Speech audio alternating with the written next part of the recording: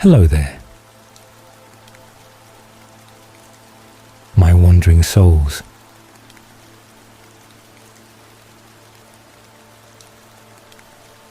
Tonight, we drift back through the centuries into a town that holds more darkness than its quiet streets suggest. Mystic Falls,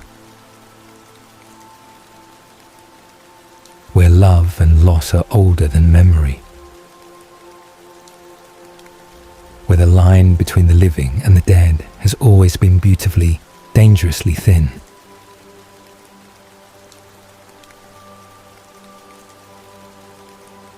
From 1864 to the very last goodbye, we will walk the entire story. Every shadow, every sacrifice, every impossible love that refused to end.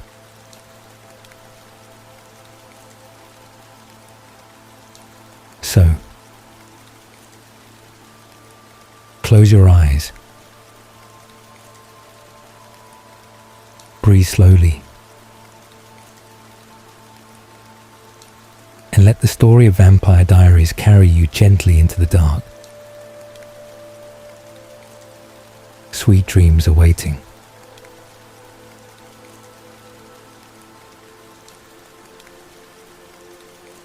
The town of Mystic Falls, Virginia, looked like every other small southern town in the autumn of 1864. Oak trees lined the roads leading into the square. The houses were grand and white-columned, and built with the quiet confidence of families who had lived in the same place for generations and expected to continue doing so. The air smelled of wood smoke and dying leaves, and in the evenings, the sound of piano music drifted from the parlors of the wealthy. It was a town that believed in order, in legacy, in the idea that some families were simply meant to matter more than others. The Salvatore family was one of those families.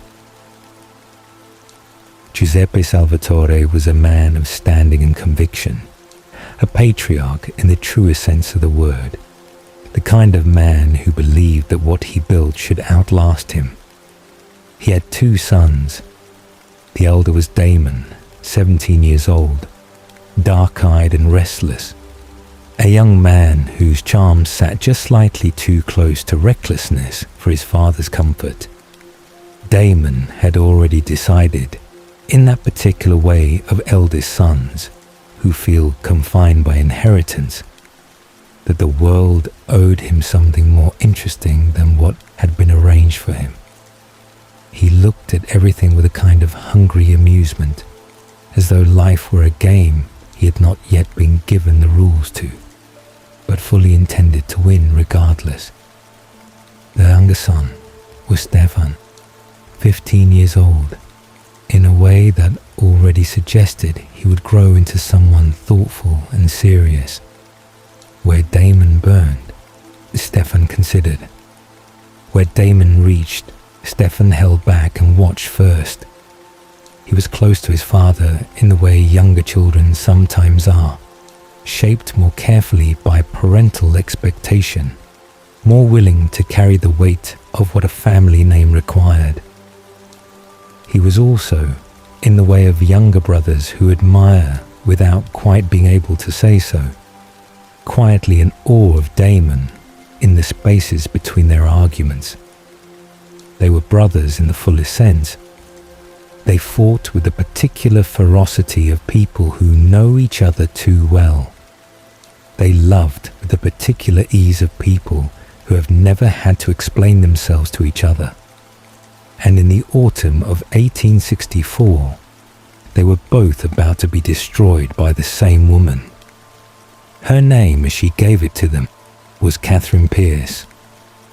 She arrived in Mystic Falls as a guest of the town, a young woman of remarkable beauty, staying with the Salvatore family while she arranged her affairs. She was dark-haired and dark-eyed, with a smile that suggested she knew something about you that you had not yet figured out yourself. She moved through rooms the way certain people do, as though the room had been waiting for her arrival and was now operating correctly for the first time. Both brothers fell in love with her.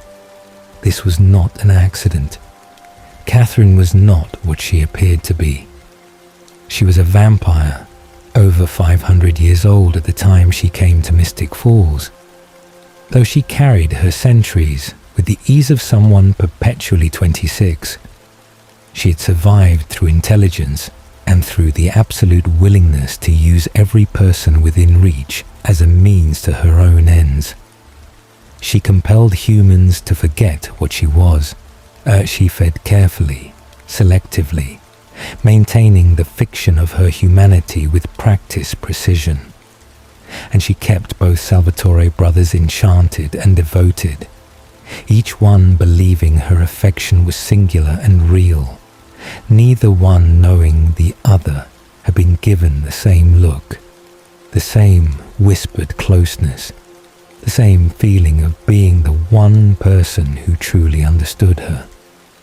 What Catherine actually wanted in Mystic Falls was not the Salvatore brothers, though she was fond of them in the particular way of someone who collects beautiful things. What she wanted was safety, or more precisely, she wanted the protection of a town that already had vampires living quietly within it, a place where her presence would not immediately raise alarm because the infrastructure for concealment already existed. Mystic Falls had vampires, and this was not widely known, but it was true. A community of vampires had been living within the town's boundaries for years, integrated carefully into the human population, passing as ordinary residents, attending the same social gatherings, trading at the same shops, sitting in the same churches. Among them was a woman named Pearl, who ran an apothecary in town with the quiet efficiency of someone who had been managing her own survival for a very long time. Pearl was intelligent and cautious, a vampire who understood that the longevity of her kind depended on invisibility. Beside her was her daughter Anna, who had grown up in the vampire world with the particular melancholy of someone born into a life they did not entirely choose. There were others, names and faces woven into the fabric of Mystic Falls' daily life, hidden in plain sight, careful and contained. Also woven into that fabric was Emily Bennett. Emily was Catherine's personal companion, and she was a witch of considerable power, the kind of woman who understood the mechanics of magic the way a master craftsman understands wood or stone. She was from the Bennett line, a bloodline of witches whose abilities had been threaded through Mystic Falls' history for generations. Emily served Catherine with loyalty, but she was not without her own moral code, and the tension between her service and her conscience would shape the night that changed everything. By autumn, the founding families of Mystic Falls had begun to notice. The vampire population, however careful, had left traces. Animals behaving strangely, disappearances, and the subtle wrongness that accumulates when a community of predators lives among prey and occasionally forgets to be careful. The town's most powerful families, the Fells, the Foresters, the Gilberts, the Salvatores, had formed a secret council, meeting behind closed doors to discuss what they knew and what they intended to do about it. Giuseppe Salvatore was part of this council. He was not a man who tolerated threats to what he had built, and the idea of vampires living among his neighbors, feeding on the people of his town, attending his parties, sitting at tables with his sons, filled him with a cold and righteous fury. He believed in the Founders' Council the way he believed in everything he had decided was correct, completely, without room for revision. He did not know that his sons were in love with one of them, and the council's plan was precise. They would use a device created by one of their own, Jonathan Gilbert, an inventor of some local renown, to emit a frequency that would incapacitate vampires.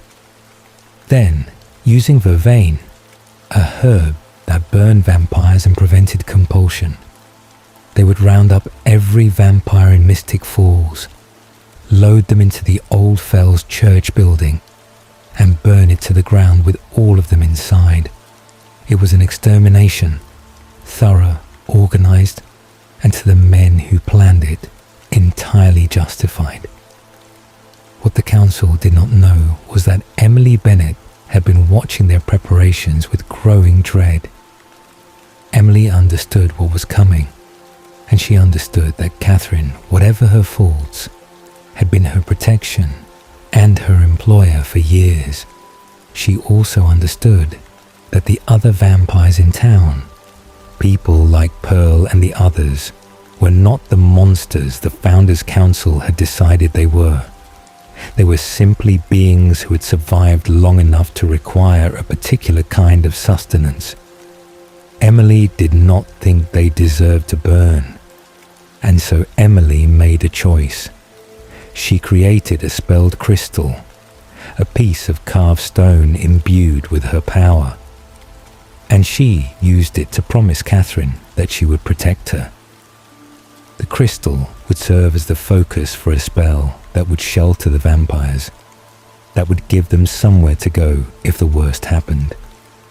What Emily actually intended and what Catherine understood were not quite the same thing. The night of the roundup came in the cold of late autumn. Soldiers moved through Mystic Falls with the efficient cruelty of men following orders they believed were righteous. Vampires were dragged from their homes, from the apothecary, from wherever they had been living their careful, half-hidden lives. Pearl was taken. Anna was taken. Dozens of others, names that the town would eventually forget, loaded onto carts and transported toward the church. Damon and Stefan Salvatore knew what was happening. They had, in the final weeks, learned the truth about Catherine. Perhaps she had told them. Perhaps they had discovered it on their own. But they knew what she was, and they loved her anyway, and that love sent them running through the night to save her. They did not save her. What they found instead was their father, Giuseppe Salvatore, who had sat at the head of the family table their entire lives, who had shaped them with his expectations and his silences and his particular brand of conditional approval. I looked at his sons running to the defense of a vampire and understood what had happened. He understood that Catherine had seduced both of them, that his sons had been compromised. He shot them. Not to kill, not in that moment, or perhaps the intention was unclear even to him. But the bullet struck, and Stefan and Damon fell, and Giuseppe Salvatore stood over them with the expression of a man who had decided that his principles mattered more than his children. In the chaos of that night, Emily Bennett stood at Fells Church and made the choice that would determine everything that followed. She did not destroy the vampires inside. She did not let them burn. Instead, she cast a spell of tremendous power, sealing the church's tomb beneath the building, trapping the vampires inside in a state of suspended preservation. They would not die. They would not age. They would simply wait, frozen in the moment of their capture, in a kind of living death that was neither one thing nor the other. She told people, she told the founders, she told Catherine, that this was protection, that she had found a way to shelter the vampires until they could be freed. What she did not tell anyone, at least not immediately, was that the spell required the Bennett crystal to maintain it, that the vampires were sealed inside and could not be unsealed without a Bennett witch and that crystal, and that the crystal was going to be hidden, taken out of reach, placed somewhere it could not be used until the time was right, if the time was ever right at all. Catherine was not in the tomb. This was the fact that would not be known for a century and a half. Catherine Pierce, who had inspired two brothers to risk everything for her, who had allowed them to believe she needed saving, had compelled her way out of Mystic Falls on the night of the roundup. She had fed on a guard. She had used her vampire ability to override human will, and she had walked out of the town and into the long, open road of her continued survival without a single backward glance. She left Pearl in the tomb. She left Anna in the tomb. She left every vampire who had believed in some measure that their community was a protection rather than a liability. She left the Salvatore brothers bleeding in a field, and she disappeared into the world, free and entirely unconcerned with what she had left behind. Stefan and Damon Salvatore did not die of their gunshot wounds. They had, in the weeks of their entanglements with Catherine, ingested her blood, given freely, drunk during moments of intimacy that now took on their true meaning. Vampire blood, consumed by a human, means that if that human dies, they wake on the other side of death with a choice. Complete the transition by feeding on human blood, or refuse and die truly. Stefan woke first, or understood first, or simply accepted what he was faster than his brother did. He fed, he transitioned. He became a vampire in the cold Virginia dawn, newly immortal, 17 years old forever. His human life ended before it had properly begun. Damon transitioned too, though his path through it was different. Darker in the early moments, more resistant. He did not want to be a vampire. He wanted Catherine. He had run through that night believing he was saving her, and believing that if he could only get to her in time, she would be there. She would be grateful. She would be his. Learning that she was not in the tomb, that she had never needed saving, that she had left without a second thought, broke something in Damon Salvatore that would not fully heal for a very long time. He made a vow. He would find a way to free her. He would open that tomb, release the vampires inside, and Catherine would be among them, and she would look at him and know that he had waited and he had kept his promise. It was a vow built on a lie he didn't yet know was a lie, and it would cost him 145 years. Stefan, in those first days, turned to Damon, and Damon, in a moment of older brother clarity that sat just beneath all his rage, turned away. He told Stefan he wanted nothing from him. He told Stefan that he would spend eternity making his life miserable for his role in what had happened, for the ways Stefan had cooperated with their father, for the particular cruelties of brothers who know exactly where to aim. He promised Stefan an eternity of suffering. And then the two of them walked into their immortal lives, carrying 1864 like a wound that would never close, shaped by a woman who had already forgotten them both. The oak trees in Mystic Falls dropped their leaves, the houses stood, the town continued, and beneath Fells Church, in the cold and perfect dark of Emily sealed tomb, the vampires waited in their long and dreamless suspension, not knowing that the woman they had trusted to come back for them was already 100 miles away and moving farther with every hour that passed. Stefan Salvatore's first years as a vampire were not quiet ones. The transition had taken something that existed in him as a human, a capacity for feeling, a depth of emotion that his brother had always worn more visibly, but that Stefan had simply kept closer to the bone, and it had amplified it beyond anything he could manage. This was the nature of vampirism as it worked on the newly turned. Whatever a person was in life became more after death. Their joy became euphoria. Their grief became devastation. Their hunger became something that did not feel like hunger at all, but like a living thing installed behind the ribs, clawing outward, demanding to be satisfied regardless of the cost.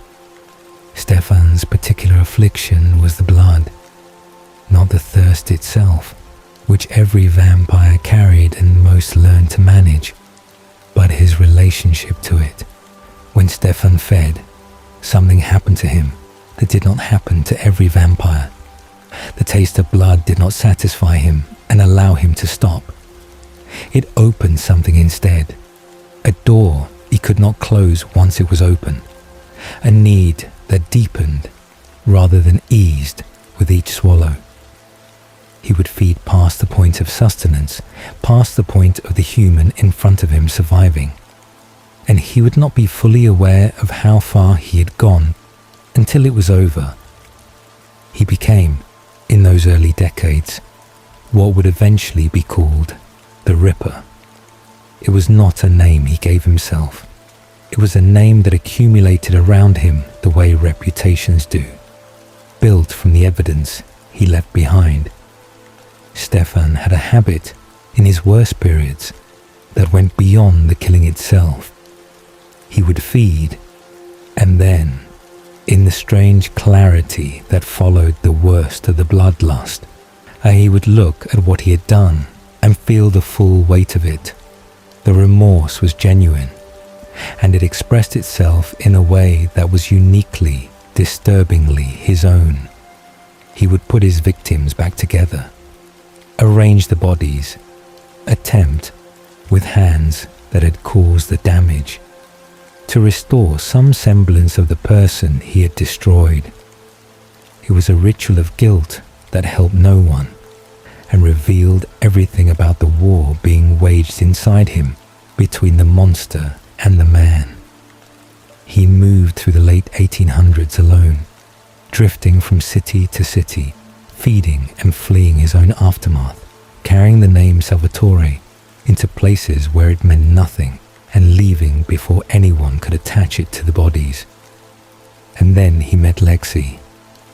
Alexia Branson was over 300 years old when she found Stefan, and she had seen his particular kind of wreckage before.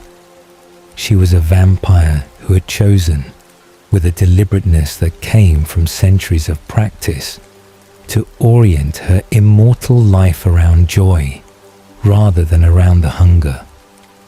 She fed without killing. She moved through human communities with genuine affection for the people in them. She loved music and laughter and the specific pleasure of watching a sunset from a rooftop with someone you cared about, even though sunsets, for most of her existence, had been unavailable to her directly. She was vivid and warm and entirely unwilling to watch Stefan destroy himself without at least attempting to intervene. Her method was not gentle. She did not coddle him or soften what he was or pretend that the Ripper was something that could be reasoned away with enough patience and kind words. She forced him to feel everything he had been numbing with blood. She made him sit with the grief and the guilt and the full weight of his victims' faces, rather than letting him run from one city to the next ahead of his own conscience. It was agonizing and slow, and it worked, imperfectly and incompletely, the way real recovery always works. Lexi became the fixed point of Stefan's long existence. She was his best friend in the truest sense of the phrase, the person who knew every version of him and chose to stay regardless. She visited him wherever he was. She pulled him back from the edge when the Ripper resurfaced. She celebrated with him during the long stretches of sobriety, the years when he managed to feed carefully and live quietly, and almost believed that he was more than what his worst night suggested. Damon, meanwhile, was doing something entirely different with his immortality. He had walked away from Stefan in the earliest days after their transition, and he had kept walking geographically and emotionally, putting distance between himself and everything that reminded him of 1864.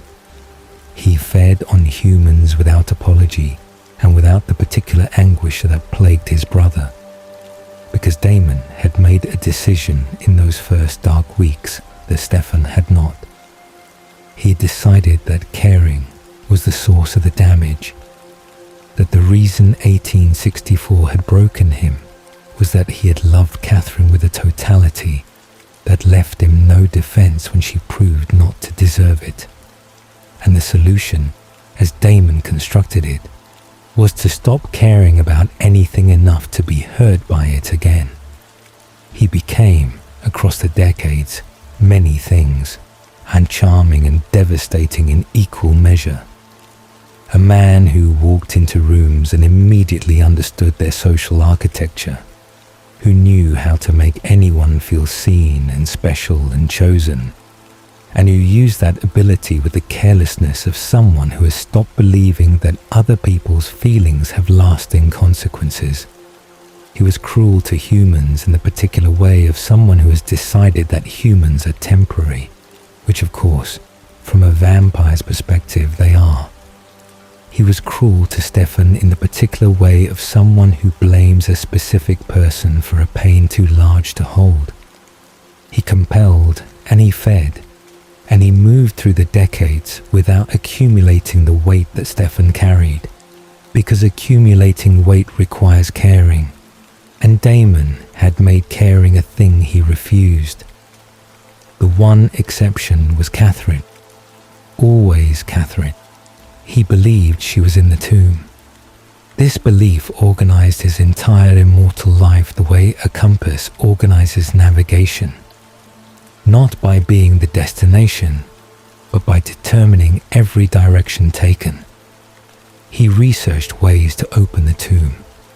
He followed threads of information about Emily Bennett's spell, about the crystal, about what would be required to undo what Emily had done that night beneath Fell's church.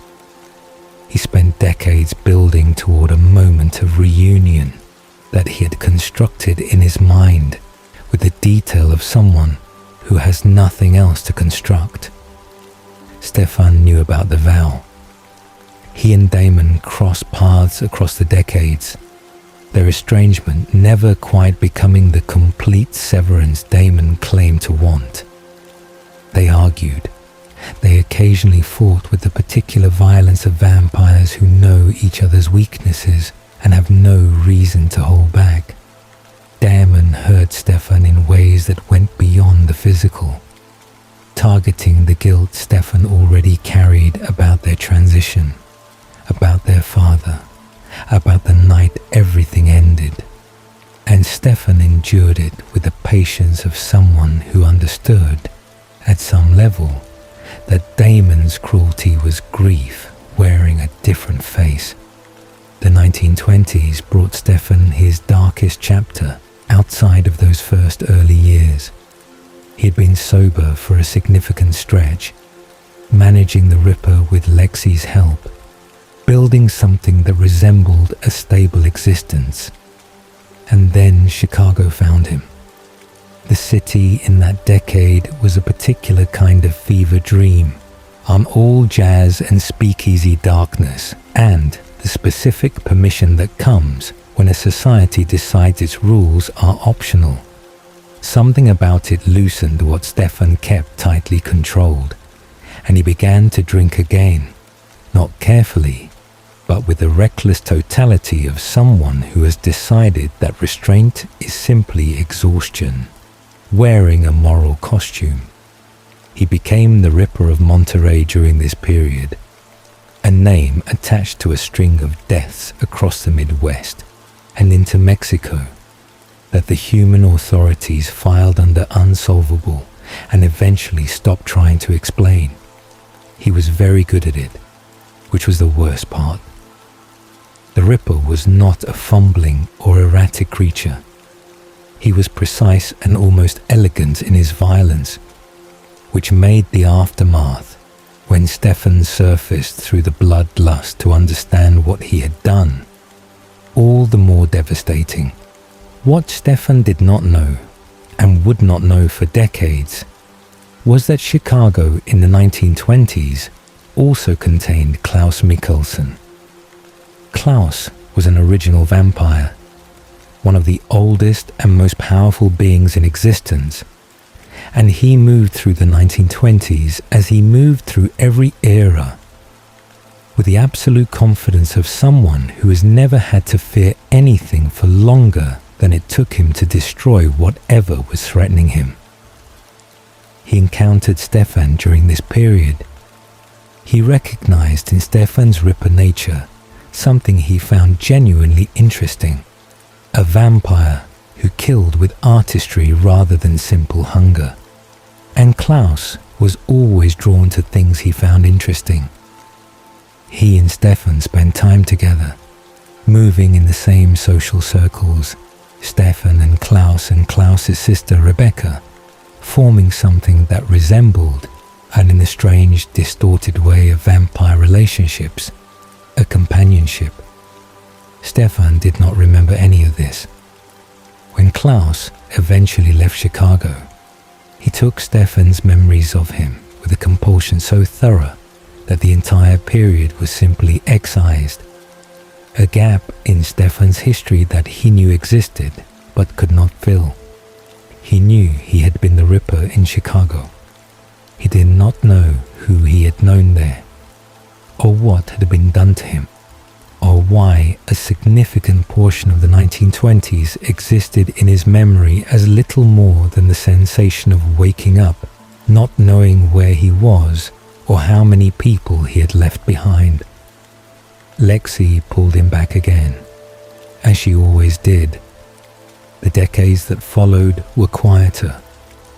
Stefan found periods of genuine equilibrium, years when he fed on animal blood, and kept the Ripper submerged and lived in small towns and university towns, and managed to build something resembling a life, though not the kind of life that accumulated into anything permanent, because nothing about his existence could be permanent. He read. He educated himself through the expanding century of human knowledge. He found that he was drawn to people, to their particular and brief and luminous lives, even though being drawn to people meant eventually watching them age and die while he remained exactly as he was. By the time 2009 approached, Stefan Salvatore had been managing his nature for the better part of a century and a half. He was not cured. The Ripper did not disappear. It only waited.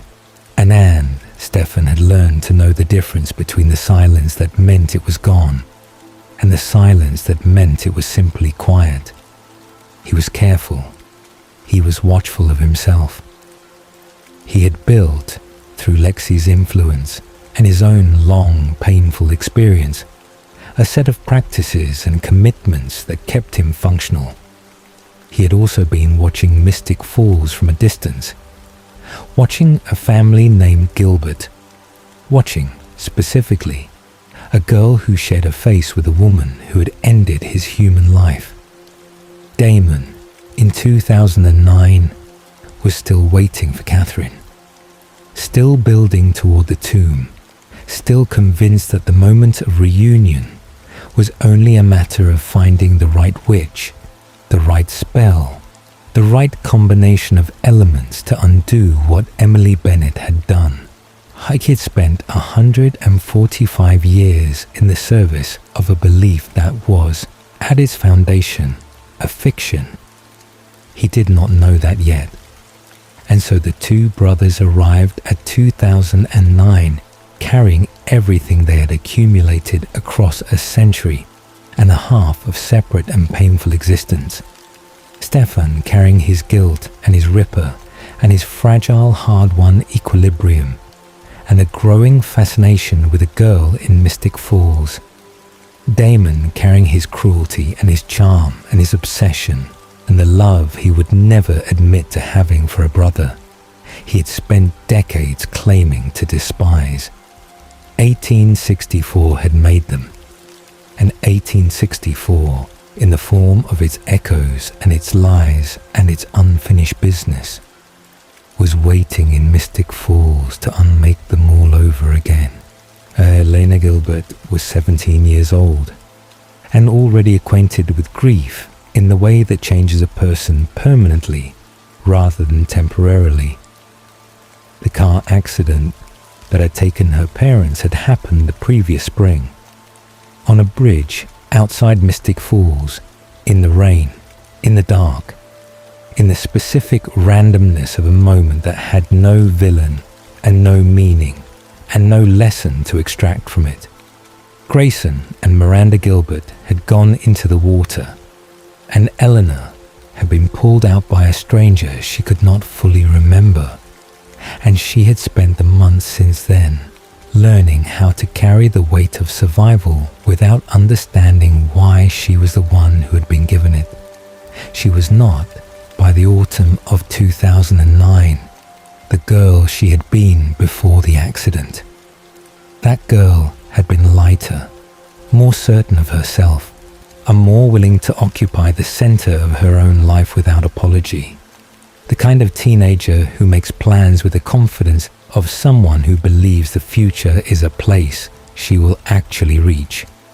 The Elena who began her junior year at Mystic Falls High School was quieter in a way that had nothing to do with shyness.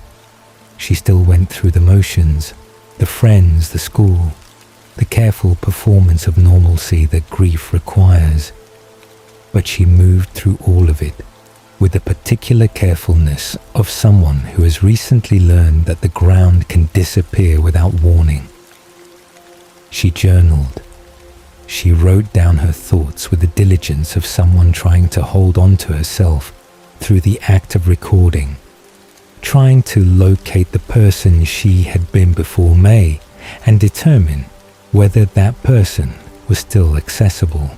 She was still beautiful in the way her face had always been beautiful, dark-haired and dark-eyed, and possessed of a quality of attention that made people feel genuinely seen when she looked at them. But there was something different in the eyes now, a depth that had not been there before, the particular weight of someone who understands loss, not as an abstraction, but as a specific and permanent subtraction from the total of what had previously existed. Her family was small and held together by effort and love in roughly equal proportions. Jeremy, her younger brother, was processing his grief through a combination of marijuana and deliberate recklessness that scared her even when she was too tired to address it properly. He was pulling away from her in the way that grieving siblings sometimes do, each one drowning in their own version of the same loss and too exhausted to reach across the distance to the other. She loved him with the fierce protectiveness of someone who has just watched a family reduced and is terrified of further reduction. She did not always know how to show him that in ways he could receive. Jenna Summers, their aunt, had stepped into the role of guardian with genuine love and genuine uncertainty in equal measure. She was a graduate student, still working toward her own life, who had not planned to become a parent and was doing her best with the particular combination of warmth and unpreparedness that defined her. She tried hard. She got things wrong in small ways and right in the ways that mattered most, which is perhaps the most that can be said of anyone placed suddenly in a role they did not audition for. The Gilbert house on Maple Street was a house of people trying, which is perhaps the most honest thing that can be said about any household managing collective loss. Elena had grown up in Mystic Falls.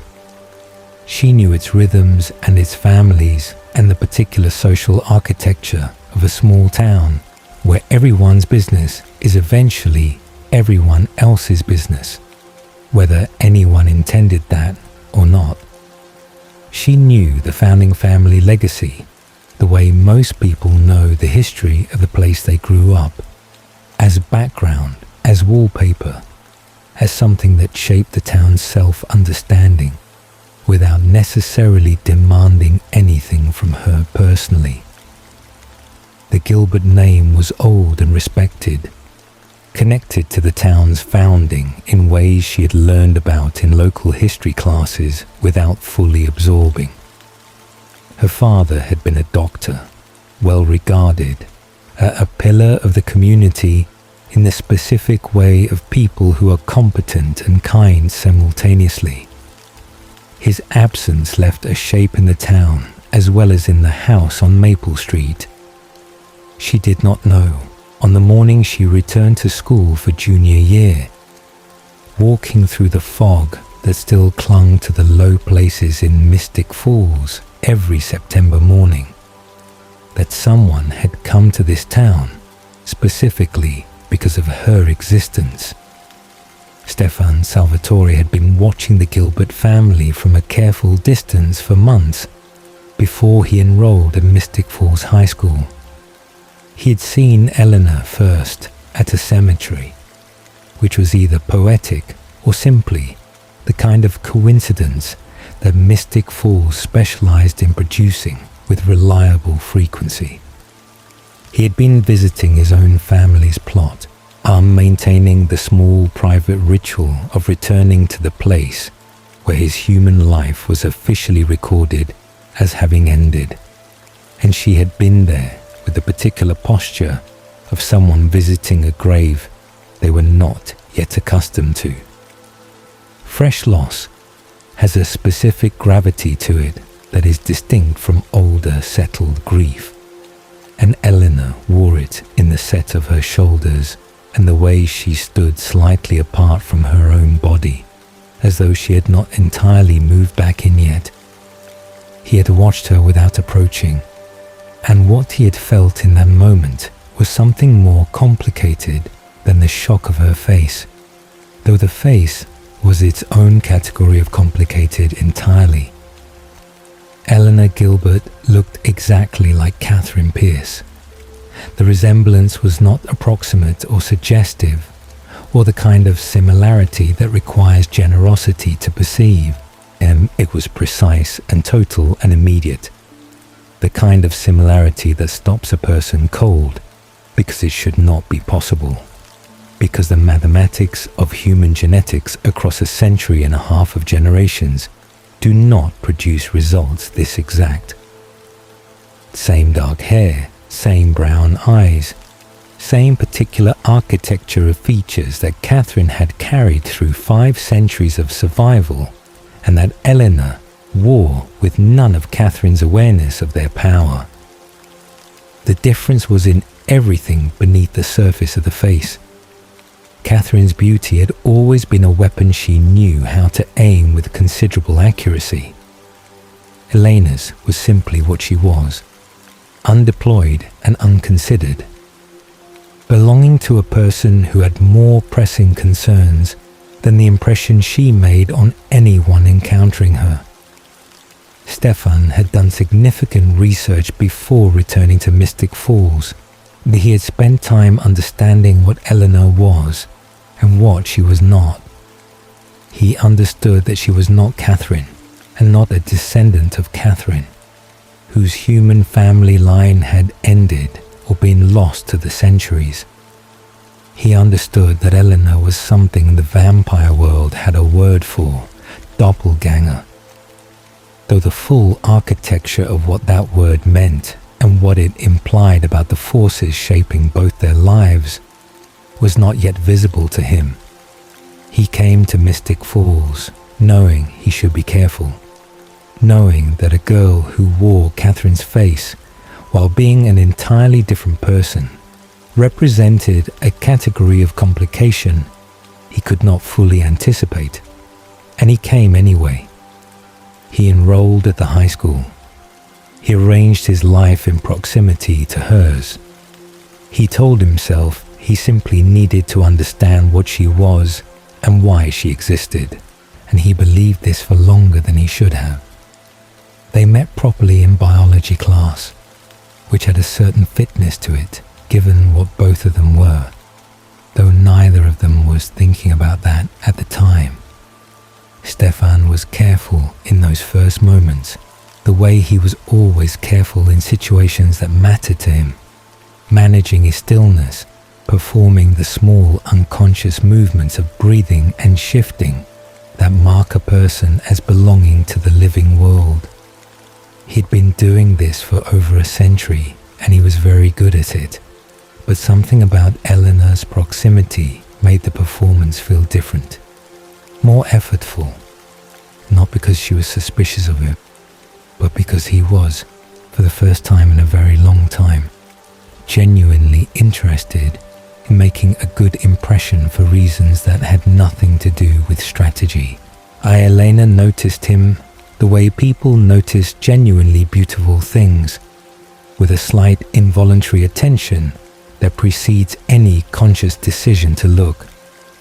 He was remarkable looking, with the kind of features that seemed almost too precisely arranged, and he watched her with a quality of attention that was different from the way most people looked at her. Most people, since the accident, looked at her with a careful overlay of sympathy that she had learned to navigate around. Stefan looked at her as though she was simply interesting, which was something she had not been to herself in several months and found unexpectedly welcome.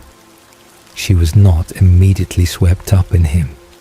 She was still too deep in her grief, too occupied with the daily labor of continuing to function, to have large reserves of energy for new and complicated feelings. But something registered. Something filed itself away for later consideration. Her best friend Bonnie Bennett felt something entirely different from the first moment. Bonnie had grown up alongside Elena with a kind of closeness that begins in early childhood and becomes so foundational that it stops feeling like a friendship and starts feeling like a feature of reality. She was warm and direct, and possessed of a genuine instinct for people that had never failed her in any significant way.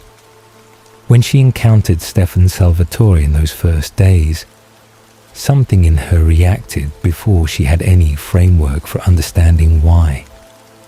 Not from anything specific he said or any particular action he took, from a sensation, subtle and persistent, like standing near something that generates its own kind of cold even on a warm day.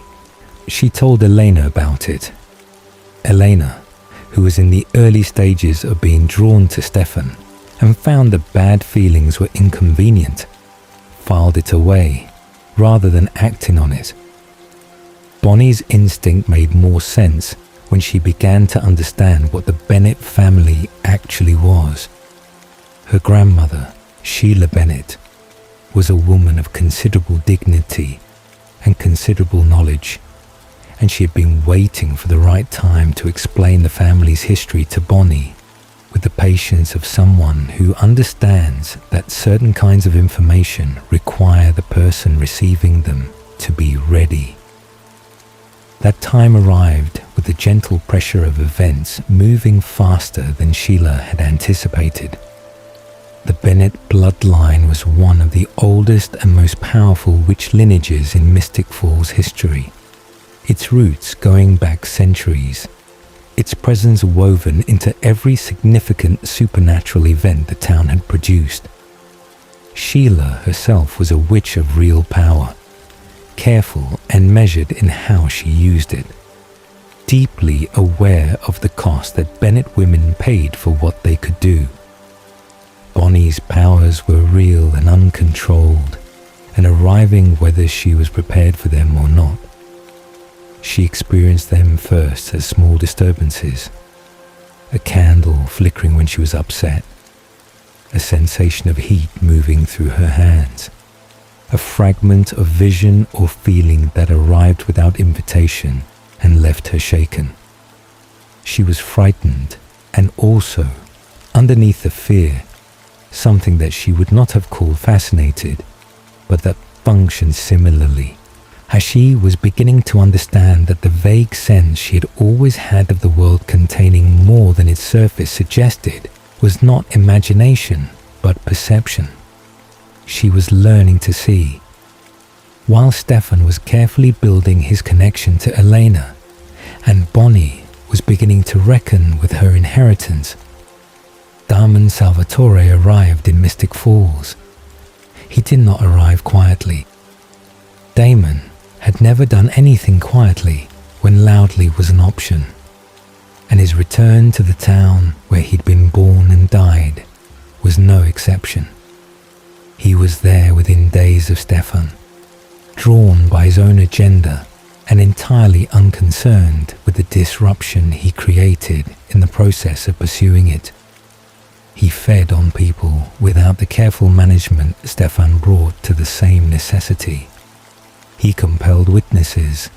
He left the kind of evidence that required subsequent management, and he moved through the town with the confident carelessness of someone who has decided that the feelings of the people around him are not a meaningful constraint on his behavior. He was also, beneath all of it, deeply purposeful. He was in Mystic Falls because the tomb was in Mystic Falls, and the tomb was where Catherine was, and freeing Catherine was still the organizing principle of his entire existence. Everything he did in those early weeks, even the cruelty that seemed purely gratuitous, was in some sense oriented toward that goal. His most immediate instrument was Caroline Forbes. Caroline was Elena's close friend, a girl of tremendous energy and persistent anxiety. As someone who had constructed her social identity with the kind of careful deliberateness that suggests the person underneath it is less certain of themselves than the exterior implies. She was not unintelligent.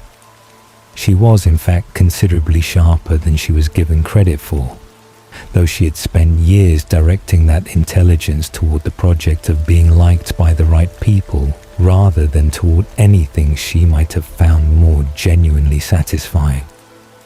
She was funny and loyal and exhausting in the particular way of people who care too much about too many things and haven't yet learned how to prioritize. Damon identified her as useful within approximately 48 hours of arriving in Mystic Falls. He compelled her with the efficiency of long practice, overriding her will completely, and used her as a source of blood and information and access to Elena's social world. Caroline, under compulsion, had no awareness of what was being done to her.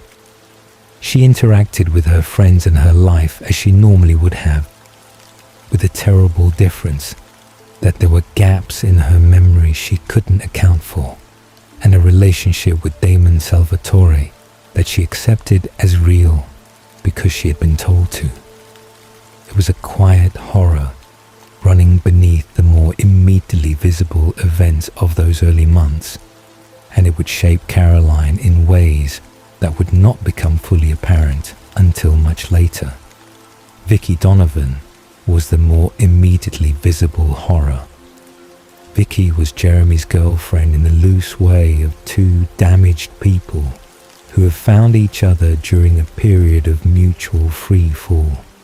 She was from a family with less stability than most of Mystic Falls' established households, older than Jeremy by enough years to be slightly inappropriate, and she existed in the particular social no man's land of someone the town's better families noticed mostly when she caused inconvenience. She was not a villain. She was simply someone who had not been given many of the things that make it easier to be okay, and who was managing that deficit imperfectly.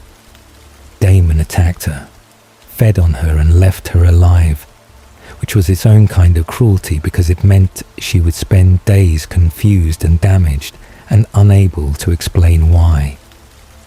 Then, in a decision made with a particular offhandedness of someone to whom other people's lives are primarily interesting for the complications they produce, he fed her his blood and orchestrated the circumstances of her death, completing her transition into a vampire. Vicky, as a vampire, was unable to manage what the transition had made her. The process amplified everything that had already been difficult. Her impulsivity, her hunger for intensity, the part of her that had always moved toward sensation rather than safety. She fed without control. She frightened people she loved, including Jeremy, who was watching someone he cared about become something that wore her face and shared her memories, but was consuming itself from the inside with a hunger she couldn't contain. Stefan worked to help her, to give her the tools he had spent decades developing. But the timeline was too short, and the instability was too deep. He killed her. He did it because the alternative was allowing her to kill someone else, possibly Jeremy, possibly Elena. And Stefan understood the mathematics of that situation, even when it broke something in him to act on the understanding. He did it as cleanly as he could, which did not make it clean. And Eleanor watched it happen with the kind of clear-eyed horror that comes from understanding that you are standing at the actual edge of the world you have chosen to enter. Jeremy's grief was enormous and specific and directed. He had lost Vicky, and the people connected to her loss were the Salvatores, and his feelings about that tangled into his existing grief over his parents and became something complicated and dark that would not resolve quickly. It drove him toward Anna, Pearl's daughter, who had been living at the quiet margins of Mystic Falls while watching the supernatural activity in the town with the careful attention of someone who has reasons of her own for caring about what happens here. Anna was drawn to Jeremy with the genuine feeling of someone who has been isolated for too long, who recognizes in another person's grief a landscape they know well. She cared about him in ways she had not entirely anticipated caring about anyone. Stefan and Eleanor's relationship deepened through all of this, which is perhaps what relationships built at the edge of danger always do. They accelerate because the ordinary timeline of growing closeness is compressed when the context makes ordinary timelines feel like a luxury, and Elena discovered the truth through a combination of her own intelligence and Stefan's growing inability to maintain complete concealment from someone paying as close attention as she was. She noticed the things that didn't add up. His temperature, his speed, in moments of urgency, the way he knew things he shouldn't know, the way certain conversations produced in him a quality of stillness that didn't belong to any 17-year-old boy she had ever met. She did her research with the focused determination of someone who needs the truth more than she needs the comfort of not knowing. She found what she was looking for, or enough of it to ask the right question. Stefan told her the truth in full. He was a vampire. He had been 17 for 162 years. He had been born in this town and had died in it, and had carried it with him across the entire span of his immortal life. He had known Catherine Pierce. Elena looked the way she looked because of something neither of them fully understood yet. Something that went deeper than accident and into the old and layered mythology that had been building in this town since before either of them was born in any form. The conversation between them was quiet and careful and entirely honest. Stefan did not soften it. He told her what he was, and what the thirst was, and what it cost him to be near her, and what he had chosen to do with that cost. He told her about Damon. He told her as much of the truth as he had access to, which was more than enough to justify any response she chose to have. She did not run. This was the fact that landed on Stefan with a weight he had not prepared himself for.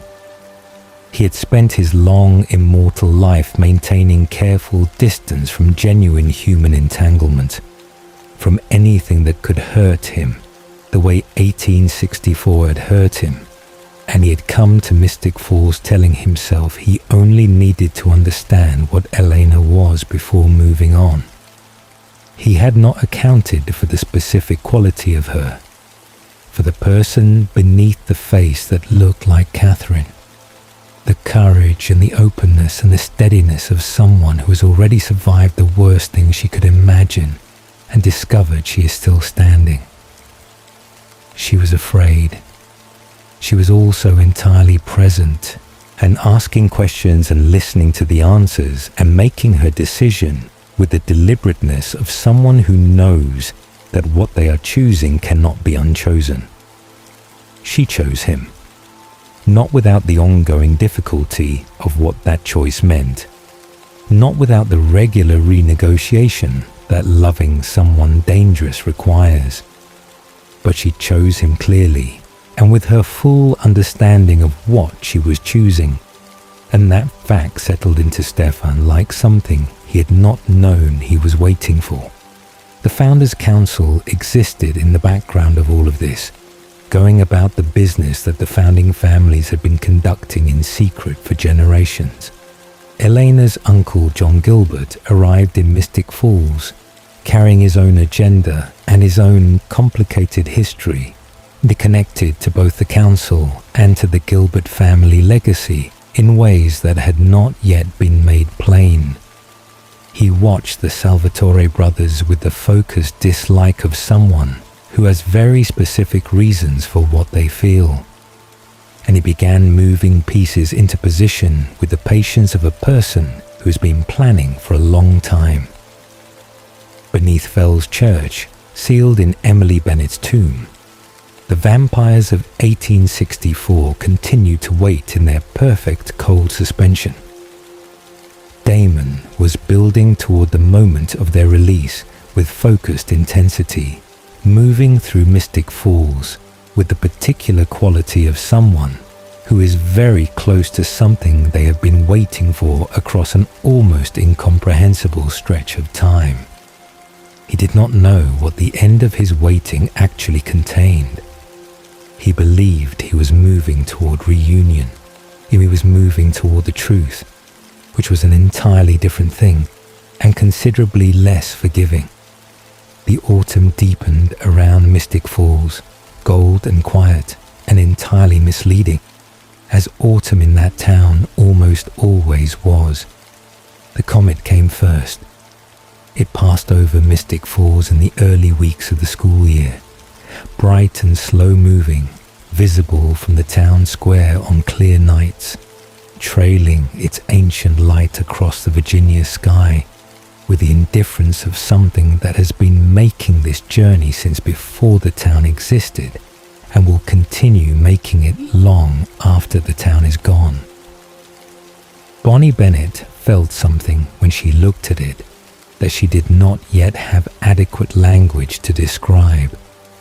A pulling sensation beneath her sternum, a heat that moved through her hands without being generated by anything she could point to, and the particular quality of heightened attention that her newly awakened abilities produced when something in the supernatural landscape of Mystic Falls wasn't merely interesting, but significant in a way that mattered to the specific history of this specific place.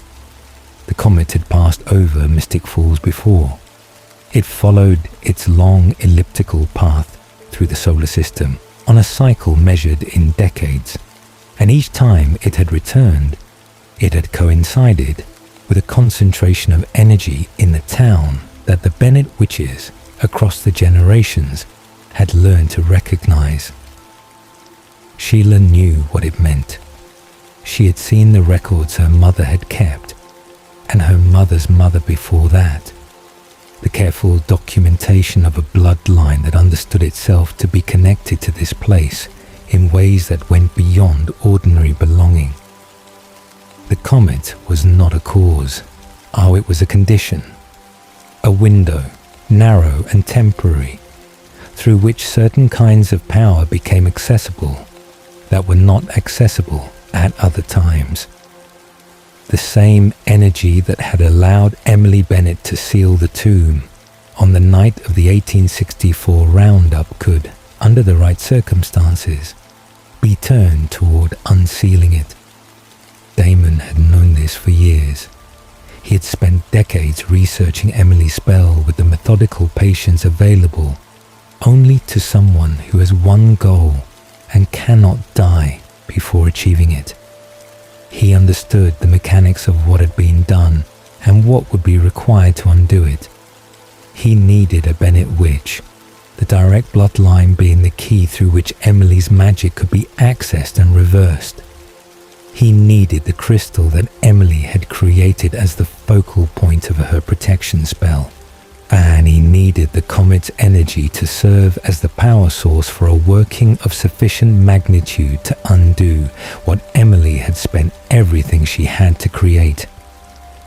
The crystal had been hidden with the deliberateness of someone who wanted it to be found only under the right circumstances. Emily had embedded it in the current of her bloodline's magic, trusting that it would surface when a Bennett witch of sufficient power existed to receive it. Bonnie came into possession of it through a chain of events that felt like coincidence and was not, the object finding its way to her with the quiet insistence of something fulfilling its purpose. She wore it without understanding what it was. She felt the warmth from it and attributed that warmth to sentiment, to the feeling of something old belonging to someone connected to her family. She did not yet understand that what she was feeling was not sentiment, but recognition. Magic identifying the bloodline it had been waiting for. Damon moved through the weeks leading up to the comet's closest approach with a focused efficiency that was, beneath its surface, barely contained desperation. He compelled and he maneuvered, and he applied pressure through every available channel. He wanted the crystal recovered. He wanted Bonnie's participation in the ritual. Whether that participation was voluntary or the product of compulsion did not concern him particularly. He was not, during this period, engaging in serious moral reflection about the means he was employing, because the goal was too close and the waiting had been too long, and Damon Salvatore had built his entire existence around the belief that Catherine was in that tomb, and every day that passed without her being free was another day of failure he could not afford to extend. What he did not fully account for was Sheila Bennett. Sheila was not a woman who was easily maneuvered, and she was not a woman who made significant decisions without understanding what she was agreeing to. She had lived in Mystic Falls long enough to understand its history with the particular clarity of someone who has access to sources that most of its residents do not. She knew about the tomb. She knew about the vampires inside it. She knew what opening it would release into the town, what dangers would accompany whatever hope Damon was chasing, and she agreed to help anyway, not because Damon had successfully manipulated her, but because she had her own reasons, her own understanding of what the Bennett line owed to the people sealed inside that tomb, some of whom had been imprisoned, not because they were monsters, but simply because they were what they were in a place that had decided what they were was unacceptable. She agreed, and she made Bonnie part of it, and the cost of that agreement was something she had calculated in advance and accepted with the quiet dignity of a woman who has lived long enough to understand that some debts are paid in the only currency that matters. The ritual took place at Fell's Church at night, with the comet directly overhead and the Bennett crystal placed at the center of the working. Sheila and Bonnie stood together at the threshold of the sealed tomb, grandmother and granddaughter, the Bennett line made present in 2 generations simultaneously, and they began to channel the power that had been accumulating in this spot since 1864. The magic required was not merely large. It was the kind of working that pushes against the natural limits of what a human body can contain and direct, the kind that draws on reserves of power that exist in the bloodline rather than in the individual practitioner, reaching back through generations of Bennett women to gather what a single person could not hold alone. Sheila carried the primary weight of it. She was the more experienced, the more powerful in terms of technical control, the one who understood what they were doing well enough to manage the working's more dangerous moments. Bonnie channeled and supported and held what she was directed to hold, learning in real time by necessity what would have taken years to learn under ordinary circumstances. The spell was enormous, and it was costly, and it worked. The tomb opened. The vampires emerged into the cold night air of Mystic Falls, with a profound disorientation of beings who've been suspended between moments for longer than most human lifespans. 145 years had passed from the outside. From inside the tomb, it had been nothing. Not sleep exactly, not death, but a kind of total cessation that left no subjective experience of duration. They stepped out of 1864 directly into 2009, and the gap between those 2 moments was not something their minds could absorb quickly or easily. The world smelled different. The sounds were different. The darkness had a different quality to it, cut by artificial light sources that had not existed when they had last stood under an open sky. Pearl emerged with the particular composure of a woman who has survived long enough that disorientation is just another condition to be managed. She was hungry. They all were. The thirst hitting them with the full force of a century and a half without feeding, which is a deprivation that goes beyond what words comfortably contain. But she was also already thinking, assessing, trying to understand what world she had been released into and what her options within it were. Others came out behind her, vampires whose names the town of Mystic Falls had long forgotten, whose faces had not been seen in 145 years, stumbling into the modern night with the hunger of the long imprisoned and the rage of people who had been wronged without recourse. Sheila Bennett collapsed before the night was finished. The spell had taken more than she had to give in the particular way that Bennett magic sometimes does. not by taking what you offer, but by taking what is there, all of it, leaving nothing in reserve. Her body had housed a tremendous amount of power for a very long time, and the reversal of Emily Seal had required her to spend what she had accumulated over a lifetime of careful practice. She did not die in the church. She made it home, because Sheila Bennett was not a woman who collapsed publicly if she could avoid it.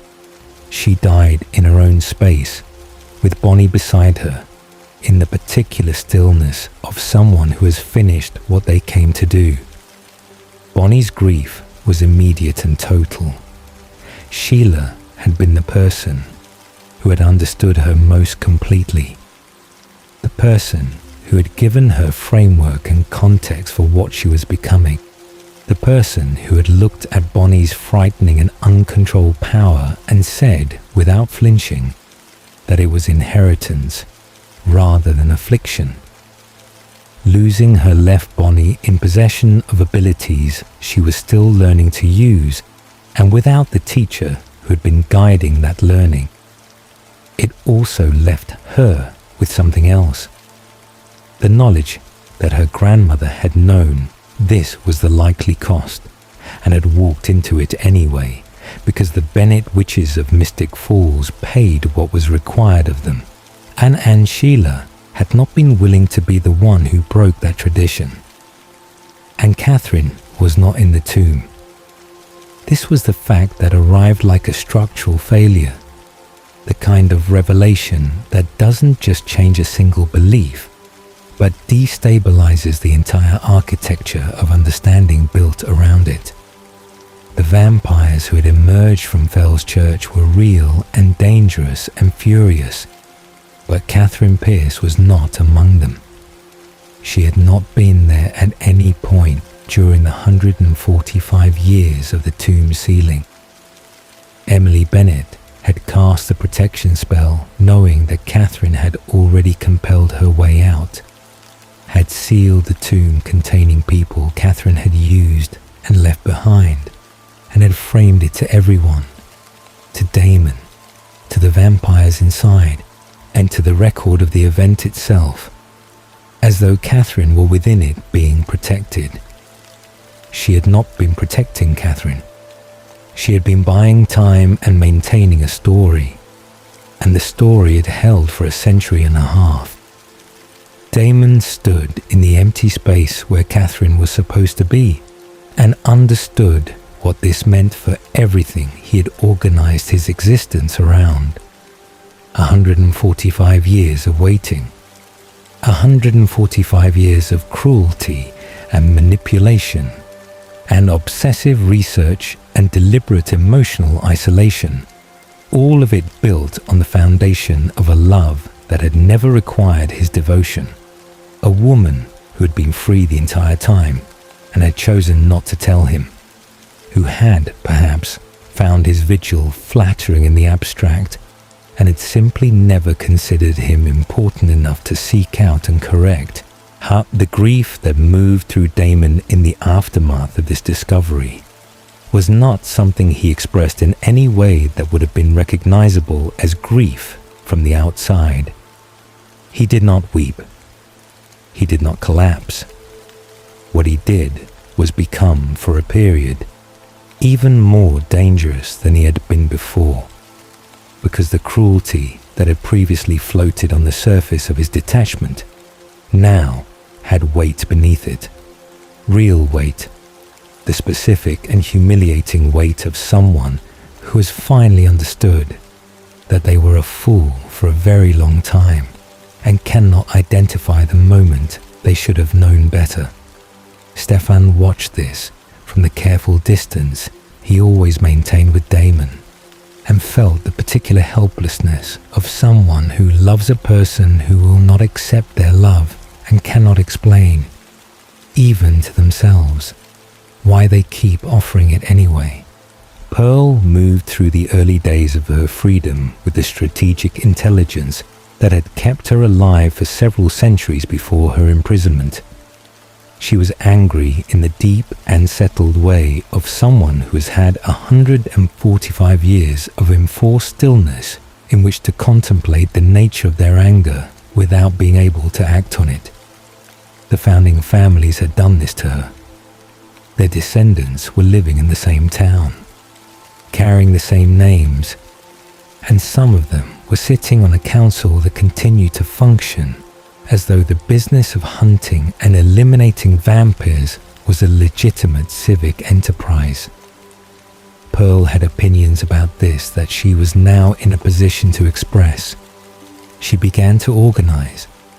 She gathered the tomb vampires who were capable of coherent action, fed them and oriented them, and began to construct something that resembled a plan. Not the immediate and undisciplined vengeance that some of the others wanted, because Pearl understood that immediate and undisciplined action was how you ended up back in a tomb or worse, but a systematic approach to securing their position, reclaiming some measure of what had been taken, and making clear to the founding family's descendants that the vampires of Mystic Falls were no longer in a position to be rounded up and sealed away at anyone's convenience. Anna's approach to her freedom was entirely different from her mother's, because Anna's orientation had always been more personal than strategic. She had been building a connection to Jeremy Gilbert through the months before the tomb opened, and drawn to him by a combination of genuine feeling and practical need that had, over time, shifted towards something with more genuine feeling and less practical need than it had started with. She cared about him in the specific and somewhat bewildering way of someone who had not expected to care about anyone in quite this particular manner. Jeremy's feelings for her were real and complicated, and existed in the context of an enormous amount of loss. He had watched Vicky die. He had watched his parents die before that. He had been moving through his life since then with the particular numbness of someone who has received too many blows in too short a time and has not yet developed adequate defenses.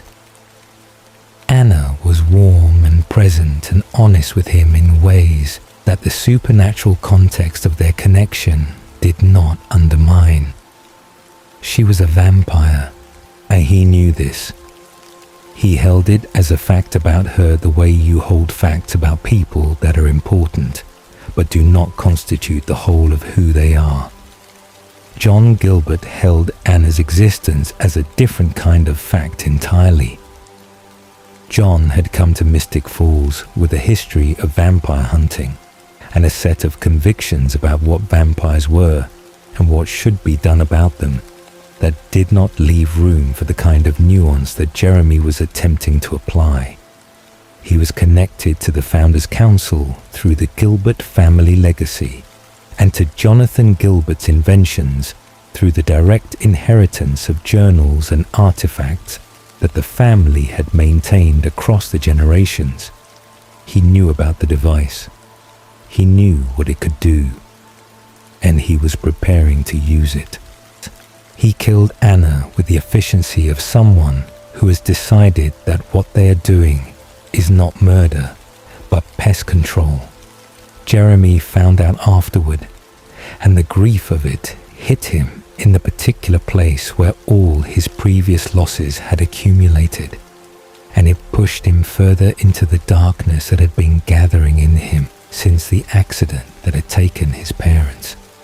The Gilbert ring on his finger meant that his own life was protected from supernatural harm, but it offered no protection whatsoever from the harm of watching people he loved be taken from him by a world he had not chosen to be adjacent to. The device itself was Jonathan Gilbert's most significant invention, an object of considerable mechanical and supernatural complexity that emitted a frequency specifically calibrated to incapacitate vampires.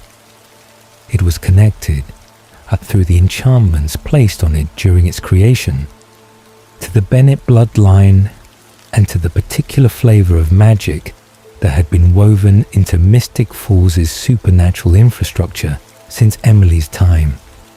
John activated it during the Founders' Day celebration, timing it with the particular satisfaction of someone who has been planning a moment for a long time and finds the execution of the plan genuinely pleasurable. The frequency hit Damon and Stefan simultaneously, dropping them with an efficiency that stripped away every physical advantage their vampirism provided and left them as helpless as they had been as human teenagers. The tomb vampires caught in the open were similarly affected.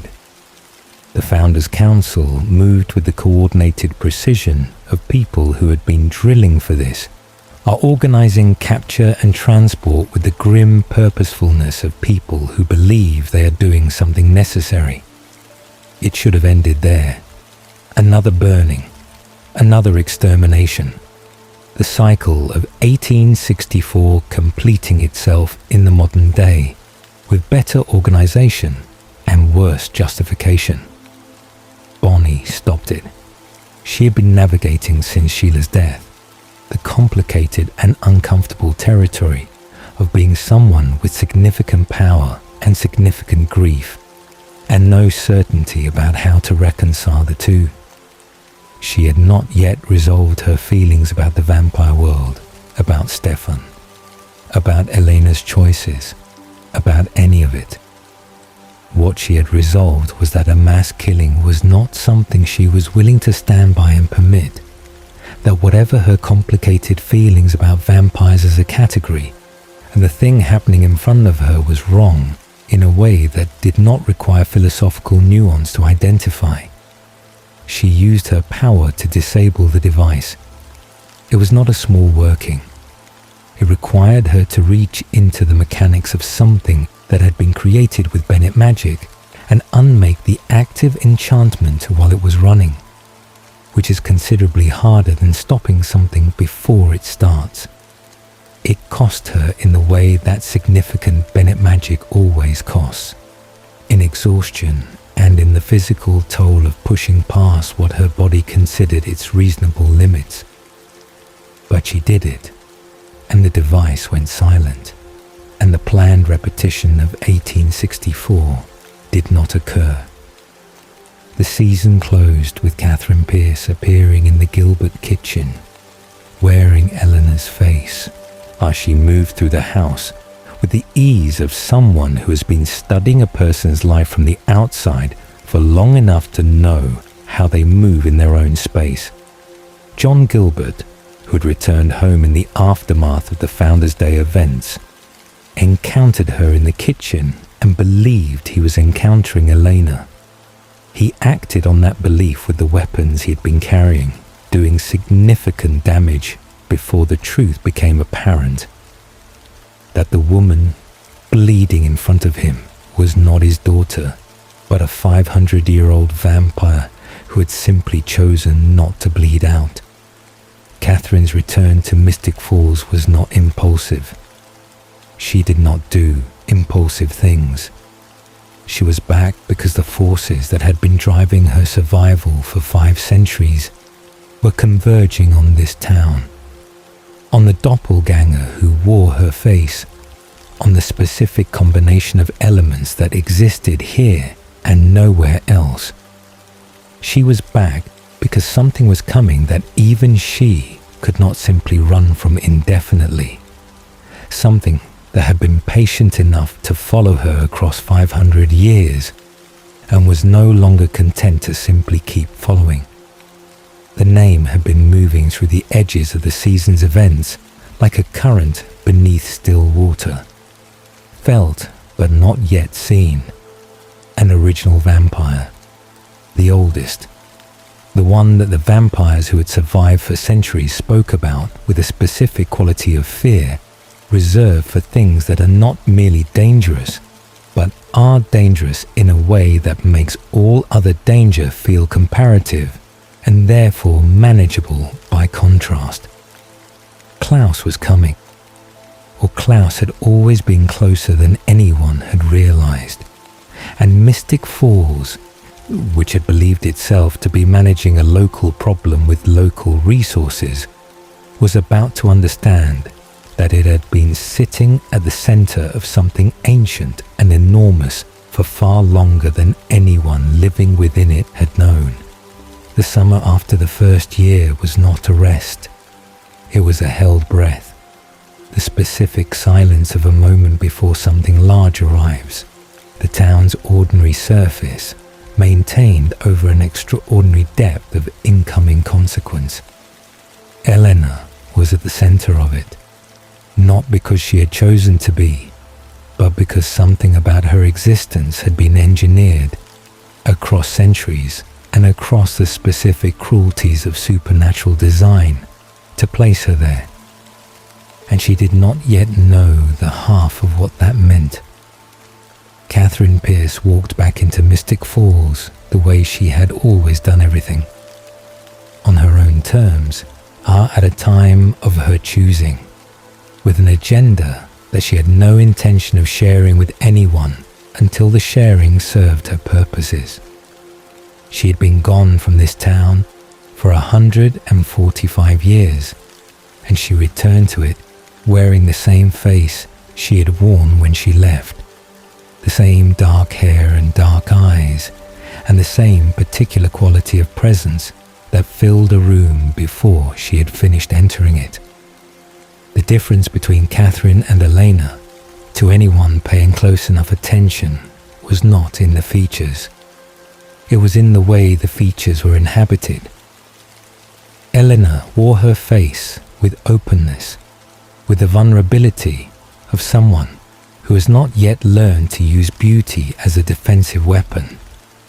Catherine wore hers like armor she had been polishing for 5 centuries. She wasn't back because she missed Mystic Falls, as she was not back because of the Salvatore brothers, though their presence in the town was a variable she had factored into her calculations with the careful attention she gave to all variables. She was back because something was moving toward this town that she had spent 500 years running from, and the calculation had finally shifted.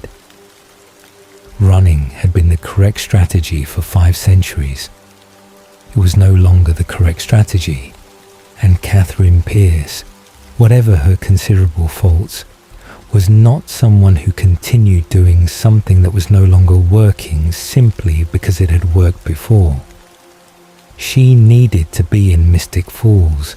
She needed to be close to the pieces that were assembling here. And she needed, with a specificity that she was not yet ready to explain to anyone, to be close to Elena. The town's reaction to her reappearance was complicated by the fundamental problem that most of its residents could not reliably distinguish her from Elena, which Catherine exploited with the practiced ease of someone who has been using her appearance as a tool since before the concept of Mystic Falls existed. She moved through Elena's life at the edges, appearing where she was not expected, saying things that were slightly wrong in ways that the people who loved Elena could feel but not immediately articulate. She was a ghost wearing a living person's face, and she was doing it deliberately and with considerable skill. Stefan knew the difference immediately and always. He had loved Catherine, or believed he had, and he had loved Elena. And whatever the surface similarity of their appearances, the interior of each woman was entirely distinct to him. Catherine's presence in the town set every alarm he possessed ringing simultaneously, because Catherine's presence anywhere was never accidental and never safe. Damon's reaction was more complicated. He'd spent 145 years loving a woman who had not been in the tomb, who had been free the entire time, and had not sought him out, and the revelation of this had cracked something in the structure of what he felt for her. He was angry. He was humiliated. He was also, beneath the anger and the humiliation, still partially in the grip of something that did not dissolve easily just because it had been revealed as undeserved. He was working on it. It was slow work. Catherine told her own story in pieces, and never more of it than served her immediate purpose, which meant that understanding who she actually was required assembling fragments gathered across multiple conversations and multiple betrayals and multiple moments when she said something true, because the truth was more useful than a lie. In that particular instance, her name, before it was Catherine Pierce, had been Katerina Petrova. She had been born in Bulgaria in 1473, the second child of a family of moderate means and considerable expectation, in a village small enough that everyone's business was inescapably everyone else's. She had been, by the account of those who knew her then, bright and willful and possessed of a quality of determination that was socially inconvenient in a young woman of her era and circumstances. She had become pregnant at 17, and the father's identity and the precise circumstances of the pregnancy were details Catherine never volunteered, but the consequence was clear and permanent. Her family, for whom a daughter's respectability was both a moral and a practical concern, had cast her out. The child, a daughter, had been taken from her immediately after birth and given away, and Katerina had been told she would never see her again and should not attempt to discover what had happened to her. This loss, this particular and specific amputation of something she had not been given the chance to hold, became the bedrock of everything Catherine subsequently was. She had learned, in the most formative possible way, that the world would take what it wanted from her without asking, and that the appropriate response to this was to become someone from whom nothing could be taken without an enormous cost. She had come to England in 1490. She was 17 years old, alone in a foreign country, and she had attracted the attention of a man named Klaus Michelson. Klaus was an original vampire, which meant he was something that existed above and prior to the ordinary vampire world, something that had helped create that world without being created by it. He was ancient in a way that made the oldest vampires Elena had encountered seem recent. He was also, underneath the centuries of accumulated power and violence, a person of considerable intelligence and a specific cruelty that had been refined through long practice into something almost elegant.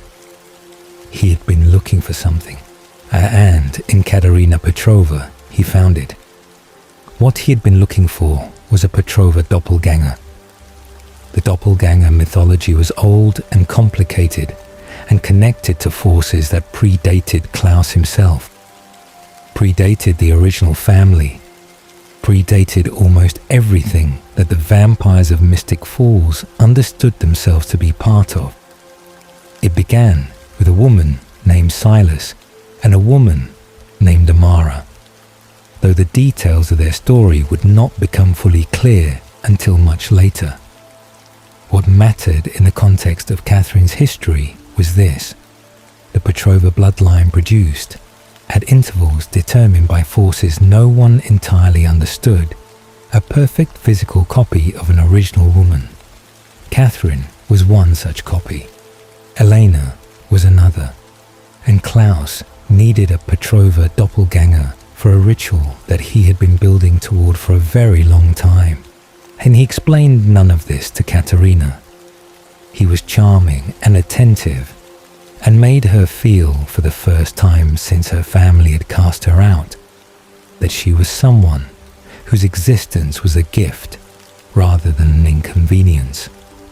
She responded to this with the intensity of someone starved for exactly that feeling.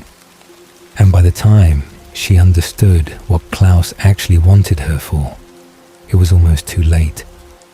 She ran. She learned, through a combination of desperation and extraordinary resourcefulness, enough about what she was and what Klaus intended to understand, that the only survival strategy available to her was to remove herself from his reach entirely. She found a vampire named Rose, who had a connection to the original family through a history of her own. Through Rose, Katerina obtained something she had been told was impossible: a vial of original vampire blood. She fed it to herself. She hanged herself.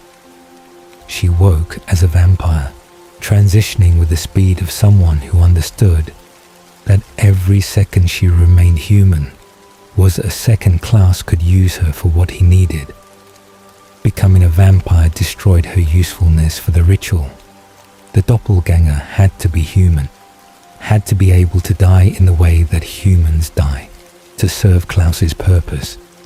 By turning herself, Katerina Petrova had made herself worthless to him, and had simultaneously ensured that he would never stop being furious about it.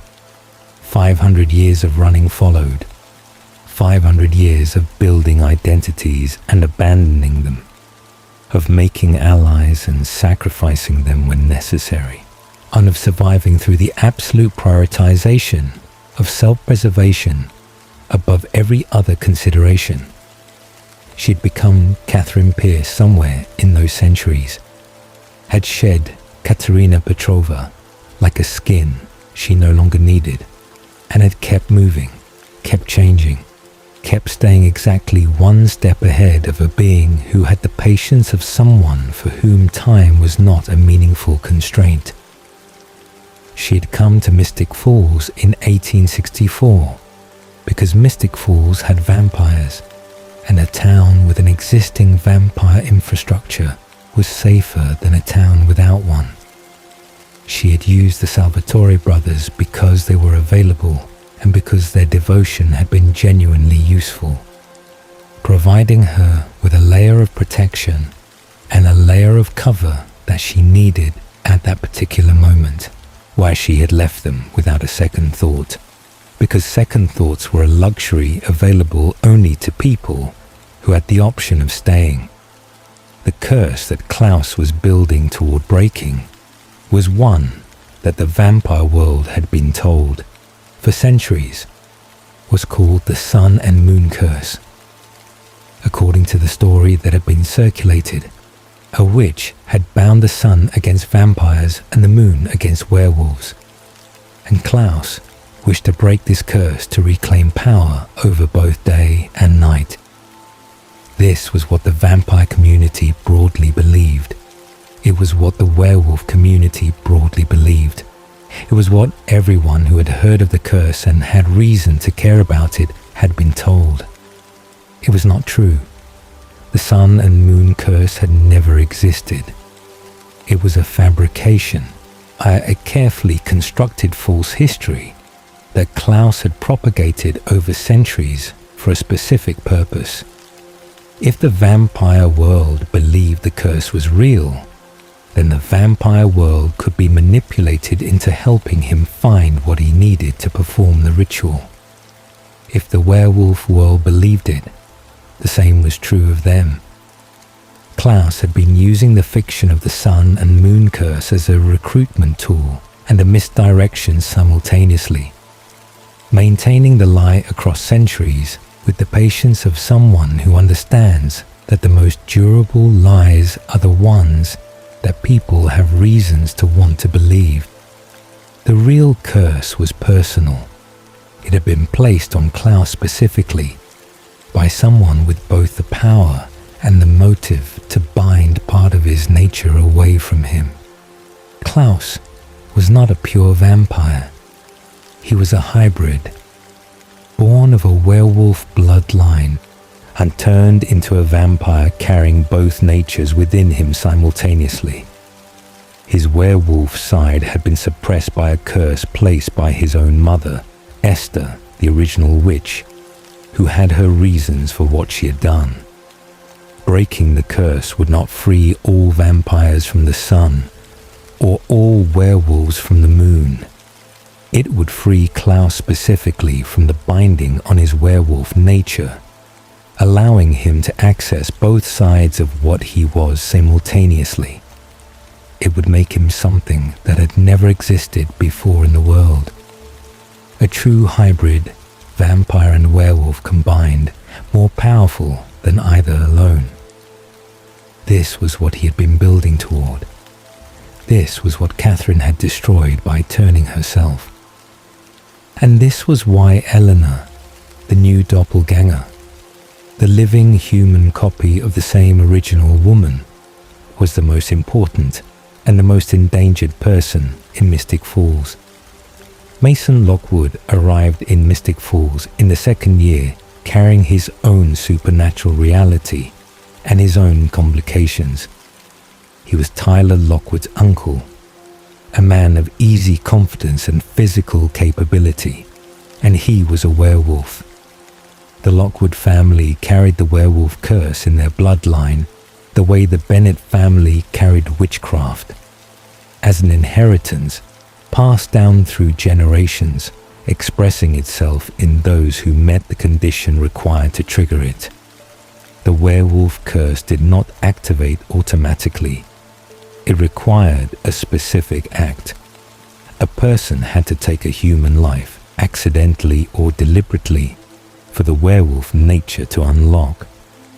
Until that moment, the potential existed as a latency, a pressure behind the eyes that some members of the Lockwood family described, and others simply lived with without understanding what it was. Mason had triggered his curse. He was a werewolf, managing the monthly transformation with a hard-won capability of someone who's been doing it for long enough to have developed techniques for surviving what the transformation does to a body.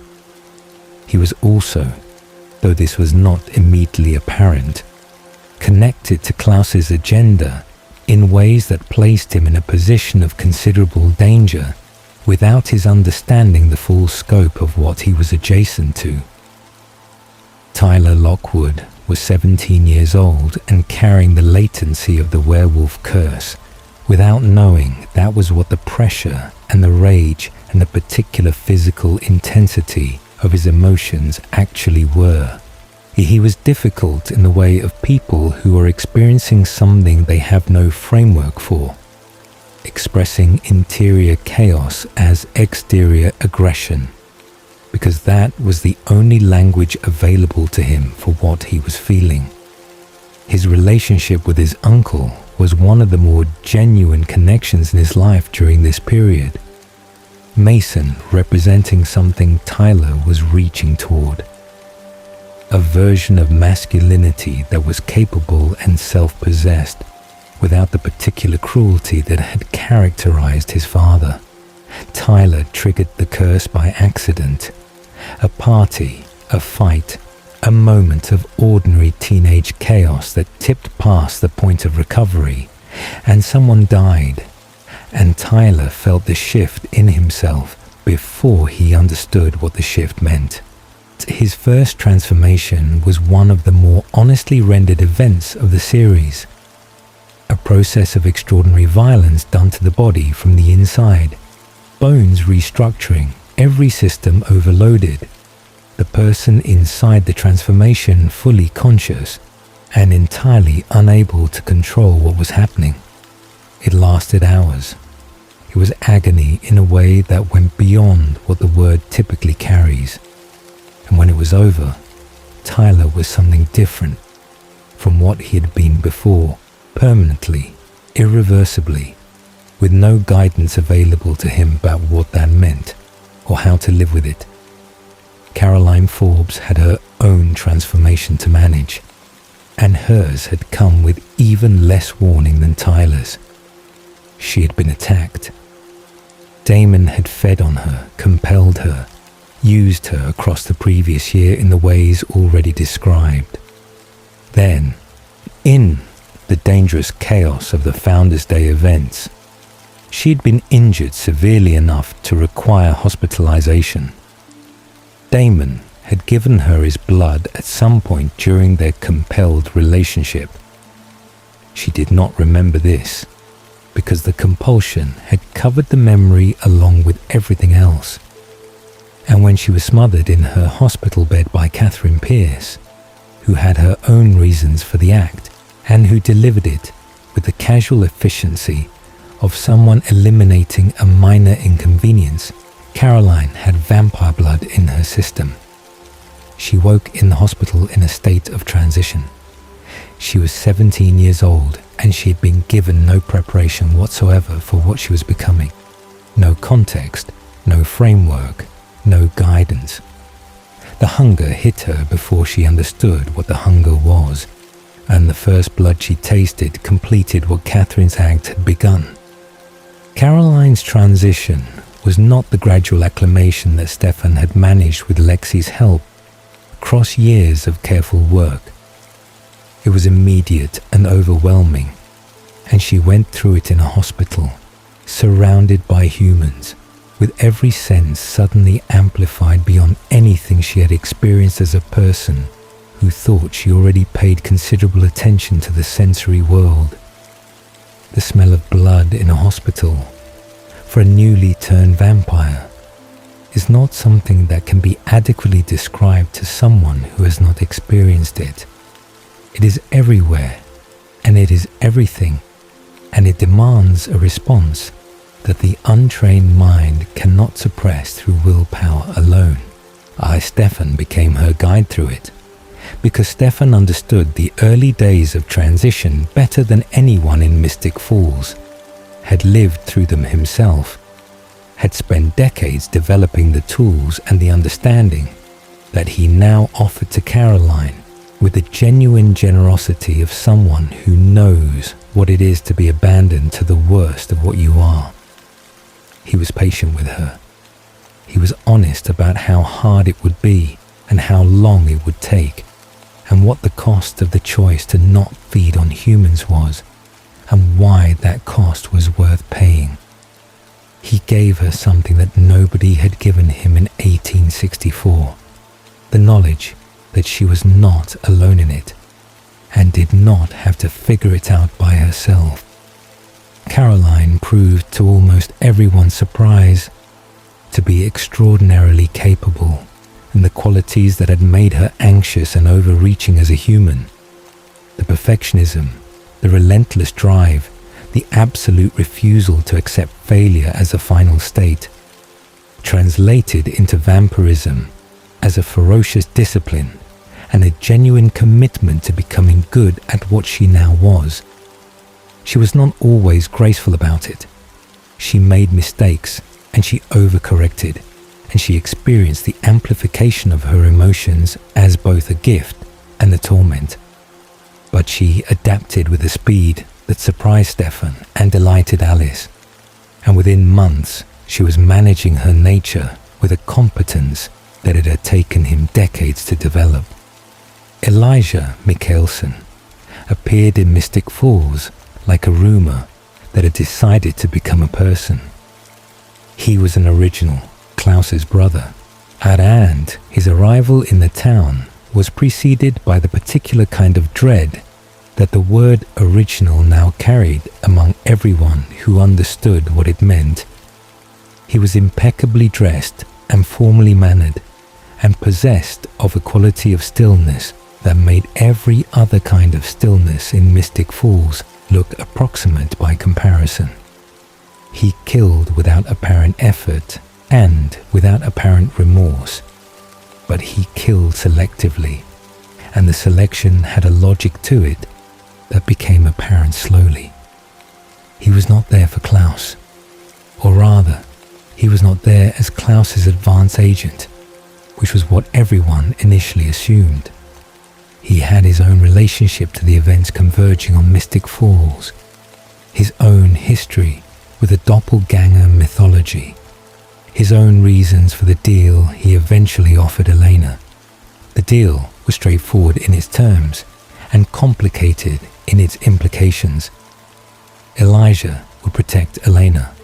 He would keep Klaus away from her, or at least manage the approach of Klaus's attention in a way that gave everyone more time. In exchange, Elena would trust him, would not act against him, would allow him to work within the situation according to his own judgment. He would not harm the people she loved. He would not allow the sacrifice ritual to proceed before he was ready for it to proceed, which was not the same as preventing it from ever proceeding, a distinction Elena accepted because the alternative was accepting that she had no options at all. Elijah kept his word in the way of someone for whom keeping one's word is a matter of personal honor rather than external obligation. He was, beneath the formal exterior and the 1,000 years of accumulated history, a person who believed in certain principles with a consistency that even his brother's influence had not entirely eroded. He was also, as would become apparent over time, working toward an outcome that was not the same as the outcome everyone around him was working toward, playing a longer and more complicated game than anyone in Mystic Falls was positioned to see.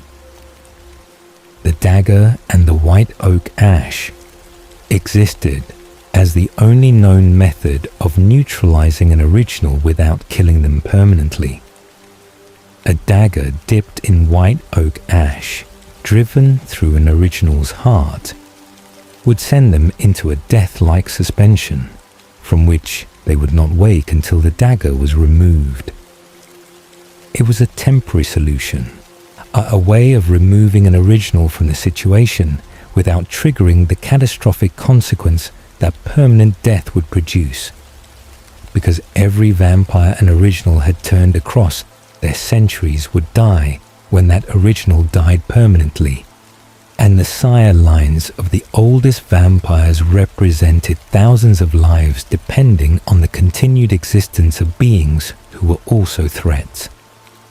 The sacrifice was coming regardless of what anyone in Mystic Falls chose to do about it. Klaus was coming, and Klaus had been building toward this for 500 years, and the forces that had been converging on this town were too large and too old to be redirected by the preferences of the people living in its path. What remained to be determined was what shape the sacrifice would take, and who would be left standing after it. Klaus Mikkelsen did not arrive in Mystic Falls the way powerful things usually announce themselves. There was no dramatic entrance, no immediate display of what he was capable of, no moment where the town looked up and understood that something categorically different had entered its atmosphere. He arrived sideways, wearing another person's face, occupying another person's body with the ease of someone who has spent 1,000 years learning that the most effective way to move through a dangerous situation is to make everyone in it look in the wrong direction. He came inside Alaric Saltzman. Alaric was Mystic Falls High School's history teacher, which had a particular irony given what he was now carrying. He was also one of the more complicated human figures in the town's supernatural landscape. A man who had lost his wife Isabel to vampirism, who had subsequently learned that Isabel had become a vampire deliberately, and that her disappearance had been a choice rather than a tragedy, who had rebuilt himself from that revelation into someone who fought alongside the Salvatores and the Gilberts with the grim practicality of a person who has decided that the world contains monsters and that the appropriate response to this is to become useful against them. He wore a Gilbert ring, which meant could not be permanently killed by supernatural means. And this protection was the reason Klaus had chosen him as a vessel. Klaus needed a body. He needed one that would survive the occupation, and that would not simply die under the pressure of an original's consciousness inhabiting it. The ring made Alaric viable. The possession was seamless from the outside. Klaus wearing Alaric was disturbingly convincing. He had observed enough of Alaric's patterns and mannerisms to approximate them with the accuracy of someone who has had considerable practice inhabiting other people's lives. He moved through Mystic Falls for days in this form, establishing himself, gathering information, assessing the pieces assembled on the board before he was ready to reveal that the person moving them was not who anyone believed him to be. When he finally let them understand who they were dealing with, the revelation landed with the specific weight of something that had been inevitable all along, suddenly becoming present. This was Klaus. This was the being that Catherine had been running from for 500 years. And he was standing in a high school history classroom in Mystic Falls, wearing a teacher's face and looking at them all with the calm of someone who has never had a reason to be afraid of anything, and has therefore never developed the habit of appearing afraid. His own body was brought to him, restored, and the transition out of Alaric was handled with the matter-of-fact efficiency of someone changing clothes. He was tall and light-eyed and possessed of a quality of physical presence that was different from the other vampires Elena had encountered. A density to it, a sense of something very old and very powerful compressed into human-adjacent form. He smiled often, which was one of the more unsettling things about him, and because the smile was genuine, he was often actually amused. And genuine amusement in a being capable of Klaus's specific violence was more frightening than anger would have been. He was also, and this was the thing that nobody had been adequately prepared for, not simply a monster. He was complicated in ways that made him more dangerous rather than less, because a being who is purely monstrous is at least predictable. Klaus was capable of loyalty and of something that functioned like love. However distorted those qualities had become across 1,000 years of living by his own rules in a world that had never successfully imposed any others on him. He cared about family with an intensity that had long since crossed from love into obsession, into possession, into the particular cruelty of someone who holds the people they love so tightly that the holding itself becomes the damage. The sacrifice ritual required specific elements, and Klaus had spent 500 years assembling the knowledge of what those elements were and how to obtain them. He needed a betrothed doppelganger, Elena, human and living. He needed a vampire. He needed a werewolf. He needed a witch to channel the power. And he needed the moonstone, an object that had been in the possession of the Lockwood family and around which considerable violence had already been organized in the season leading to this moment. Jenna Summers did not know she was going to become part of the ritual. She'd been living in Mystic Falls, doing the best she could with a situation that had been expanding beyond her comprehension for months. She knew about vampires by this point. Elena had told her, had decided that the people she loved deserved the truth about the world they were living inside. And Jenna was processing this with the determined practicality of someone who has been told something that reorders everything they thought they understood and has chosen to continue functioning anyway. She was brave in the uncelebrated way of ordinary people placed in extraordinary circumstances, not dramatically brave, not heroic in any visible sense. but steady in a way that required real courage to maintain. Klaus turned her. He did it with the efficiency of someone fulfilling a logistical requirement, compelling her to feed on his blood and then engineering her death so that she would wake in transition. He needed a vampire for the sacrifice, and he had decided that the most effective way to ensure Eleanor's cooperation and Eleanor's suffering simultaneously was to use someone Eleanor loved. The cruelty of it was not incidental. Klaus understood that breaking the people around his targets made the targets more manageable, and he had been doing this for a very long time. Eleanor's response to Jenna's transition was the specific and terrible anguish of someone watching a person they love be destroyed by something that exists in their life because of choices they made. Jenna had become a guardian because Elena needed one. Jenna had been told the truth about the supernatural world because Elena had decided honesty mattered. And now Jenna was a newborn vampire, unterrified and disoriented, and completely without the preparation or the guidance that Caroline had received, being used as a component in a ritual designed to produce a god. The night of the sacrifice came with a particular quality of inevitability that the worst nights carry. Elena had known it was coming.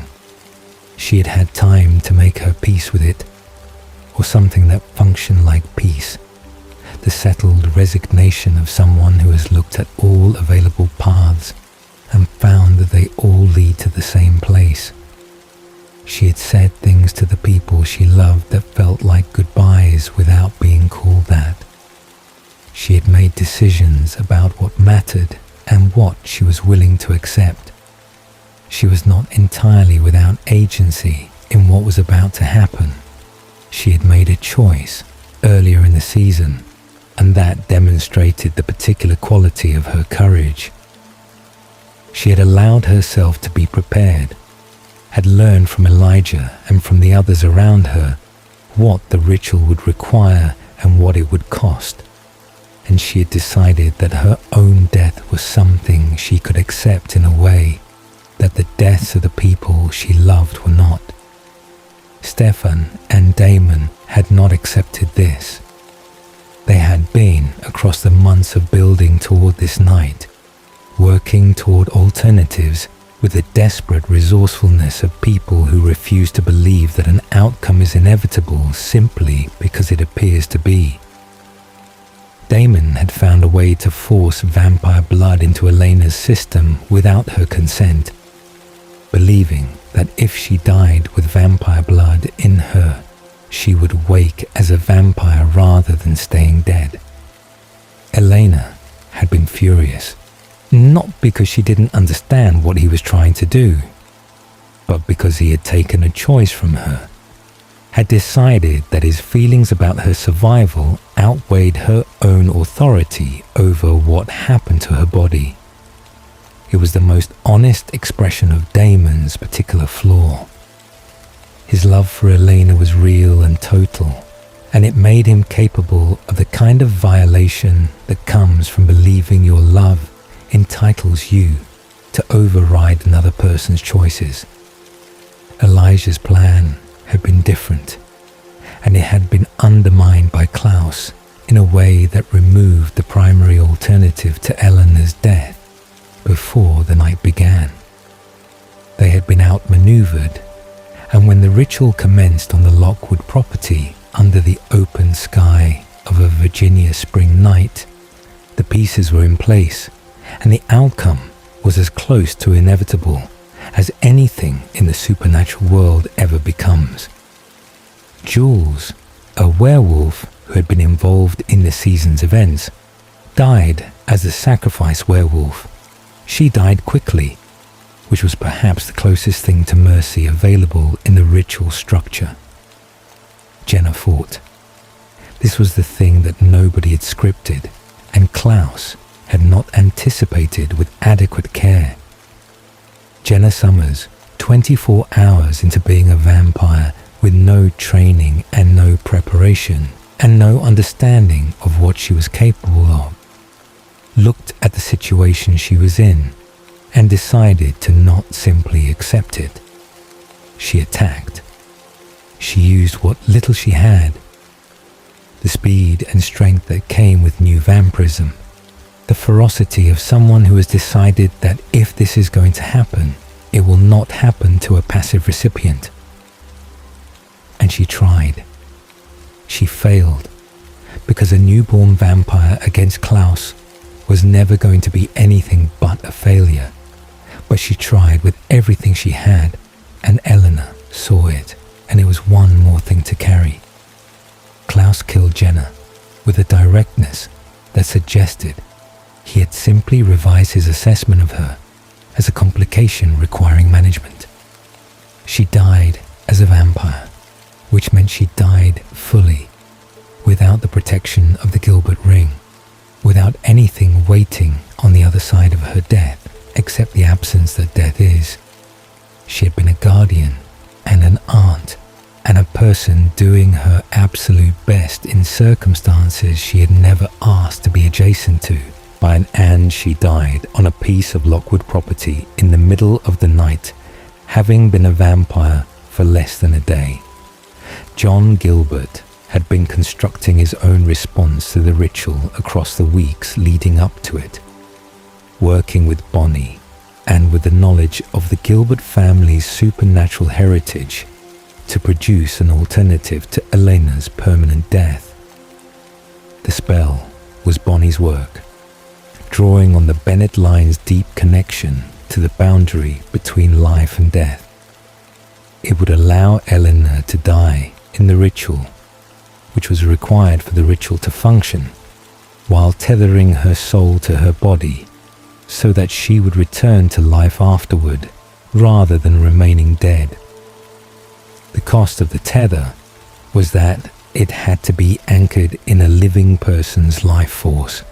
Someone had to give their vitality to hold Elena's soul in place during the gap between her death and her return. John gave himself. He wrote Eleanor a letter, which she read after.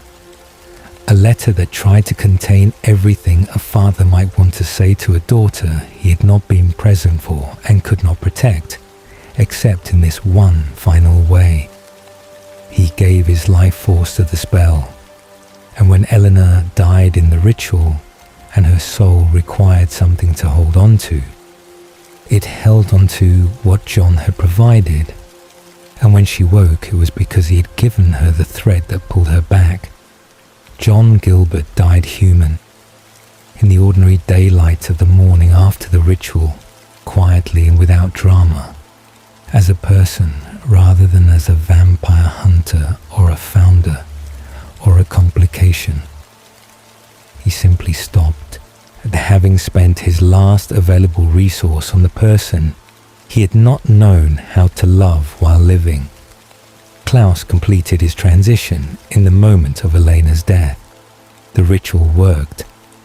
The binding on his werewolf nature broke, and what he became in that moment was something that had not existed in the world before. A fully realized hybrid, vampire and werewolf simultaneously, neither side suppressed or diminished, both available to him with the complete control that comes from being the first of a thing rather than a variation on something prior. The power of it was visible, physical, a shift in the air around him that the vampires present felt in their own bodies, like a change in atmospheric pressure. Elijah had been poised to honor his agreement with Elena and to kill Klaus in the moment following the ritual's completion, when Klaus would be briefly vulnerable. He had daggered his siblings across the preceding months. He had positioned himself. He had, across the entire season, maintained the posture of someone working toward Klaus's destruction. Klaus offered him family. He told Elijah that their siblings were not dead, that he had not destroyed them, as Elijah had believed, but had kept them, preserved them, and would take Elijah to them if Elijah came with him now. This was the thing that moved the needle on 1,000 years of complicated fraternal history. Not a threat, not a demonstration of power, but the suggestion that what Elijah wanted most was still available. Klaus knew his brother. He had known him for 1,000 years.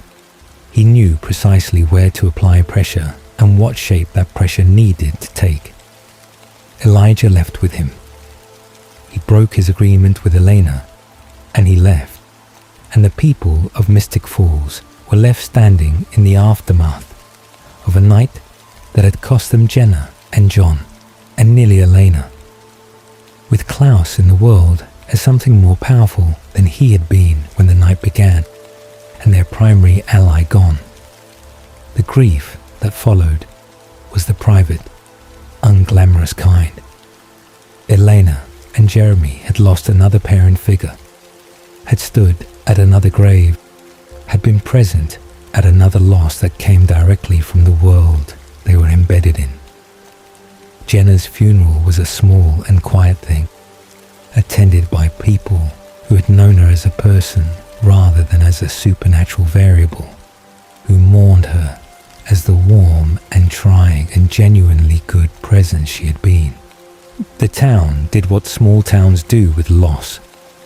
It absorbed it, continued, maintained the surface of ordinary life above the extraordinary depths of what had actually happened. Damon had been bitten by Tyler during the chaos of the ritual night. A werewolf bite for a vampire was a death sentence. The venom working through the system with methodical efficiency, producing fever and hallucinations and a deterioration that could not be stopped by any ordinary means. He was dying in the specific way of someone who has survived everything and is now being undone by something he could not fight or compel or charm his way around. Stefan went to Klaus. He did not negotiate from a position of strength. He went to Klaus and he offered himself, his service, his compliance, his willingness to do whatever Klaus required. In exchange for Klaus providing the hybrid blood that was the only known cure for a werewolf bite. Klaus found this interesting, which was the most dangerous response available to him.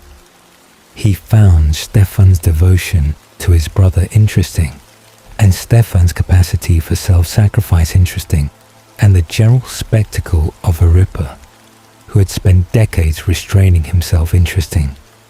He provided the blood. He extracted his price. Stefan left Mystic Falls with Klaus. He left without saying goodbye to Elena in any way that carried the full weight of what leaving meant, because saying it fully would have made it harder to do, and it had to be done. He left Damon alive and recovering and furious and devastated. He left Elena in the care of a town that was still standing, which was what he had purchased with his compliance. And he drove away from everything he had built in Mystic Falls with the settled expression of someone who has made a choice they cannot unmake and has decided not to look back. The summer that followed the sacrifice was the summer of Stefan's absence and Damon's recovery and Elena's grief, and the town of Mystic Falls reorganizing itself around a new set of losses and a new configuration of dangers. Klaus was in the world, fully realized, more powerful than he had ever been, moving through America with Stefan beside him, and an agenda that was not yet visible in its full shape.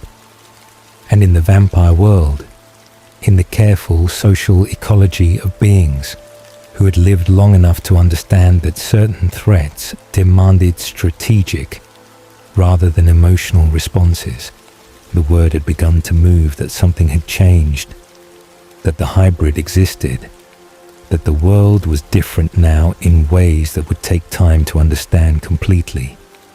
Mystic Falls had survived the sacrifice. It had paid an enormous price for that survival, had buried people it loved and sent one of its own into exile to purchase the lives of the rest. Whether the price had been worth, it was not a question anyone was yet in a position to answer, because the accounting was not finished, and Klaus was still out there, and Stefan was with him, and the story was nowhere near its end. Stefan Salvatore had been many things across the span of his immortal life, but he had never been this. A person who had chosen, with full clarity and full awareness of what he was choosing, to become the worst version of himself in service of keeping the people he loved alive. The distinction mattered to him in the beginning. He held onto it the way a person holds onto a rope in dark water, not because the holding is comfortable, but because releasing it means something he is not ready to accept. He had gone with Klaus voluntarily. He had made the trade with open eyes, and he had understood, when he made it, that what Klaus would require of him was not administrative assistance or polite company on long drives across the American interior. Klaus required the Ripper. He had known about Stefan's capacity for violence in Chicago in the 1920s, had seen it firsthand, had found it genuinely remarkable in the way that Klaus found most things remarkable. Not with admiration exactly, but with the appreciative attention of a connoisseur encountering something that meets an internal standard of quality. Klaus had a specific and considered aesthetic about destruction. He'd been doing it for 1,000 years, and he had opinions. Stefan's particular brand of violence, the precision of it, the way it carried the weight of genuine feeling rather than the blankness of simple predation, interested him. He wanted it available to him, and the price he had extracted from Stefan was exactly that. Stefan spent the summer and the early autumn moving across the country with Klaus, feeding on humans as Klaus directed and required, abandoning the careful disciplines he had spent decades building, with a thoroughness that suggested he had decided that the disciplines were the problem rather than the solution. When you have committed to being what you are, the argument goes, the performance of restraint is simply exhaustion. The Ripper did not feel like restraint. The Ripper felt, in those first weeks, like honesty. He called Elena. He called her to tell her he was fine, to tell her not to look for him, to tell her with the flat affect of someone who has put significant distance between himself and his own feelings, that she should move on and not wait, and not make his choices into her project. The calls were brief, and they were convincing, and Eleanor heard something underneath them that she did not have adequate words for, but that she recognized. The sound of someone saying the opposite of what they mean, because saying what they mean would make everything worse. She did not move on. She did not stop looking. Damon had recovered from the werewolf bite, and carrying the particular combination of gratitude and resentment that being saved by one's enemy tends to produce, helped her. This was not uncomplicated. Damon helping Elena look for Stefan required Damon to spend significant time with Elena, which was its own category of complication given the feelings that had been accumulating between them across the previous year. He was aware of those feelings. She was becoming aware of them. Neither of them was doing anything about it, which required a kind of sustained restraint from Damon that did not come naturally to him, but which he maintained with a consistency that suggested he understood the stakes. He helped her because Stefan was his brother. Underneath everything else, And underneath 145 years of declared hatred and deliberate cruelty and the accumulated wreckage of their relationship, Damon loved Stefan with the helpless permanence of someone who has never successfully stopped despite repeated attempts. He would not have said this directly. He would not have said it at all, given the option. But his actions over the course of the search for Stefan were legible in ways that his words never were. Klaus's project, concurrent with his use of Stefan, was the construction of a hybrid army. The logic was straightforward from Klaus's perspective. He was the original hybrid, the first of a thing that had never existed before. If he could turn werewolves into hybrids as he had been turned, he would have an army of beings that shared his dual nature, loyal to him through the sire bond that connected newly made vampires to their makers, and capable of the combined physical advantages of both species. A werewolf bite could kill a vampire. A hybrid could deliver that bite while also possessing vampire speed and strength and healing. The military applications were not subtle. The hybrids kept dying. Klaus turned werewolf after werewolf and watched them transition and watched them fail, their bodies rejecting the hybrid nature somewhere in the process of becoming it, dying in the painful and messy way of transformations that the receiving system cannot sustain. He could not understand why. He had done everything correctly. The ritual had worked. He was what he was supposed to be. The ability to create others like himself should have followed as a logical consequence. The reason was Elena, or she was supposed to be dead. The doppelganger was meant to have died in the sacrifice, permanently and completely, with no resurrection clause. John's spell had returned her, which was not supposed to be possible, and her continued existence as a living doppelganger had created a problem in the hybrid making process that Klaus had not anticipated, because he had not anticipated that she would still be alive. The creation of hybrids required the living doppelganger's blood. Without it, the transformation was incomplete, the hybrid nature unable to stabilize. With Elena alive and her blood available, the problem could be solved. Without her blood, Klaus's army remained a theory. He did not know this immediately.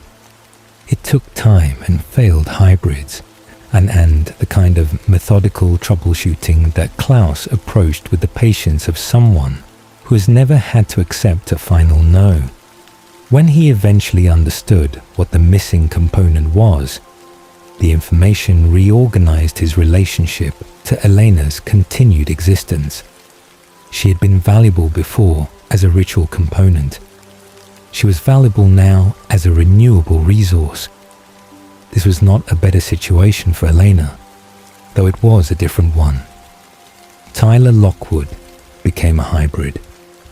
He was in Mystic Falls when Klaus's experimentation with hybrid creation reached the point of using Elena's blood, and the logistics of his transformation were managed without Tyler's full understanding of what was being used or why it worked when previous attempts had failed. He woke as a hybrid with the disorientation of someone who has undergone a fundamental change in what they are and is now required to navigate a world that has not changed to accommodate them. He was stronger. He healed faster. He did not transform involuntarily on the full moon, which was for someone who had been through the agony of transformation, a relief that went beyond simple gratitude into something closer to liberation. He was also sire bonded to Klaus. The sire bond was one of the more insidious elements of the hybrid making process. It did not work the way compulsion worked. It did not override Tyler's conscious thoughts or control his actions directly. It was subtler and in some ways more damaging than direct control because it operated through Tyler's own feelings. He was predisposed, through the bond, to please Klaus and to interpret Klaus's preferences as his own preferences, to feel that things Klaus wanted were things Tyler wanted. It was the difference between being told what to do and being shaped into someone who wants what you want them to want. Tyler could not easily identify when his choices were his own, and when they were the expression of a bond he had not chosen, and could not simply decide to reject. The original family began to emerge from the background of the season's events with increasing clarity. The originals were not simply old vampires. They were the first vampires, created by an act of magic performed by Esther Mickelson, a witch of extraordinary power, on her children in the aftermath of a tragedy that she had responded to with a mother's desperate refusal to accept loss. And the family had lived beside a community of werewolves for years in the New World, long before it was called that, and a werewolf attack had killed one of Esther's children. She had turned the others into something that could not be killed as easily, binding their lives to white oak, to the earth, to the magic of the Bennett line in ways that were not entirely clear to anyone who came after. The originals had scattered across the centuries.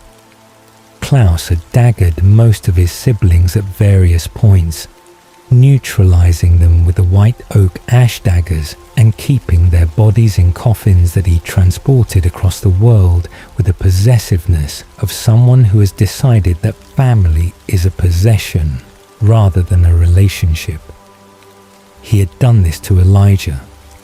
He had done this to Rebecca, Finn, and Cole. He kept them because killing them permanently was not something he was willing to do, and keeping them neutralized was the only alternative he had found to the problem of siblings who disagreed with him. Rebecca was the one who mattered most to the season's events in Mystic Falls. She had been with Stefan in Chicago in the 1920s, which was a fact that neither Stefan nor the people around him knew at the season's beginning, because Klaus had compelled away Stefan's memories of that entire period. Rebecca and Stefan had been close in Chicago in the way of two people navigating a shared situation with compatible temperaments. She had found him interesting, and he had found her vivid, and the 1920s had been a period of mutual recklessness that suited both of them.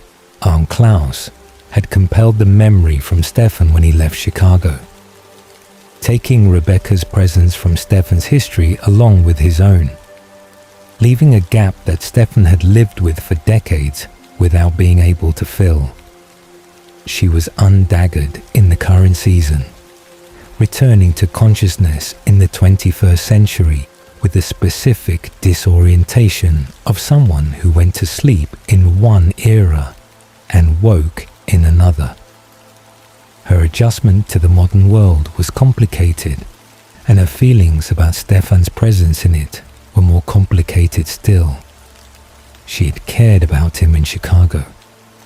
She had believed in the particular way of someone whose family had never been particularly reliable, that what they had was real. Learning that he had no memory of her, that the entire period had been excised from his experience, was a specific kind of loss layered onto 1,000 years of other specific losses. She enrolled at Mystic Falls High School because that was what the originals did when they settled somewhere. They performed the rituals of ordinary life with the practiced ease of people who have been doing it long enough to find it automatic. She was beautiful and imperious and possessed of a quality of entitlement that came from being over 1,000 years old and accustomed to being the most significant person in any room she entered. She was also, underneath all of that, genuinely lonely in the way of someone who has outlived every meaningful connection they ever formed and has not found adequate replacements. Mikhail existed at the edges of the season's mythology as a threat of a particular kind. He was the original's father, which made him one of the oldest vampires in existence. He was also something that should not have been possible. A vampire who fed on other vampires rather than on humans, which made him an aberration even within a species that was itself an aberration. He had been in a desiccated state, neutralized by Abby Bennett decades before the current events, because he had been hunting Klaus with a singularity of purpose that required him to be stopped. Abby had stopped him at the cost of her own powers, desiccating him and leaving him in a tomb from which he could not easily escape. He was the vampire who hunted vampires. He was the one thing that Klaus feared, which made him valuable as a weapon to the people trying to stop Klaus, and which made his existence a complication of the highest order for anyone who wanted to deploy him without being caught in the consequences of his attention. Esther Mikkelsen was the season's most significant revelation. She was supposed to be dead. Klaus had killed her, or had been responsible for her death, or had believed he was. The specifics were entangled in the original family's history in ways that took time to unravel. She had not been dead. She had been on the other side, preserved there by the particular nature of original witch power, and she'd been watching her family across the centuries with the accumulating grief and determination of a mother who has created something she cannot uncreate and has decided that the only remaining responsible action is to end it. She came back to Mystic Falls in the form of a Mikkelsen family reunion, a dinner that she organized with the gracious efficiency of someone who understands that the appearance of normalcy is its own form of power. She invited Elena. She served champagne. She was warm and maternal and entirely convincing as a woman happy to see her family gathered around a table. And she was, beneath every moment of it, executing a plan she had been building for considerably longer than the evening suggested. The plan was to kill all her children simultaneously. She had created them and she loved them, in the specific way of someone whose love has curdled over centuries into something that still has love shape but love's opposite's content. She had linked them through a spell, connecting their life forces so that what happened to one happened to all. She needed Finn, the eldest, the one original who had never found peace with his immortality and who cooperated with his mother's plan willingly, almost gratefully, as the point of entry. If Finn died, they all died. Klaus discovered the plan before it could be fully executed. The dinner ended without the outcome Esther had designed, and the subsequent maneuvering produced a situation in which Finn was killed, but the linking spell was severed before it could carry his death to his siblings. Finn's death had consequences that extended beyond the original family. Every vampire an original had sired across their centuries was connected to that original through what was called a sire line, a chain of turning that linked back to the original as its source. When an original died permanently, everyone in their sire line died with them. Finn had lived for over 1,000 years, and the vampires connected to his line died when he died, a cascade of deaths rippling outward from the moment of his destruction that demonstrated with horrible clarity why the question of killing originals was never straightforward. Stefan came back to himself gradually and incompletely through the middle section of the season. Elena's persistent presence in the search for him, her refusal to accept his flat dismissals, her insistence on reaching past the Ripper to the person she knew was still there, created cracks in the wall he had built between himself and his own humanity. The wall did not come down at once. It came down in pieces. Moments when something Elena said or did reached past his defenses and he responded as Stefan rather than as the Ripper. Moments that he subsequently retreated from, but that accumulated into a pattern. Elena's feelings for Damon had been growing with the particular momentum of feelings that are not chosen and cannot be undone by choosing otherwise. She had not decided to feel what she felt for him. She had simply found, over the months of Stefan's absence and Damon's consistent and sometimes costly presence in her life, that something had shifted in the distribution of what she felt and for whom. She was honest with Stefan about this when he was back enough to have the conversation, and Stefan received her honesty with the particular grace of someone who has been gone long enough to understand that absence is its own form of abandonment, whatever its justifications. Klaus spent the second half of the season managing the complications of his hybrid project, his family's resurrection and dysfunction, and the growing resistance of the people of Mystic Falls, who had demonstrated, across 2 years of supernatural pressure, that they were more difficult to simply eliminate than their human status suggested.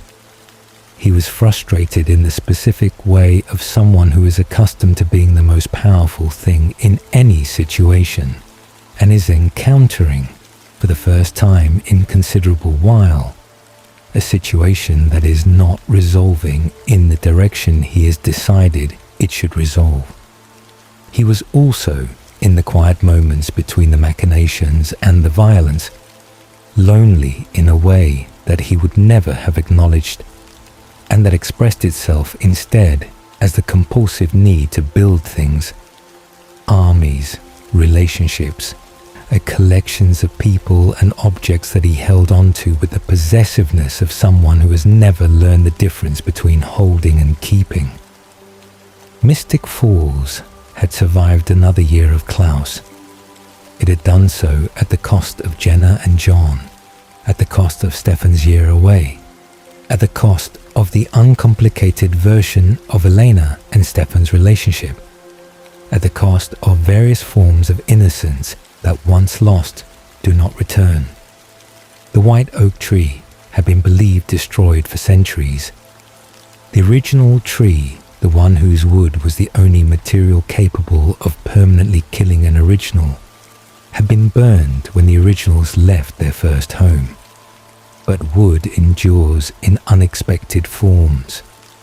Objects made from white oak persisted, and the discovery that at least one such object remained in existence meant that the permanent death of an original was not theoretical, but practical, not a historical footnote, but a present option, and the question of which original and when and what would be lost in the sire line consequences was now a strategic problem rather than an academic one. The age of the originals was not ending, but it was, for the first time in the long history of these beings, something that had a visible edge to it, a place where it could be concluded, a threshold that the people of Mystic Falls were now close enough to see. Elena Gilbert died on a bridge. It was the same bridge where her parents had died, to which was either the universe demonstrating a particular cruelty, or simply the geography of a small town asserting itself. There are only so many bridges in Mystic Falls, and the one that crosses the river on the road leading out of town had already been the site of one defining loss. Elena went off it a second time, in the chaos of an accident involving Rebecca and a car, and the specific sequence of events that follow when supernatural beings operate at speed in proximity to human infrastructure. She went off it with Damon's blood in her system, which she had not known and had not chosen, and which changed everything about what her death meant. She woke on the other side. The transition was not a slow or graceful thing. It arrived with the full force of every sense being rewritten simultaneously, and the amplification hitting her before she had adequate context for what was being amplified. The hunger was the first thing, enormous and immediate, and unlike anything she had experienced as a person who'd been hungry in the ordinary human way.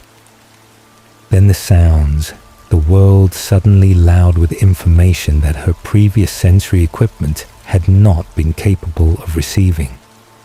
Then the smells, layered and specific and hierarchical in a way that directed her attention before her conscious mind had decided where to point it.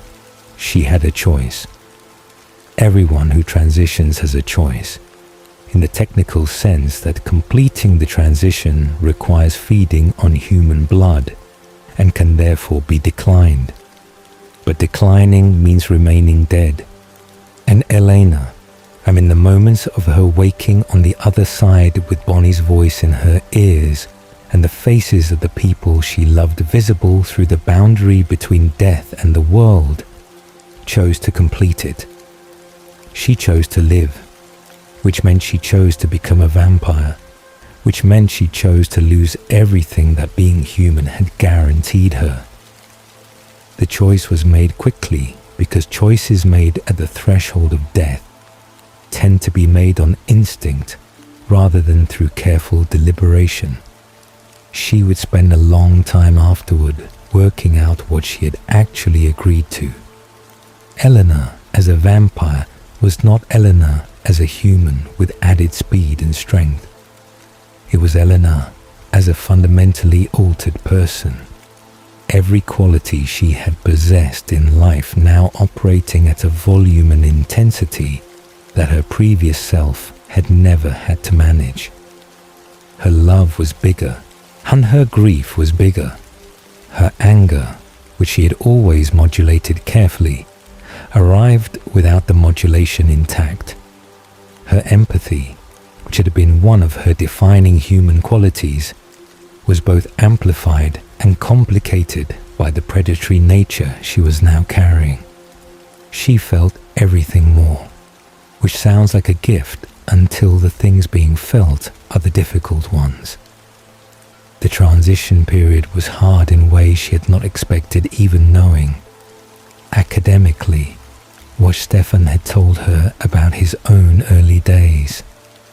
She struggled with the hunger in a way that took her from control to desperate in spans of time she could not predict or manage reliably.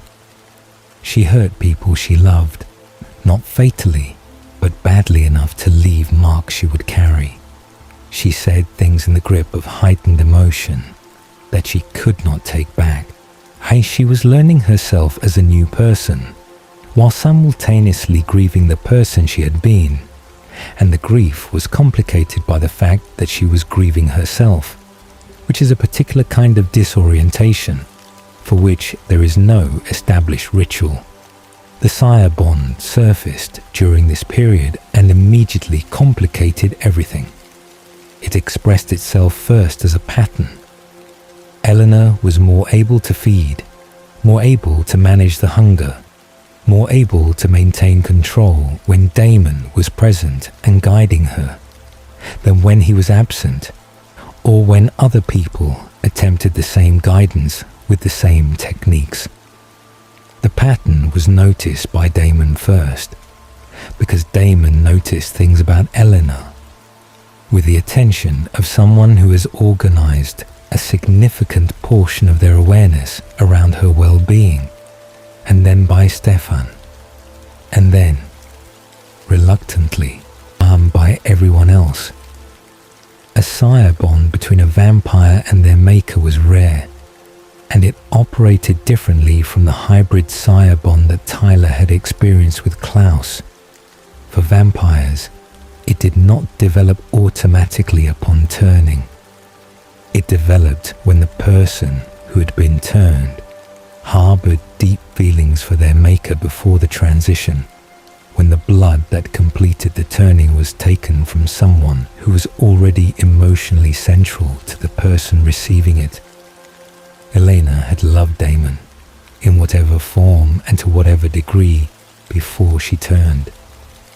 The bond was an expression of that pre-existing feeling, amplified and externalized by the transition, shaping her behavior in ways that were not distinguishable from the inside from her own genuine desires. And the question this raised was the question that everyone in the situation found most painful and least answerable. Were Eleanor's feelings for Damon real, or were they a product of the bond? Was she choosing him with the genuine agency of a person who loves someone? Or was she expressing the compulsion of a supernatural connection she had not consented to and could not evaluate from inside it? Eleanor believed her feelings were real. Damon wanted to believe they were real. Stefan found the uncertainty intolerable in a different way from either of them, because Stefan's love for Elena had always been entangled with his respect for her autonomy, and the possibility that her autonomy had been compromised was the specific wound that cut deepest. Jeremy Gilbert had become a hunter. The Brotherhood of the Five was an ancient organization that's predating the founding of Mystic Falls, predating most of the vampire world's current social architecture. They were humans who had been magically endowed with the ability and the compulsion to hunt vampires, marked at the moment of their activation by a tattoo that appeared on their bodies and grew with each supernatural kill they made. The tattoo was not decorative. It was a map, inked in a substance visible only to vampires, containing encoded information that could only be fully read when the hunter had killed enough supernatural beings to complete it. Jeremy had the potential for the mark. He had not activated it, but the potential was there, dormant in him, the way the werewolf curse was dormant in people with that lineage, waiting for the right conditions to express itself. Those conditions were met, and the tattoo began to appear. And Jeremy began to feel the pull of the hunter's purpose with an intensity that went beyond choice into something closer to biological imperative. He was compelled to hunt. He was compelled to kill. And the people he was most often around were vampires who loved him and whom he loved, which made the compulsion a source of genuine danger in the specific and terrible way of violence organized by instinct rather than intention. The hunter's mark, as it grew across Jeremy's body with each supernatural kill he made, was a map to a cure for vampirism. The cure was not theoretical. It was a specific, physical object, a substance that could render a vampire human again, reversing the transformation completely, restoring mortality and all its attendant vulnerabilities. There was only one dose, and which was its own category of complication, given that the people who knew about it immediately began organizing their relationships to it around who it was for and who got to decide. Elena wanted it for herself, or wanted the possibility of it, the restoration of the human life that had been taken from her before she was ready. Stefan wanted it for her because he had always wanted Elena to have the human life she was meant to have. Damon did not want it for himself. but understood its importance to Elena and therefore treated it as important. And other parties, with other reasons, began to orbit the information of its existence with their own agendas fully operational. The mythology surrounding the cure reached back further than anyone in Mystic Falls had been looking. Silas was the beginning. He had been created approximately 2,000 years before the current events by a woman named Ketsia, a witch of extraordinary power who was also, by any reasonable accounting, one of the more formidable and consequential figures in the history of supernatural beings on Earth. She had developed an immortality spell, a working of magic so fundamental and so demanding that it required everything she had and more than she was strictly willing to give. She had developed it with the intention of using it with Silas, the man she loved, to make them both immortal and to spend eternity together. Silas had other plans. He used the immortality spell for himself and for another woman, a woman named Amara, who was Ketsia's handmaiden and, as it turned out, Silas's actual preference. He took the immortality that Ketsia had built for both of them, and he gave it to himself and to someone else, which was a betrayal of a magnitude that the word betrayal does not fully contain. Ketsia's response to this was the response of someone whose capacity for love and whose capacity for fury existed at the same extraordinary scale. She captured Silas. She created a place for supernatural souls to go when they died, a dimension she built from her own power and sustained through her own continued existence, which would come to be known as the other side. She made it a prison for Silas specifically, a place where he would eventually end up and be unable to leave, unable to find peace, unable to be with Amara in whatever afterlife might otherwise have awaited them. She created the cure and she hid it with Silas on the island where she had imprisoned him, because she intended to use it to make him mortal so that he would die and arrive on the other side and be there with her forever, which was her version of justice and possibly her version of love. The two things having become indistinguishable in the aftermath of what he had done. Silas had been on that island, imprisoned in a calcified stone tomb for 2,000 years. Atticus Shane was the human connection to this mythology in the present. A professor, an academic, a man of considerable knowledge and considerably obscure agenda, who had attached himself to the people of Mystic Falls through Bonnie's connection to him as a teacher of the occult. He knew about Silas. He knew about the cure. He knew about the island. And he was moving everyone around him toward the conclusion he had decided was necessary, using information and manipulation and the particular authority of a person who knows more than you do about something you urgently need to understand. His plan involved expression, a form of magic so dark and so powerful that the witch community's consensus was that it was not technically magic at all, but something else, something that operated outside the moral framework that governed genuine, magical practice. It drew on the energy generated by mass death, specifically by the deaths of humans in deliberate sacrificial configurations. 3 massacres, each of 12 people, forming a triangle of completed dark energy sites, would create the power necessary to raise Silas from his 2,000-year imprisonment. And Shane was organizing these massacres with the patience of someone who has a personal stake in the outcome sufficient to override his awareness of what he was engineering. His wife had died. His son had died.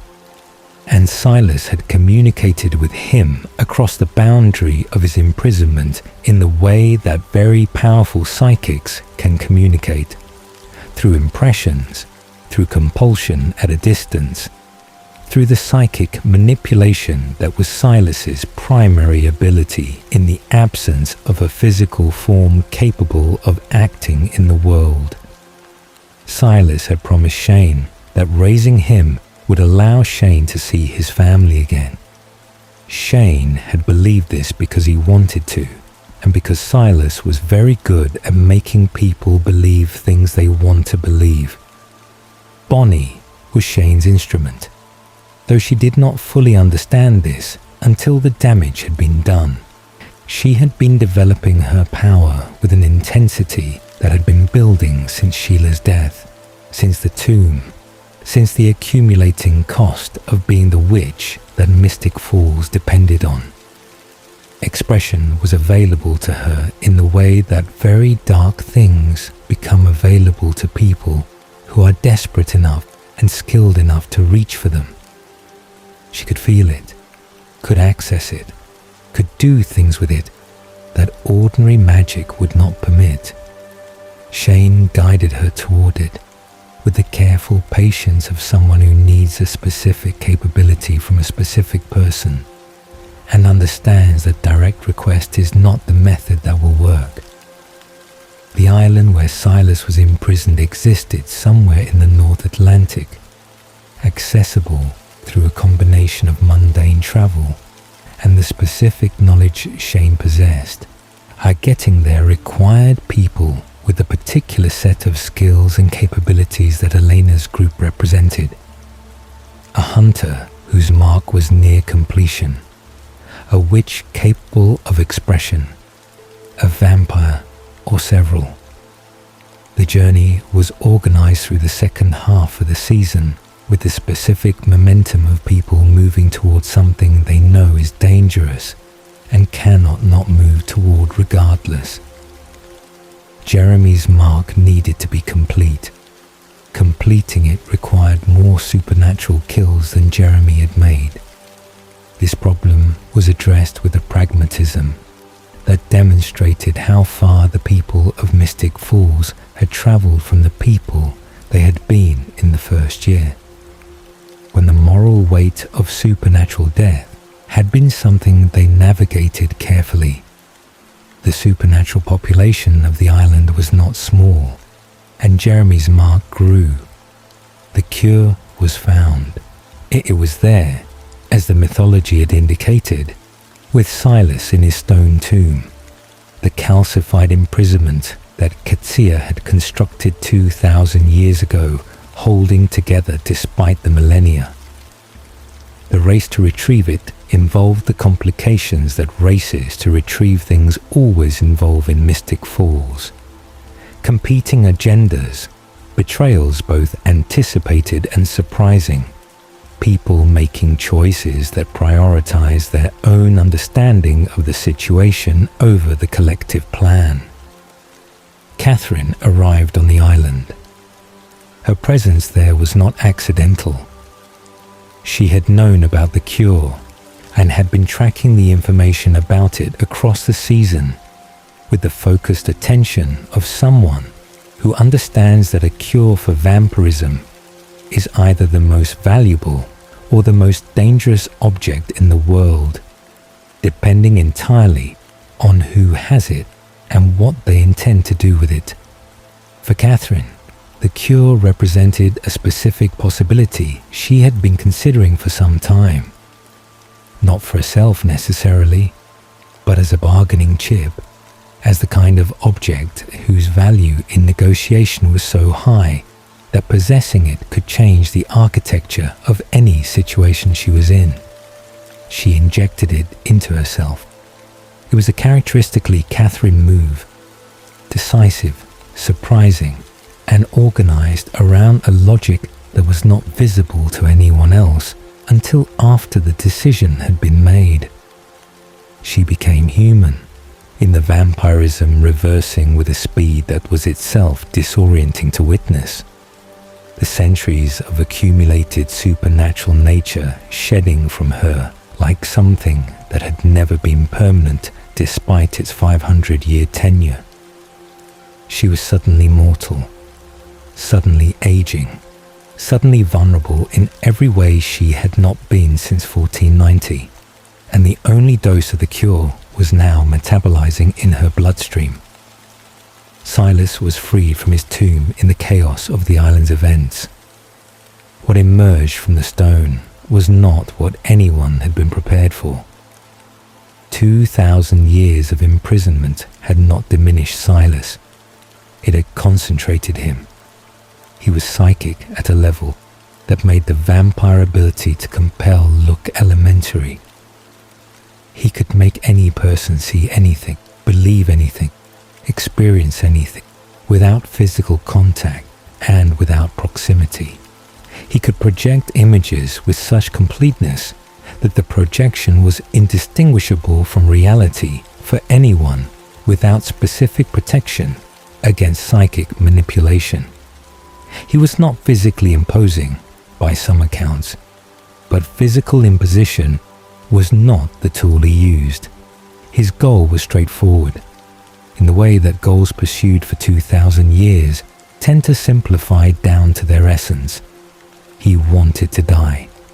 He wanted to destroy the other side, so that when he died, he would not end up there, trapped with Katsia for eternity, but would instead find whatever peace or oblivion existed beyond it, where Amara might be waiting.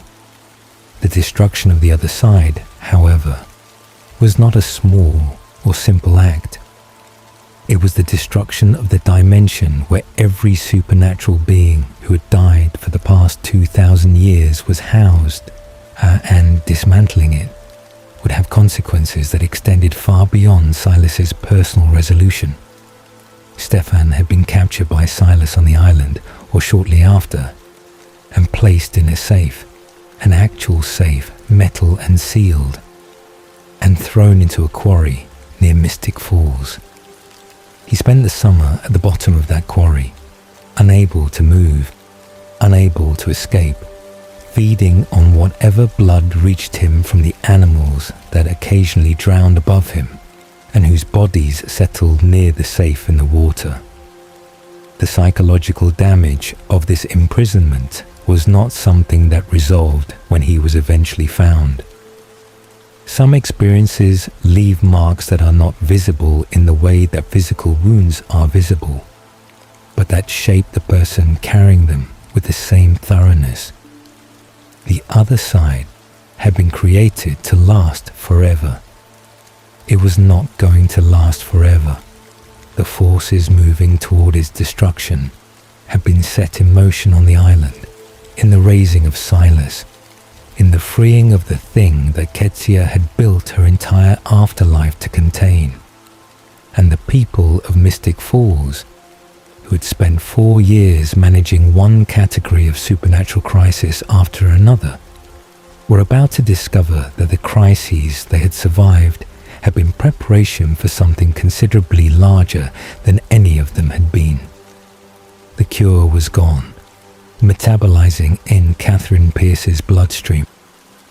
Silas was free. Stefan was somewhere at the bottom of a quarry, and the other side, which housed every supernatural soul that had died in the vicinity of Mystic Falls and considerably beyond, was beginning to show the first signs of the structural failure that would eventually consume it entirely. The mythology of the show had been expanding outward in concentric circles since the first year, each season revealing that the world was larger and older and more complicated than the previous season's revelation had suggested. Silas was the outermost circle that had been visible from the beginning, though no one had known to look for it. Beyond him, the circles continued to expand, and the next expansion was already beginning in the dark of a quarry, where Stefan Salvatore was learning what it meant to be trapped with nothing but time and the particular thoughts that arrive when there is nothing else to think about. Stefan was found at the bottom of a quarry in early autumn, months after he had been put there. The safe had held. That was the simple and terrible fact of it. The metal had not rusted through, the seams had not given. So the quarry's water pressure had not been sufficient to compromise what had been designed to contain something that could not drown, but could be made to wish it could. Stefan had existed inside it in the specific agony of a vampire deprived of blood, which is not starvation in any sense that translates to human experience, but is instead a progressive deterioration of everything that makes a vampire capable of thought, of feeling, of being anything more than the hunger itself. He had desiccated and revived in cycles. The minimal blood that reached him from drowned animals above providing just enough sustenance to pull him back from the edge of the complete shutdown before the deprivation took him under again. The psychological damage was considerable and not immediately visible. Stefan had spent his immortal life developing, and through decades of painful work, a set of internal structures that allowed him to manage what he was. The relationship between his humanity and the Ripper had always required active maintenance, the kind of vigilance that does not permit extended vacations. What the quarry did was not simply deprive him of blood and mobility. It deprived him of the ongoing practice of being Stefan Salvatore, the daily accumulation of choices and interactions and the exercise of will against instinct that kept the Ripper submerged.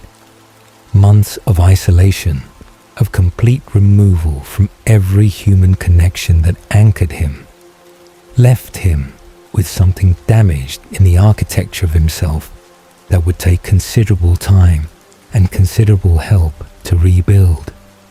He did not talk about what it had been like. He did not have adequate language for it, and even if he had, the people he would have talked to were managing their own aftermath from a summer that had been its own category of difficult. He absorbed the damage quietly and continued functioning, which is what Stefan Salvatore had always done with the things that broke him, and the people around him saw the functioning and largely mistook it for recovery. Silas was the more immediate problem.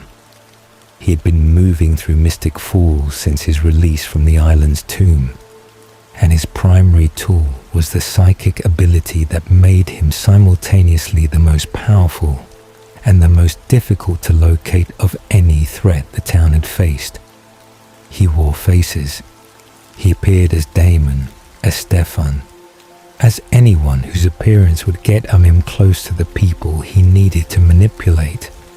And the appearances were not simply visual, they were complete, extending to sound and temperature and the specific physical presence of the person being imitated, convincing at a level that made ordinary caution insufficient. You could not simply be careful around Silas. You had to be certain, and certainty was something he had specifically engineered away. He was also in a revelation that arrived with the particular force of something that reorders everything it touches, Stefan's doppelganger. The doppelganger mythology had been understood as belonging to the female line, Elena and Catherine as copies of an original woman, produced by the universe at intervals as shadows of someone who had been made immortal. What the island's events had revealed was that the mythology was not gendered but paired. Silas and a woman named Amara had both been made immortal. Both had generated doppelganger lines across the centuries. Catherine and Elena were the female line of Amara's shadow. Stefan was the male line of Silas's shadow, the universe's copy of the man who had used immortality as a means of abandoning the person who had given it to him. Stefan had spent his entire life being compared to Silas without knowing it. The face he wore was not originally his own, or was his own in the same way that Eleanor's face was her own. Entirely and genuinely, the original having no more claim to it than a painting has to its subject's face. But the knowledge sat in him uncomfortably, another layer on the existing discomfort of the quarry's aftermath, and he processed it with the quiet internal discipline of someone who has extensive practice at not showing what is happening inside them. On Amara was the discovery that reordered the mythology most completely. She had not died 2,000 years ago. Ketsia had made her the anchor to the other side rather than allowing her to die and find peace, which was the specific cruelty of a woman whose love had become something with vengeance's shape. Being the anchor meant that Amara was the physical tether through which the other side connected to the living world. Supernatural souls passed through her on their way to the dimension, and this passage had been happening continuously for 2,000 years. She had been encased in stone, preserved and conscious, and unable to die in the way that the truly immortal are unable to die, experiencing the passage of every supernatural soul through her body for 20 centuries. When she was found and the stone was removed, and what emerged was a woman who had been in agony for longer than most civilizations had existed, and who was not, by any reasonable measure, entirely intact as a person. She wanted to die. This was her most coherent and consistent communication. The desire expressed with the urgency of someone for whom death had been unavailable for 2,000 years to simply stop, to end, to find whatever existed beyond the existence she had been trapped in and rest there. Silas's goal had been to destroy the other side specifically, so that when he and Amara died, they would not be trapped there with Ketsia, but would instead pass through into whatever peace existed beyond supernatural purgatory. He had communicated this to Amara across the centuries of her imprisonment through the psychic connection that had never fully severed between them, and it was perhaps the only kindness in the entire history of their relationship. The promise that the end, when it came, would be an actual end rather than another form of continuation. The anchor needed to be transferred. If Amara died while she was the anchor, the other side would collapse immediately without the controlled dismantling that would allow supernatural souls to pass through to something rather than simply ceasing to exist into nothing. Bonnie was the solution that the mythology offered, a Bennett witch connected to the other side through the Bennett line's long history of maintaining the boundary between the living world and the supernatural afterlife, could serve as the anchor in Amara's place. The transfer would allow Amara to die, and the other side to continue existing long enough for whatever transition was needed to be completed. Bonnie agreed to become the anchor. The agreement required understanding what it would cost. Being the anchor meant that every supernatural being who died would pass through Bonnie on their way to the other side, and each passage would be felt as physical pain, not metaphorical pain, not emotional resonance, but actual physical sensation. The experience of death repeated in her body each time someone supernatural crossed the boundary. She would feel every death in the supernatural community for as long as she remained the anchor. She agreed to this because Bonnie Bennett had been agreeing to pay costs that no one should have been asked to pay since the first season, and because the alternative was the immediate collapse of the other side. and the oblivion of every supernatural soul currently residing there. What the anchor transfer also revealed, definitively and without the possibility of comfortable reinterpretation, was that Bonnie had been dead since Jeremy had died earlier in the season. She had been a ghost. She had been communicating through Jeremy, appearing to him and through him to the others, maintaining the fiction of her continued physical existence through the unique access the anchor position gave her to the living world before she formally took it on. The people who loved her had been talking to a dead person without knowing it, and the relief they had felt at her apparent survival had been based on something that was not what they believed it to be. Jeremy had known. He had been carrying this knowledge in the specific way of someone who's been told something devastating and has been asked to hold it without sharing it, and the holding had cost him in ways that expressed themselves as the hollow quality that the people who loved him had noticed without being able to identify its source. He had watched his friends talk to Bonnie and had known what they were actually talking to and had said nothing because Bonnie had asked him not to, and he had loved her too much to override her wishes even when her wishes were breaking him. Bonnie's true death once acknowledged, and the anchor transfer once completed, changed the shape of her existence in ways that were not simple improvements. She was present, she was real, more consistently real than she had been as a ghost, but she paid for that presence in the ongoing currency of other people's deaths moving through her body, and she paid it without complaint in the particular way of someone who has decided that contributing is more important than not hurting. Silas was cured and killed in a sequence that had the quality of long-deferred resolution.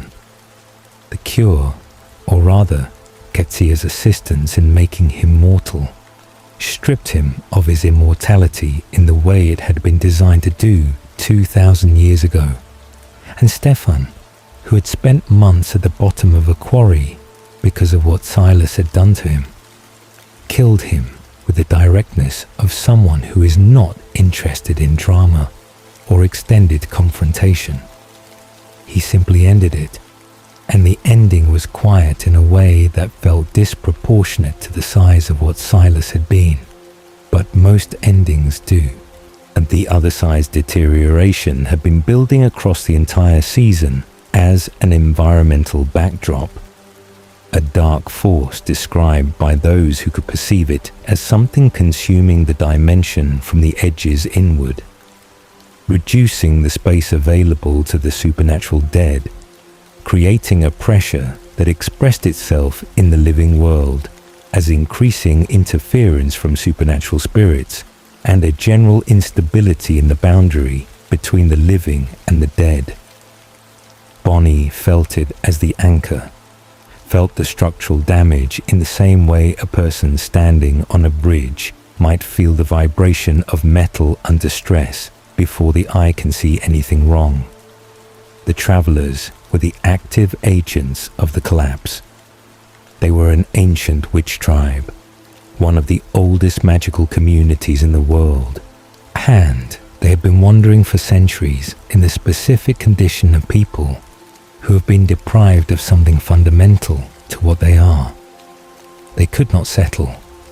They could not create a home.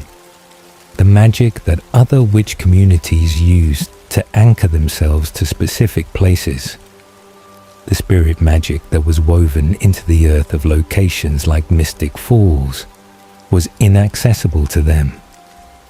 Not because they lacked power, but because a curse placed on them centuries ago had severed their relationship to that particular kind of magic. They lived in bodies they inhabited rather than bodies they were born into, moving from host to host, a community of passengers in other people's lives. Marcos was their leader, and his plan was the most comprehensive and most dangerous the town had faced because it wasn't aimed at any specific person or artifact, but at the fundamental magical infrastructure of Mystic Falls itself. Spirit magic was woven into the earth of the town. The Bennett witches had threaded it there across generations, the supernatural history of the place embedded in the ground beneath it, making Mystic Falls a place where certain kinds of magic were possible that were not possible elsewhere. Marcos intended to use the doppelganger blood, Stefan's and Elena's, to undo this spirit magic, to burn it out of the earth in a process called the passenger spell, creating a zone where spirit magic could not exist. His people could then settle there because the magic they could not access would be absent rather than inaccessible. They would have a home. The cost would be that every creature in Mystic Falls, sustained by spirit magic, every vampire, every hybrid, would be expelled or destroyed by the zone's expansion. The passenger spell worked by gradual geographic expansion, the anti-magic zone moving outward from its point of origin like a slow tide, and the vampires in its path experience it as the progressive failure of the magic that sustained them. They reverted toward humanity as they moved through the affected area. Hunger, heartbeats returning briefly, the physical vulnerabilities of mortality reasserting before the loss of magical sustenance completed its work and killed them. Mystic Falls was being unmade as a supernatural place, and the people who had been protecting it for 5 years were watching it happen without a clear mechanism for stopping it. The plan to bring back the dead from the other side required both the dimension's imminent collapse and Bonnie's role as anchor, and it was constructed with the particular desperation of people working against a deadline that is not negotiable. Bonnie, as anchor, could serve as the passage point for supernatural souls to return to the living world rather than simply passing through to the other side. The mechanism was temporary and costly and required a specific act of magic that would, in the execution, put enormous strain on whatever was left of the other side's structural integrity. Specific people needed to come back. The deaths of the season and preceding seasons had deposited beloved people in the other side who had not been ready to be there. The attempt to retrieve them was motivated by love and organized by desperation, which is not an ideal combination for precision, but is often the only combination available when time is limited. The spell did not go cleanly. Damon was on the wrong side when the other side collapsed. He had been trying to pass through Bonnie to complete the return to the living world that the spell was meant to facilitate, and the timing of the collapse, the dimension coming apart at the final moment before he could complete the crossing, caught him in the gap. He was not on the other side when it finished collapsing. He was not in the living world. He was somewhere in between, which in practical terms meant he was nowhere, which in practical terms meant everyone who loved him understood this as death. Bonnie was also caught in the collapse, which meant she was gone too, though gone had a different meaning for Bonnie than for Damon.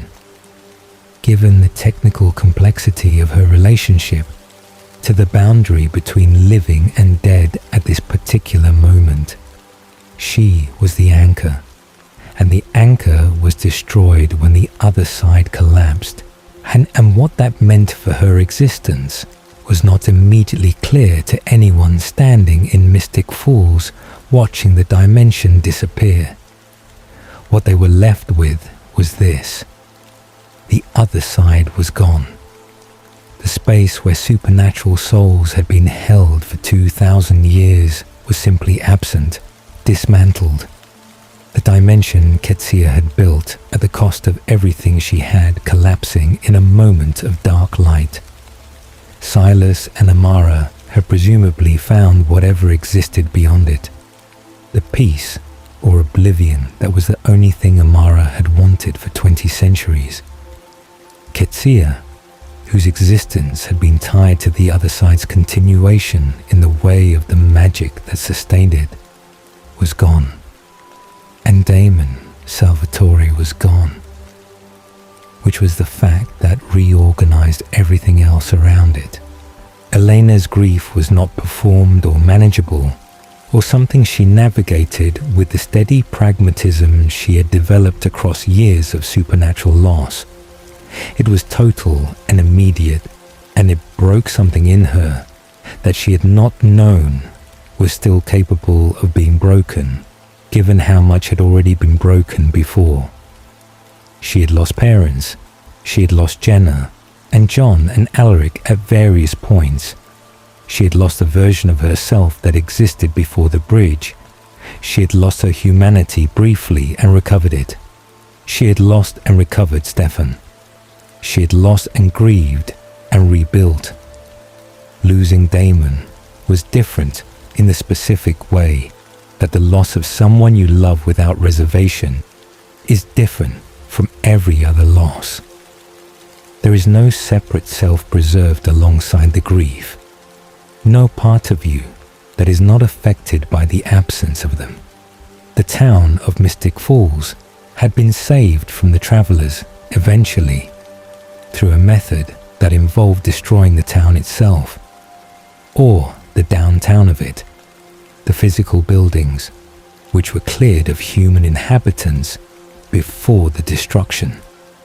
Damon had organized this with the grim competence of someone who understands that sometimes saving something requires destroying part of it, and that the calculus of the situation does not pause to acknowledge the irony.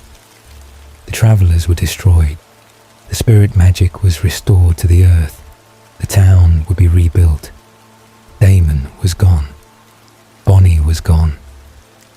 The summer that followed was organized entirely around those two facts, and what, if anything, could be done about them.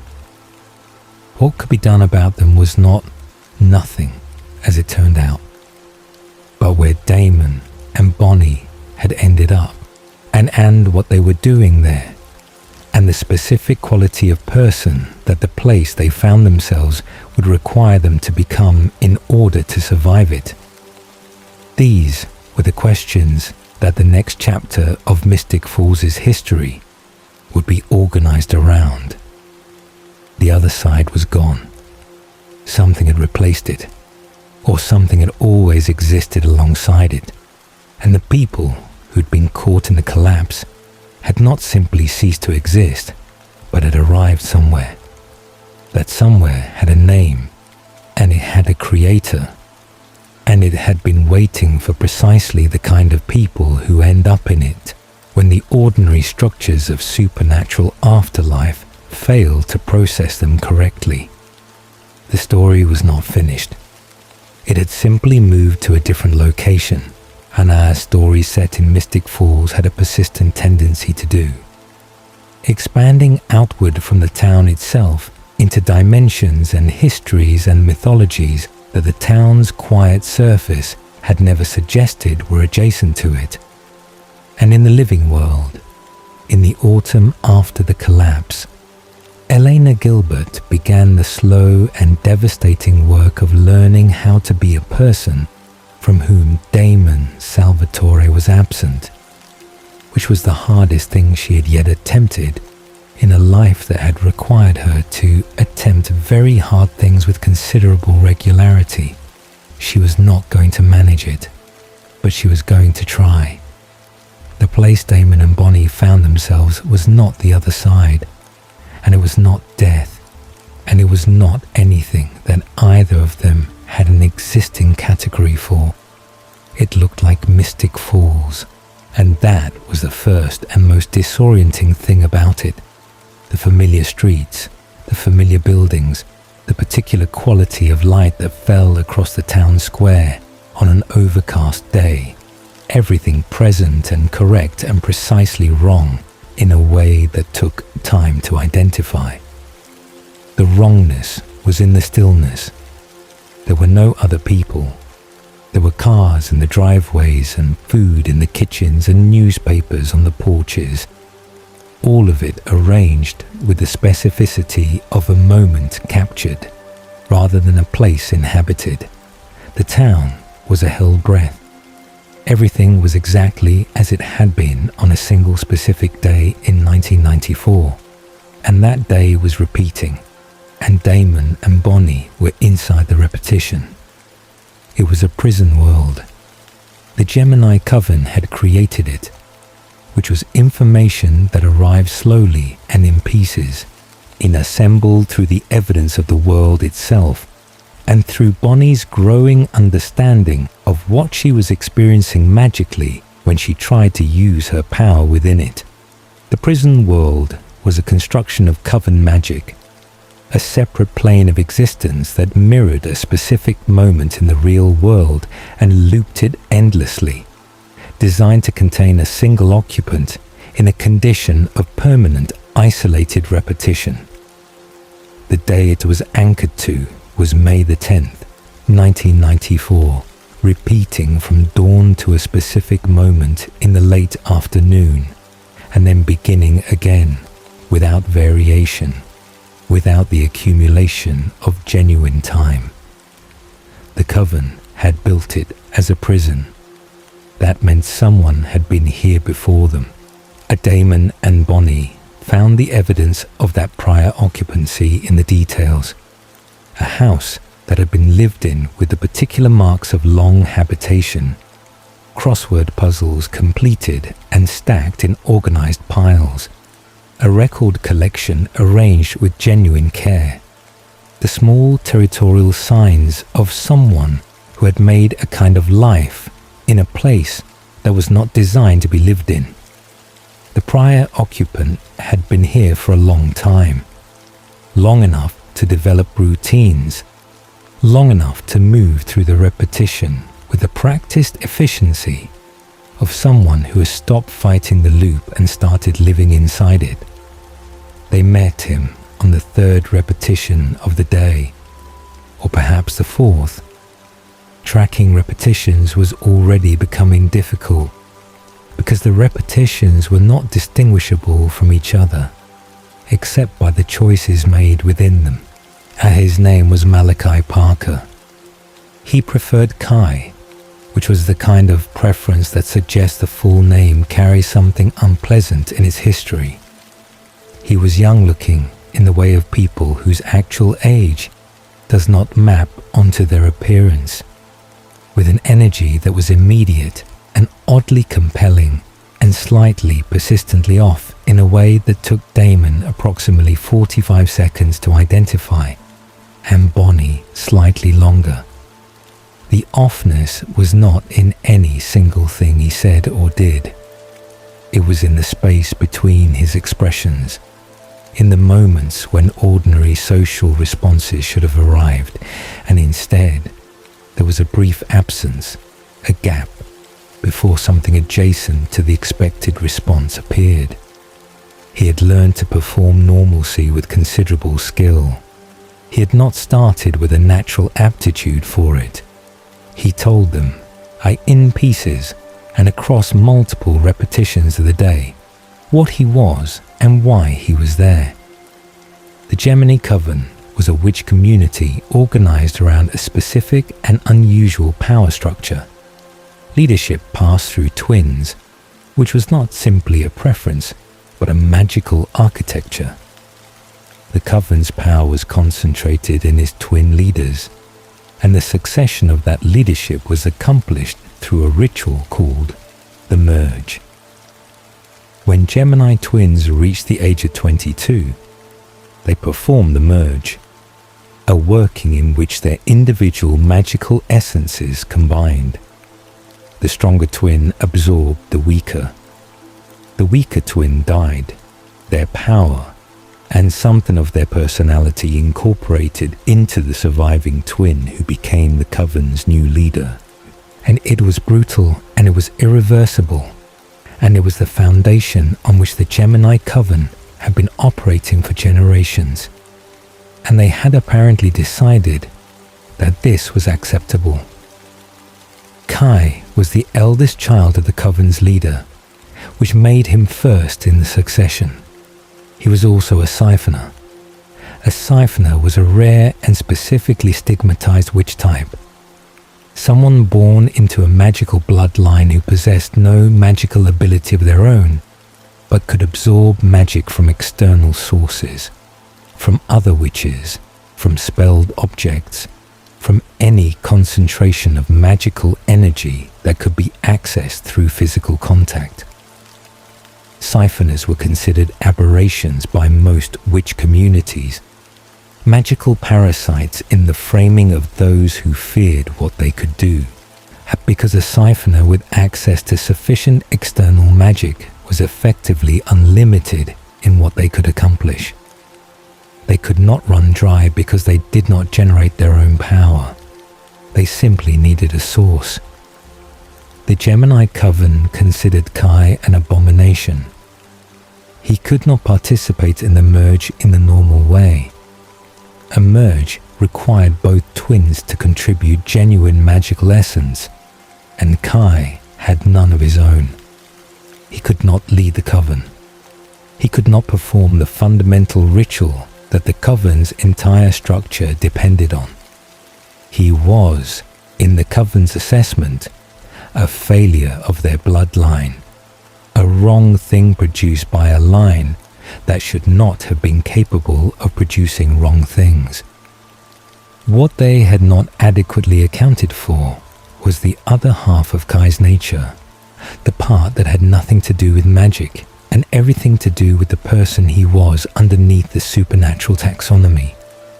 Kai was, by any clinical measure, a sociopath, not a dramatic or performative one, not the kind that announces itself through obvious signals, the quiet kind, the kind that has observed human emotional response long enough to produce convincing approximations of it while experiencing the underlying states as foreign languages learned in adulthood. Grammatically comprehensible, but never quite native. He understood what other people felt. He did not feel it himself, or felt it in a form so attenuated that the difference was functionally absolute. He had expressed this nature in 1994 by killing most of his family. Not all of them, and he had tried, and he had been specific about it in a way that suggested planning rather than spontaneity.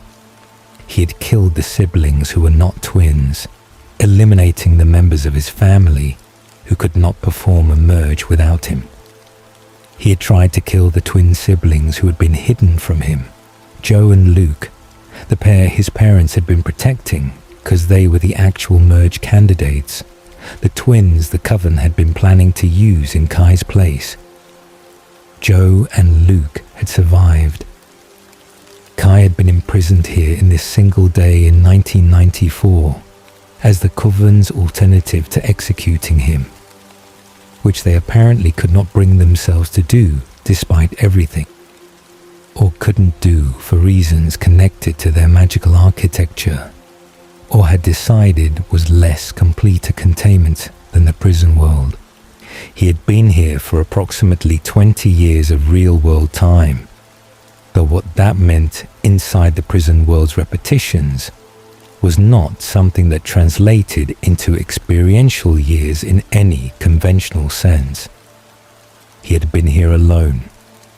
That was the detail that landed with the most weight when Damon and Bonnie processed the full picture. Alone, in a loop, with no one to talk to, and no way out, and no hope of change. For 20 years, this had not improved him. He was charming in the specific way of someone who has had 20 years of complete isolation, and has therefore lost the ordinary social instinct for calibrating charm. It arrived at the wrong intensity, too much or too little, switching registers at unexpected moments. He was funny, which was more surprising and more genuine than the charm. He was also, and in the gaps between the charm and the humour, something that looked at Damon and Bonnie with the specific assessment of someone who has been waiting for a resource to arrive and is now calculating how to extract maximum value from it. He needed Bonnie. Specifically, he needed a witch. The prison world was sustained by magic, which meant it could in theory be disrupted by magic, which meant that someone with sufficient power and sufficient knowledge of the Gemini Coven's specific magical methodology could potentially create an exit. Kai had been trapped here without a power source. He was a siphoner, and there had been nothing to siphon from except the prison world's own sustaining magic, which he had discovered he could access in limited ways, but could not use to accomplish an escape without external assistance. Bonnie was the external assistance he had been waiting for. She was also, which Kai recognized before she did, one of the most powerful witches he had encountered in his admittedly limited experiential range.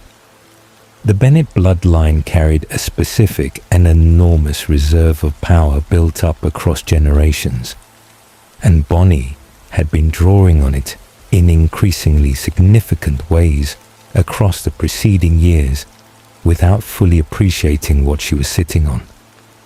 In the prison world, with Kai available to demonstrate what could be done with that power if it was applied, without the moral hesitations that had been shaping Bonnie's use of it, she began to understand the scale of what she carried, and Damon's relationship with Bonnie during the months in the prison world was the most honest and sustained version of a relationship either of them had experienced in some time, which was a sentence neither of them would have predicted, and both of them would have disputed if offered it in advance. They did not like each other, or did not start from liking each other. Damon had spent years treating Bonnie as a renewable resource, and Bonnie had spent years treating Damon as a liability she tolerated for Elena's sake, and neither of those assessments was entirely wrong or entirely fair. What the prison world did was remove every context in which those assessments had been constructed and leave only the two people underneath them, with nowhere to be and no one else to talk to, and the repetition of the same day as their entire available world. They argued. They irritated each other with a consistency that suggested genuine familiarity rather than incompatibility. They developed, slowly and without acknowledging it directly, the kind of trust that grows in conditions of shared hardship when there is no alternative to dependence. Damon protected Bonnie with the instinct that he brought to everyone he had genuinely decided to care about. Bonnie anchored Damon with the steady pragmatism she brought to everything, keeping him functional in a situation that had no obvious path through it. She kept trying to find a way out. This was the fact about Bonnie that the prison world demonstrated most clearly. She did not stop. She failed repeatedly, and she recalibrated, and she tried again, it with the specific stubbornness of someone who has decided that stopping is not an option, regardless of how many times the current approach fails. She attempted spells, researched the Gemini Coven's methodology through what materials were available in the frozen version of the town, and worked with Kai in the careful way of someone who needs a tool and is using it while remaining aware that the tool has its own intentions. The ascendant was the key. It was a specific object, created by the Gemini Coven as the mechanism for the prison world's creation, and the means by which the prison could be unlocked from the inside if someone possessed the right knowledge and the right power. Bonnie found it. She worked out, through the combination of her own magical knowledge and Kai's detailed understanding of Gemini Coven methodology, how to use it. The plan required a specific astronomical event, a comet passing in alignment with the prison world's anchoring date, to provide the power surge needed to make the ascendant functional as an exit mechanism. The conditions were specific and timing dependent, which meant there was a window, and the window was limited, and everything needed to be correct within that window, or the opportunity would be gone. Damon came home. He returned to the living world, stepping through the passage Bonnie had created with the specific expression of someone who cannot believe they are on the other side of something they had stopped believing they would get through. He was back. He was real. The living world received him with the ordinary continuity of a world that had not stopped for his absence. Bonnie did not come with him. Kai had damaged her. In the moment of the passage, with the ascendant open and the window available, Kai had acted with the decisive efficiency of someone who had been waiting for exactly this moment and had planned his use of it with more care than anyone around him had appreciated. He had stabbed Bonnie, disrupting her ability to complete the working from her side of it, ensuring that only one of them could pass through before the window closed. It was not impulsive. It was the calculated action of someone who understood that Bonnie, with her power and her knowledge, was more dangerous to him in the living world than it was convenient, and who had decided that leaving her in the prison world served his purposes better than bringing her with him. He came through with Damon and then left Bonnie behind, stranded again in the repetition of May the 10th, 1994.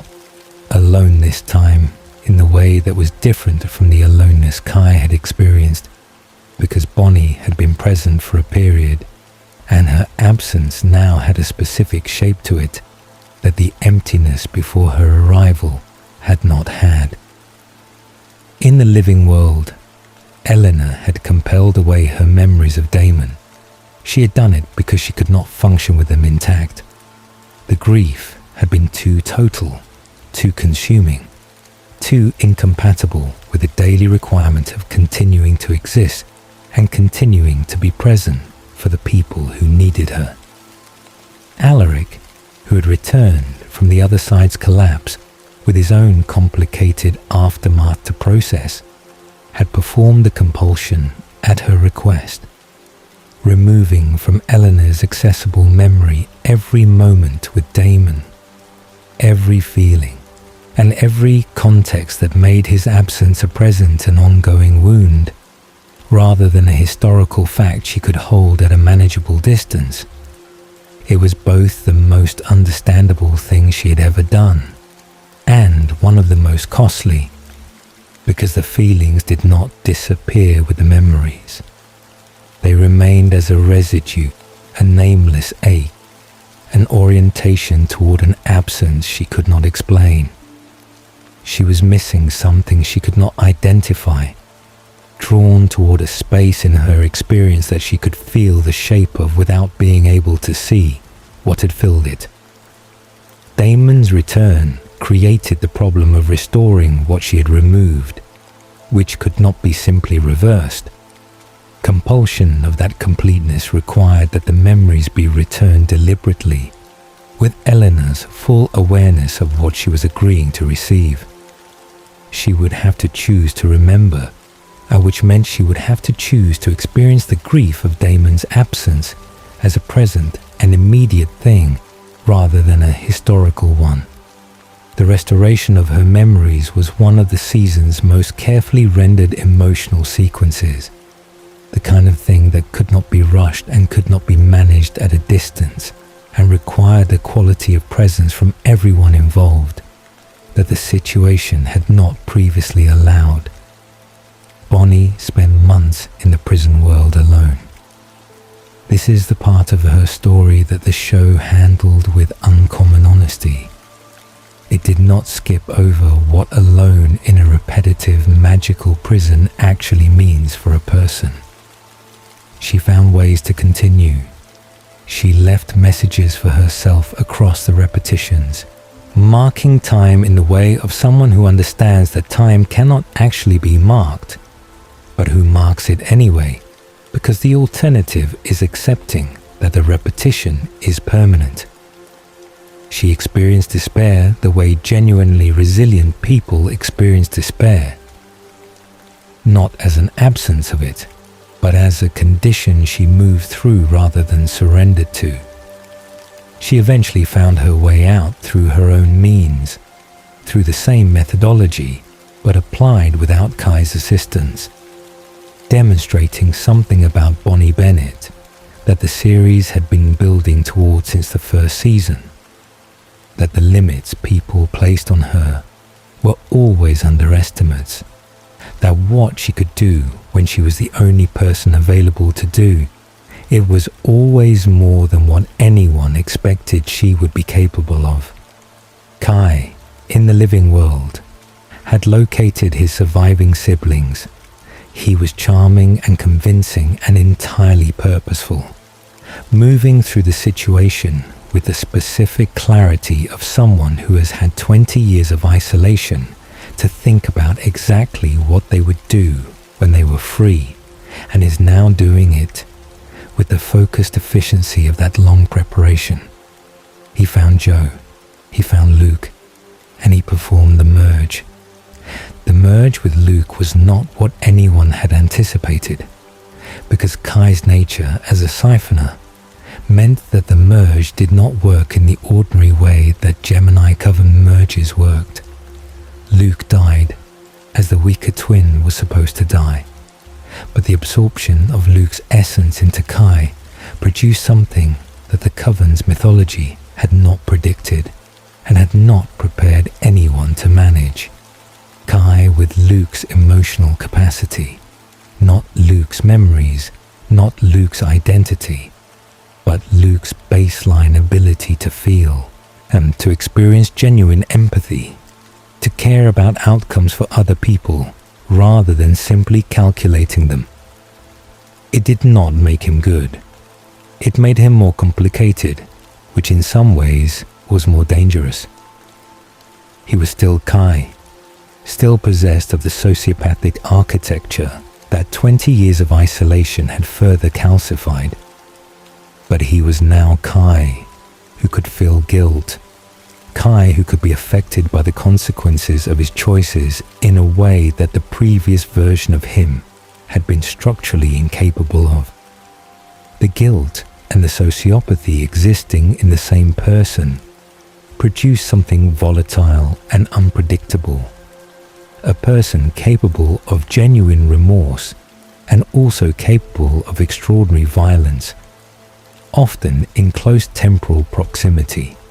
Joe and Alaric's relationship had been developing across the season's background as one of the more quietly rendered love stories the show produced.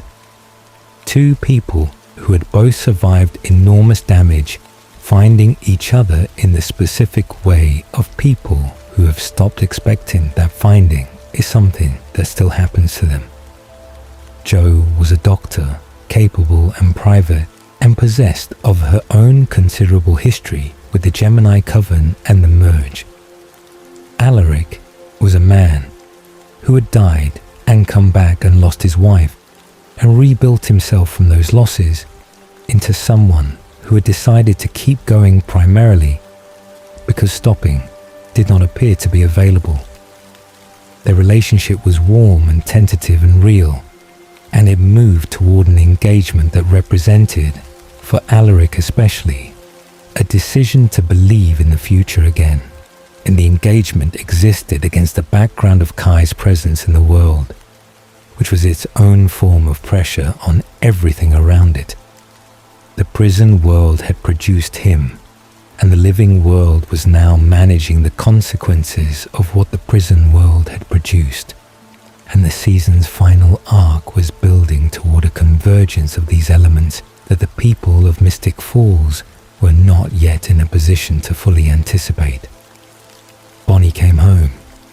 She passed through the exit she had built with her own power and her own stubborn refusal to accept the repetition as permanent, and she arrived in the living world with the specific quality of someone who has been somewhere very difficult and has returned from it more completely themselves than they were when they left. And she had been alone in a magical prison for months, and she had not stopped, and she had not given up, and she had found her way out. She was, in every sense that mattered, still Bonnie Bennett. Kai Parker's wedding gift was the end of everything ordinary that remained.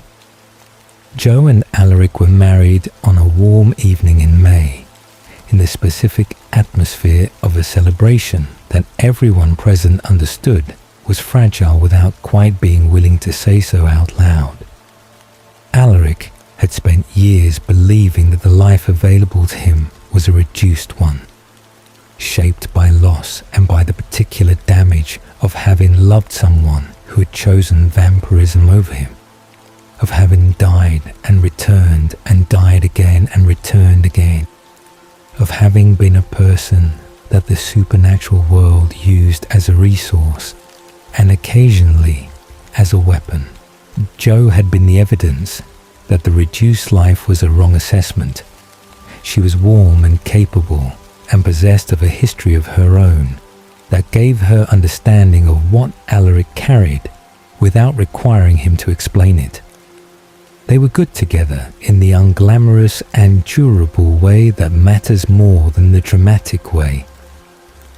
The wedding was beautiful. This is worth saying plainly, because what followed it requires the contrast to be established clearly. The flowers were right, and the light was right, and the people in the room were people who loved each other and were happy to be present for something that felt genuinely and without irony like hope. Kai walked in during the ceremony. He had been, in the weeks since the merge, moving through the world with the specific quality of someone who has absorbed a new emotional capacity and has not yet developed any reliable method for managing it. The guilt he now felt was real, which was the thing he found most difficult. Not the guilt itself, but its reality, its presence as a genuine interior experience rather than a calculated performance. He had spent his entire life performing emotions he did not feel. Feeling them now did not make him better at having them. It made him confused and volatile in ways that the sociopathic architecture underneath the new emotional layer could not adequately process. He had also in those weeks been building towards something, planning with the long game patience that had always been one of his more dangerous qualities, and organizing the pieces of a working that required specific elements and a specific moment.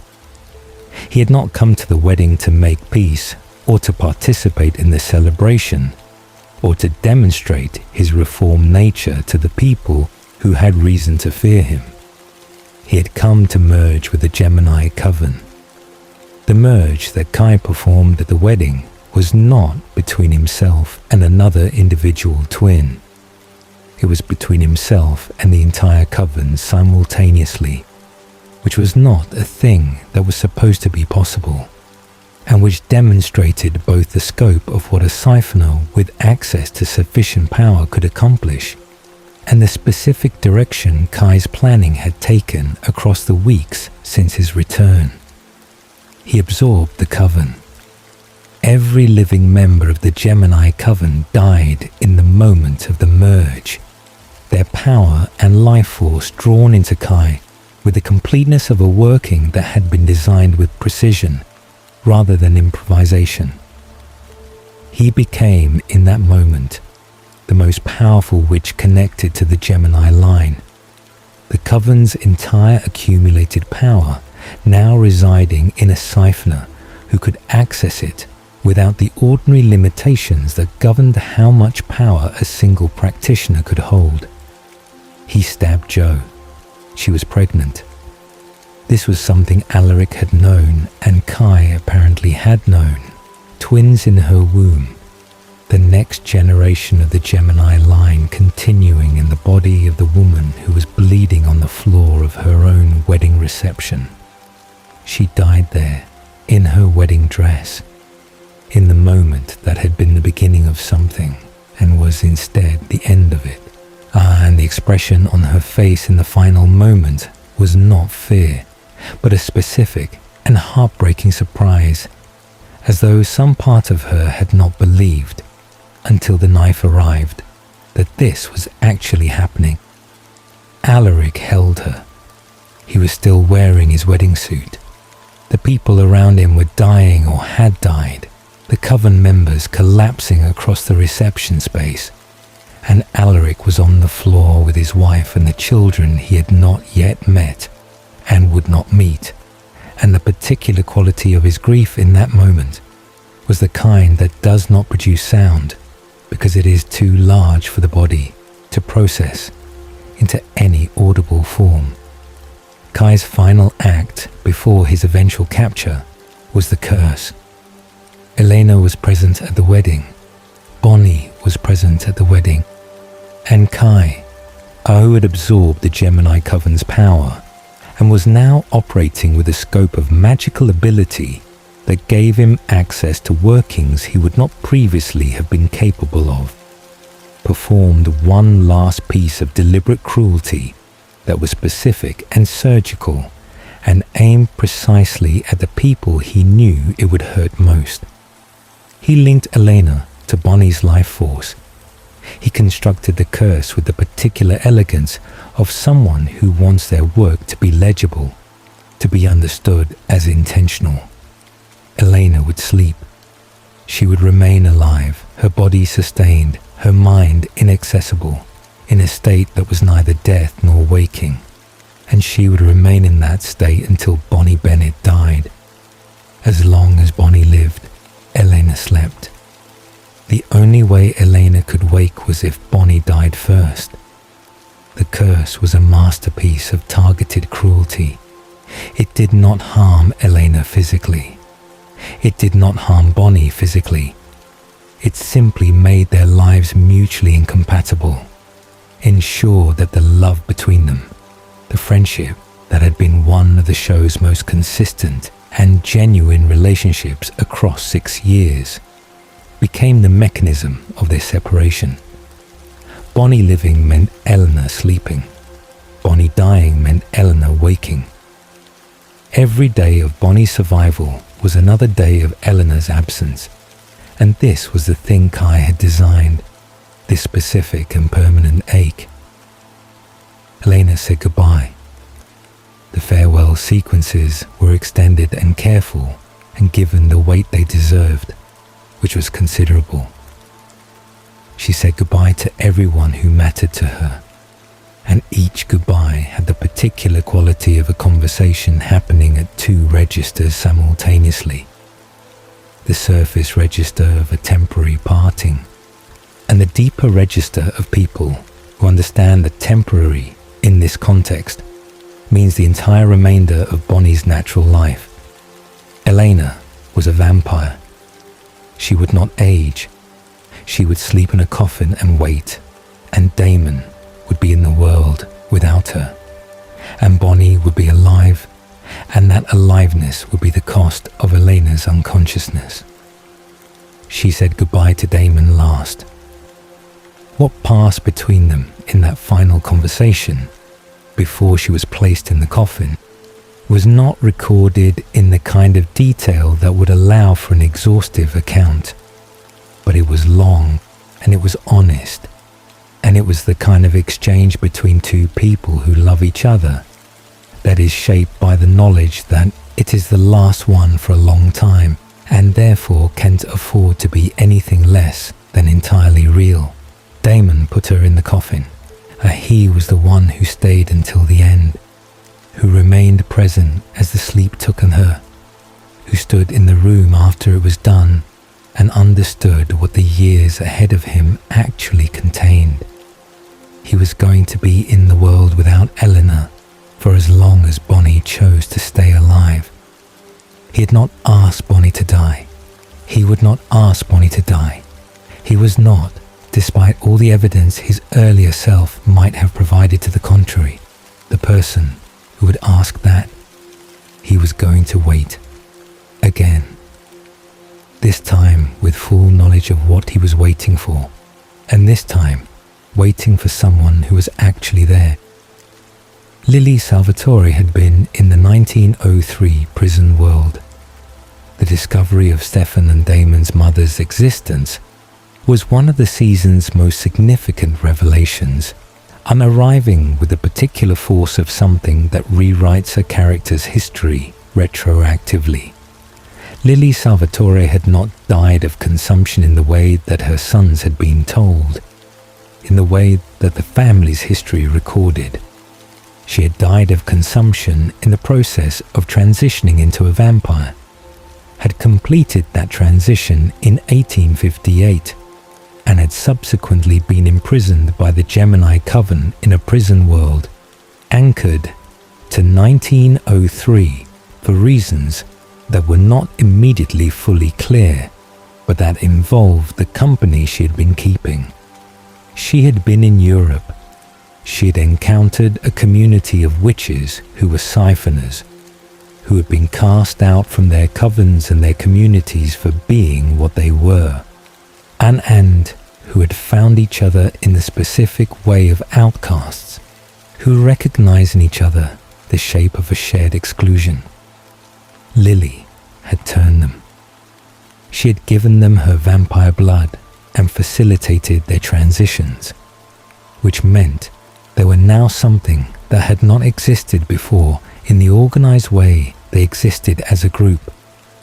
Vampires who could siphon magic, which meant vampires with access to an effectively unlimited power source, which meant beings whose combination of vampire physical capability and witch-derived magical ability placed them in a category of power that went beyond either constituent species. The heretics. That was what they were called, and the name carried the judgment that had been placed on them by communities that understood what they were and found it threatening in the deep structural way of things that violate fundamental categorical boundaries. There were 6 of them. Bo, whose vocal cords had been damaged, communicating through other means, possessing a capacity for violence that his quietness in no way diminished. Malcolm, the first of them to encounter the present-day Mystic Falls and the first to die in it, killed before the full scope of what his community represented had been understood. Nora and Mary Louise, whose relationship with each other had been the most constant thing in both their centuries of existence. 2 women who had found in each other the kind of partnership that outlasts the world's various attempts to make it inconvenient. Valerie, who was connected to the Salvatore brothers in ways that were not yet visible, and the unnamed others whose individual histories contributed to the collective texture of the group. Lily loved them. This was the fact about her that was most difficult for Stefan and Damon to process, and they processed it differently in the ways that they processed everything differently. Stefan wanted to understand her, wanted to find in her the mother he had been told had died loving him, wanted the relationship to be redeemable. Damon wanted to punish her for having been alive the entire time they believed her dead, for having had a life in which they were not present or considered, for the specific abandonment of children who had mourned a mother who was not actually gone. Lily's complexity was genuine rather than performed. She did love her sons. She also loved the heretics with the specifically intense love of someone who has chosen a family from scratch, who has assembled relationships through deliberate investment rather than biological accident. And the chosen love was not smaller or less real for being chosen rather than inherited. She was placed in the impossible position of being asked to prioritize, and she navigated it with the imperfect choices of someone who does not have a good option available and is doing what she can with the inadequate options that exist. Valerie's secret arrived with the weight of something that had been stored at significant personal cost for over a century and a half. She had known Stefan in 1863, before the events of the Roundup, in the period of Stefan's human life that predated Catherine's arrival. They had met, and what had developed between them had been genuine on both sides. A connection that moved beyond the ordinary social interactions available to young people of that era, and into something that both of them recognized as significant. Valerie had been sent to Mystic Falls by Lily, who was in Europe, to observe the sons she could not reach. She had found Stefan and had loved him in the specific way of someone who was not expecting to, and therefore had no defenses prepared. She had become pregnant. The child was Stefan's, and she had been carrying this knowledge when Julian had found out.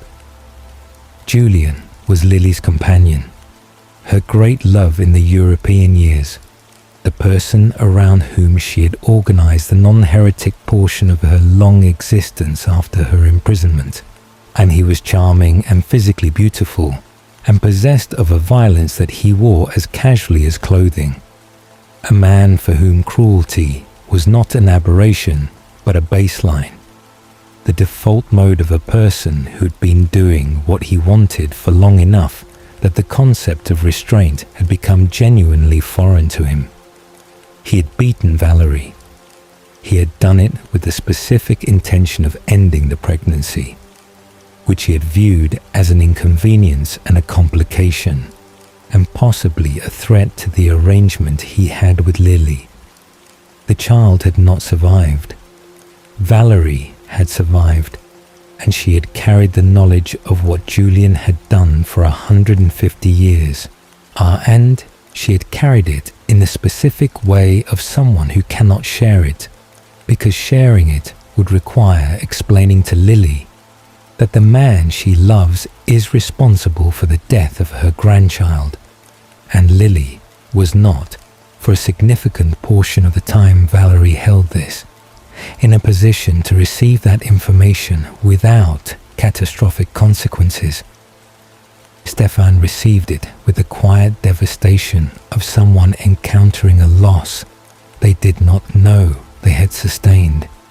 He had not known about the child. He had not known about Valerie's pregnancy or Julian's intervention.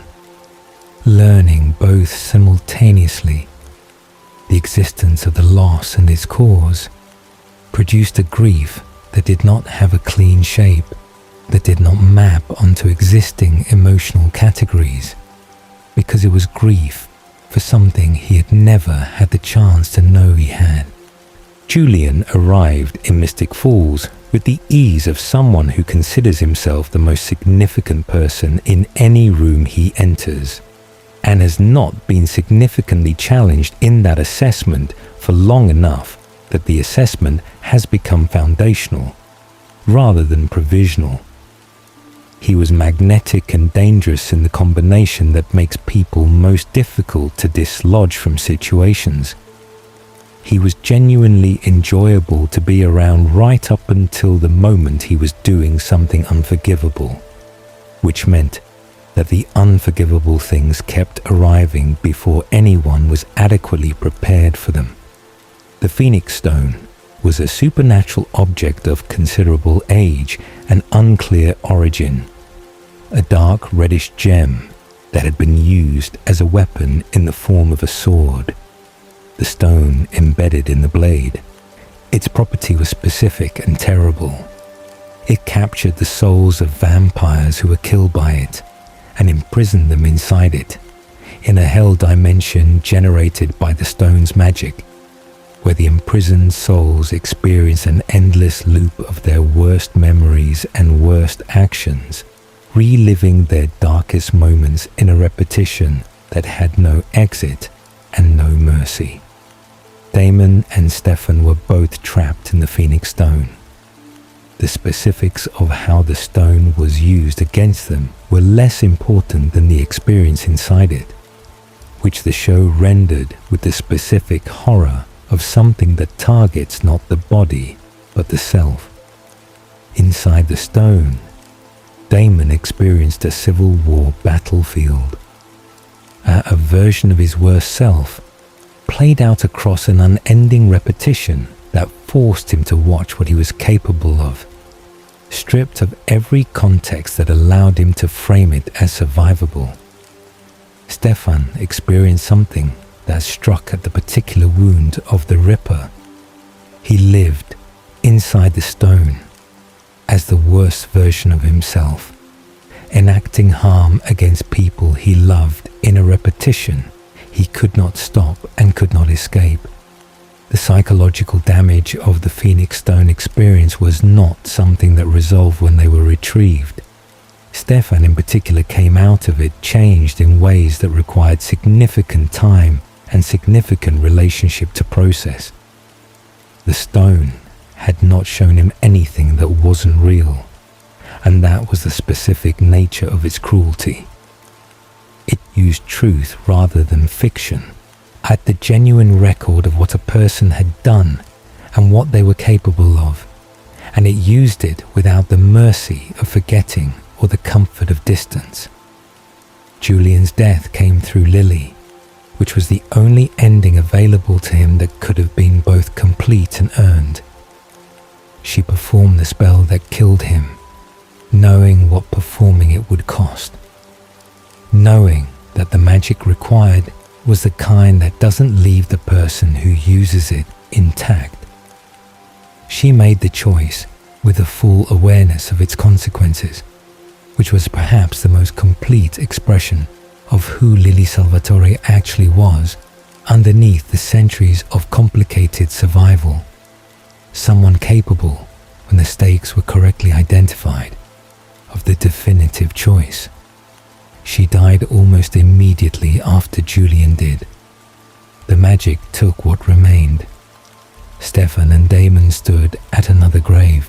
Had their mother, who had been dead for over a century and a half, and then had not been, and then was again, was gone in the final and permanent way, and the grief of it was complicated by everything that had made their relationship with her complicated.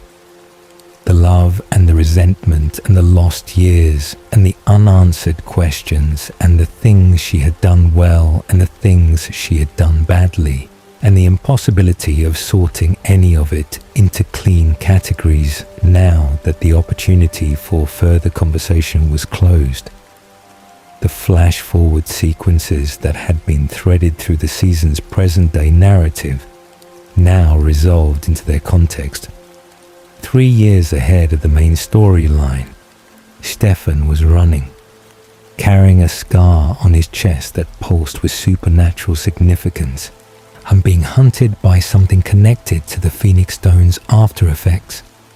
The future that had been glimpsed across the season. A Mystic Falls further changed, relationships reconfigured, new threats operating, was no longer a mystery, but an approaching reality. The Phoenix Stone's hell dimension had not simply released its occupants cleanly. It had left marks, and the marks had connections to things outside the stone that were not yet fully visible, and the 3-year gap between the present events and the flash-forward future was going to be organized around the consequences of those connections becoming active. Lily was buried. The heretics remained, diminished and reorganized by her loss, their cohesion as a group dependent on a figure who was no longer present to provide it. Mystic Falls absorbed another set of losses, another set of changes, another reconfiguration of who was present and in what capacity. The future was already written in the flash forwards, but the path to it remained to be travelled, and the path was not going to be simple. It never was in Mystic Falls. Simple was the one thing the town had never been able to offer anyone who chose to stay in it. The scar on Stefan's chest was not decorative, and it was not metaphorical, and it was not something that could be managed through ordinary supernatural healing. It pulsed.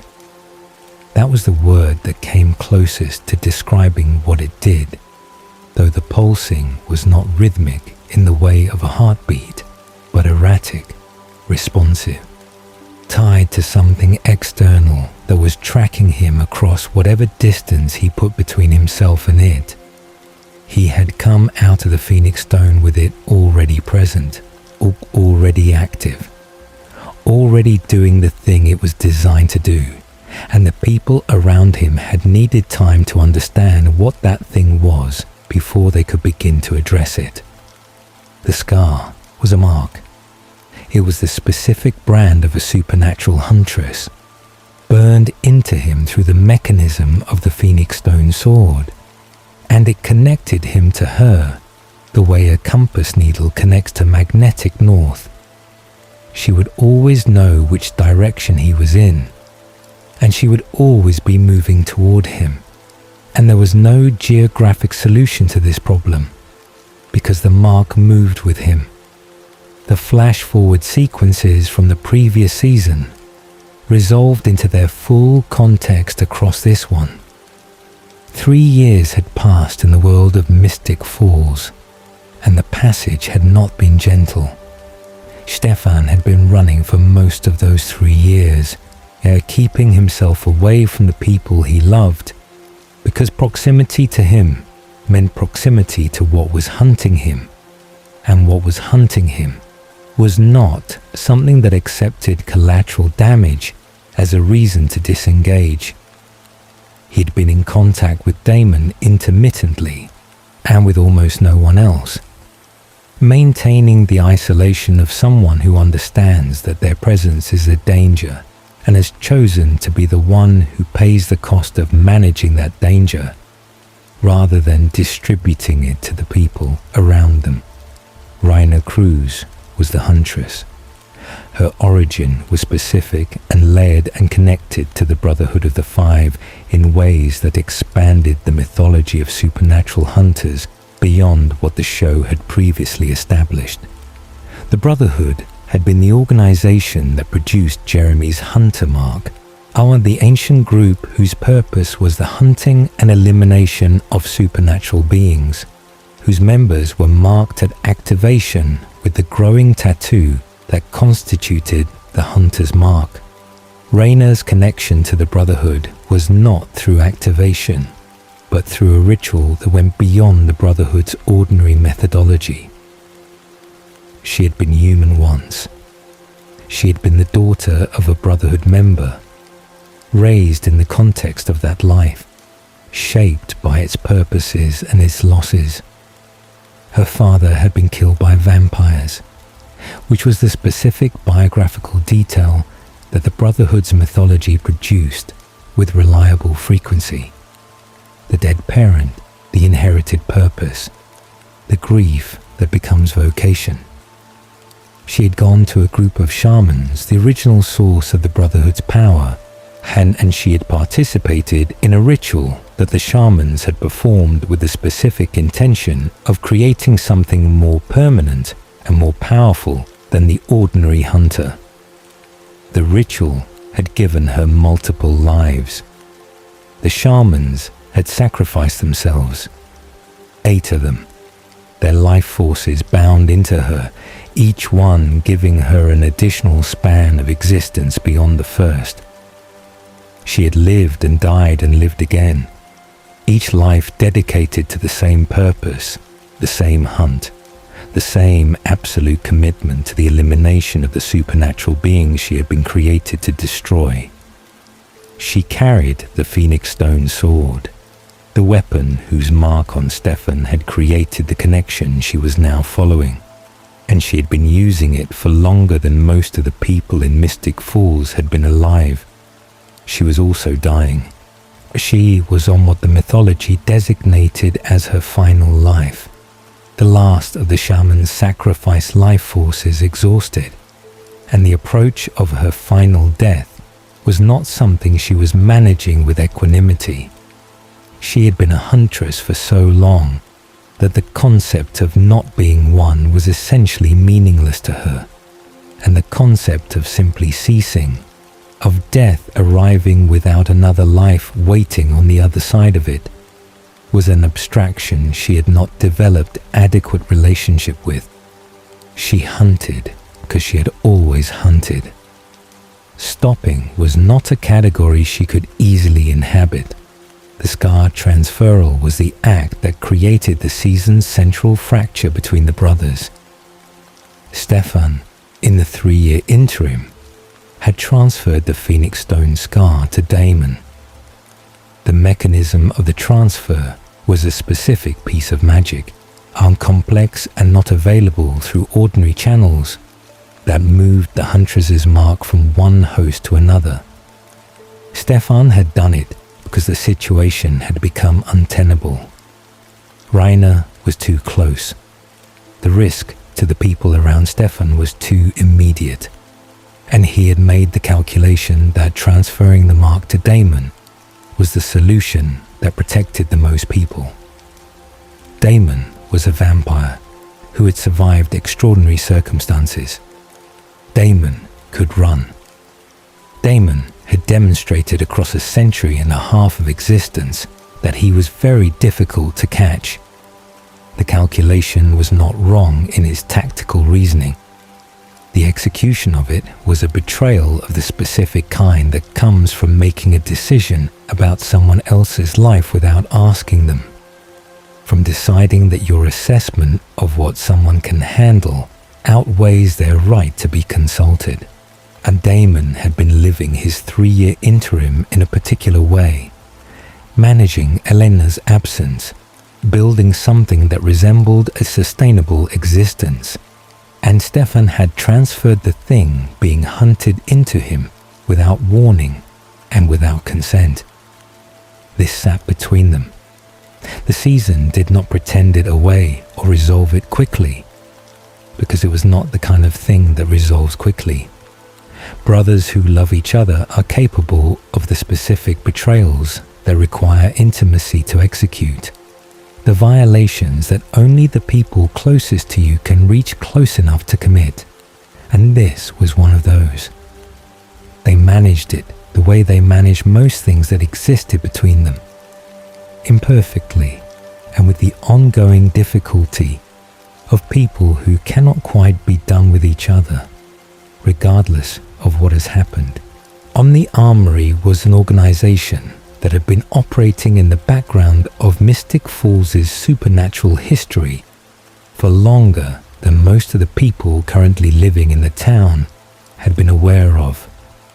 It was a family operation, or had begun as one, constructed around the collection and cataloging of supernatural artifacts, beings, and information with the institutional thoroughness of people who had decided that knowledge was the most durable form of protection available against a world containing things that could kill you in ways that ordinary preparedness did not address.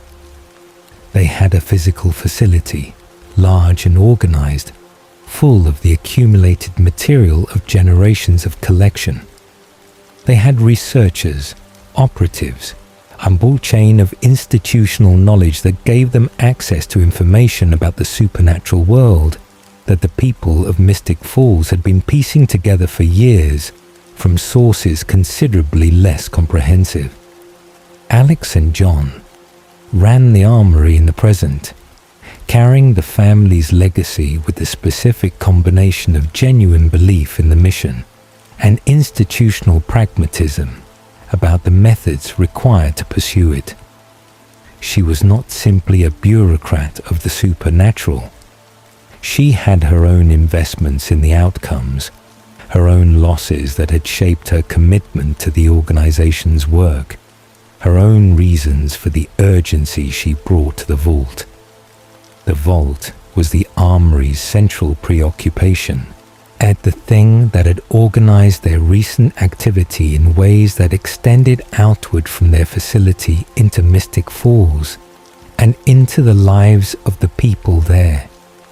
It was a sealed chamber within the armory's facility, contained by layers of magical warding that the organization had been maintaining and reinforcing for as long as the vault had been sealed. The wards were failing. Whatever was inside the vault had been working at them from within, and the structural integrity of the containment was approaching the point where the question of what to do about it shifted from theoretical to urgent. They believed the vault contained something specific, something that their family's historical records indicated had been placed there for a reason, something that the records also indicated was dangerous in ways that their cataloging methodology had not fully characterized, which was itself a significant indicator given the armory's thoroughness. They wanted to open it in a controlled way, with adequate preparation, with the specific magical assistance that the Bennett bloodline could provide. Bonnie's connection to the armory was through her blood, which was the connection that the armory had been tracking since before Bonnie was aware of their existence.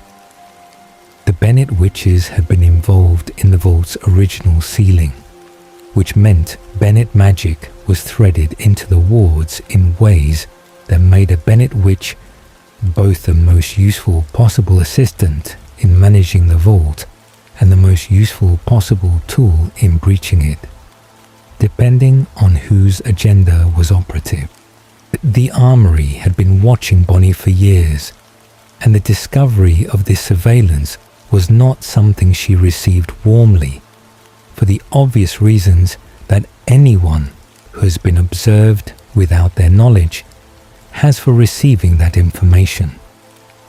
The vault was opened, not under the controlled circumstances the armory had been working toward, not with adequate preparation, not with the full understanding of what would happen when the wards came down.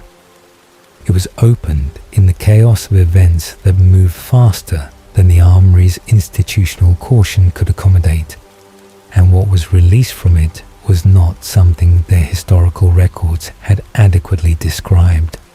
The armory's members, the researchers and operatives and institutional personnel who had been working in proximity to the vault during the period of its opening were consumed, and not killed, consumed, which was a distinction that mattered enormously and that became clear only gradually as the nature of what had been released became apparent. They were alive inside whatever had taken them, functional but inaccessible, their consciousness present but subordinated to something else's purposes. Sybil and Celine were sisters. They were psychic sirens, which was a category of supernatural being that the show introduced at this point with a specificity that distinguished it clearly from the supernatural beings previously encountered. They were not vampires. They were not witches. They were something older and different. Human women who had been transformed by a deal made with a supernatural force that existed at a level of power below the cosmic, but above the ordinary. Arcadius, who would become significant later, Abu, who had been collecting souls for thousands of years through these two instruments. Sybil's history was the more fully rendered of the two, told across the season in fragments that assembled into a portrait of someone who had not begun as a monster and had become one through a combination of circumstance, desperation, and the specific moral erosion that comes from a very long time in service of something terrible. She had been human once. She had been a young woman exiled from her community for reasons connected to her psychic ability, which her community had identified as something wrong rather than something remarkable. Why she had been placed on a deserted island or had arrived there through a process of social exclusion that amounted to the same thing. And she had been alone and starving and at the boundary of survival when she had discovered a way to sustain herself that her previous moral framework would not have permitted and her current circumstances made feel necessary. She had eaten people. She had lured sailors to the island through her psychic ability, her mind reaching out across the water with a particular compulsion that psychic projection at sufficient strength can produce, drawing them toward her, and she had fed on them, and she had survived. She had also, at some point in this period, made contact with Arcadius, whose dimension was the destination for the souls of the people she was consuming, and a deal had been formalized. She would collect souls for him, the souls of the evil, the damned, the people whose lives had been organized around enough harm that Arcadius had claimed to them, and in exchange she would receive power, immortality of a kind, and the continued ability to sustain herself. Celine had come to the island. She was Sybil's sister, connected to her through blood and through the specific quality of someone who cannot leave someone they love to the consequences of choices that were made in desperation. She had arrived, had understood what Sybil was doing, had initially refused and then had been drawn in, had made her own version of the deal, and had been in service to Arcadius alongside Sybil for thousands of years since. The difference between them, as they existed in the present, was in the moral relationship to what they were doing. Celine had retained something, not innocence, nothing so simple, but a thread of genuine care for people outside the category of souls being collected, a capacity for the kind of love that was incompatible with treating every person as either a resource or a target. Sybil had not retained that thread, or had burned through it so completely across the millennia of their service that it was no longer functionally present. Damon and Enzo fell under Sybil's psychic control. This was the season's central horror, and it was rendered with the specific quality of a violation rather than simply a threat. Sybil's psychic ability operated at a level that made the ordinary vampire compulsion look like a suggestion. She did not override the will temporarily or direct it toward specific actions. She rewrote. She went into the minds of the people she was controlling and restructured what was there, replacing memories and feelings and personality with versions shaped to serve her purposes. Damon and Enzo were not simply compelled. They were gradually rebuilt. The people they actually were covered over by what Sybil wanted them to be. And the covering was comprehensive enough that the people who loved them found themselves talking to someone who looked like Damon and looked like Enzo, and was performing a version of both men that was sufficiently accurate to be deeply wrong. Sybil specifically targeted Elena in Damon's mind. She found the place where Elena lived in his memory and in his emotional architecture. the central organizing fact of who Damon had chosen to become over the preceding years, and she worked at it.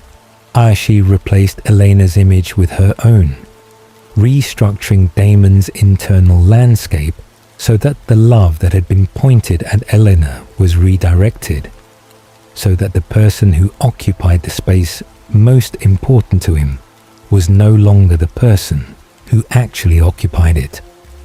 This was the most specific and most terrible thing she did, and it was designed to be both. Specific in its targeting and terrible in its execution, aimed precisely at the thing most likely to make Damon fully hers, and most likely to break the people who loved him when they encountered the results. Elena was in the coffin. She was sleeping, inaccessible, unable to be told what was happening, unable to help.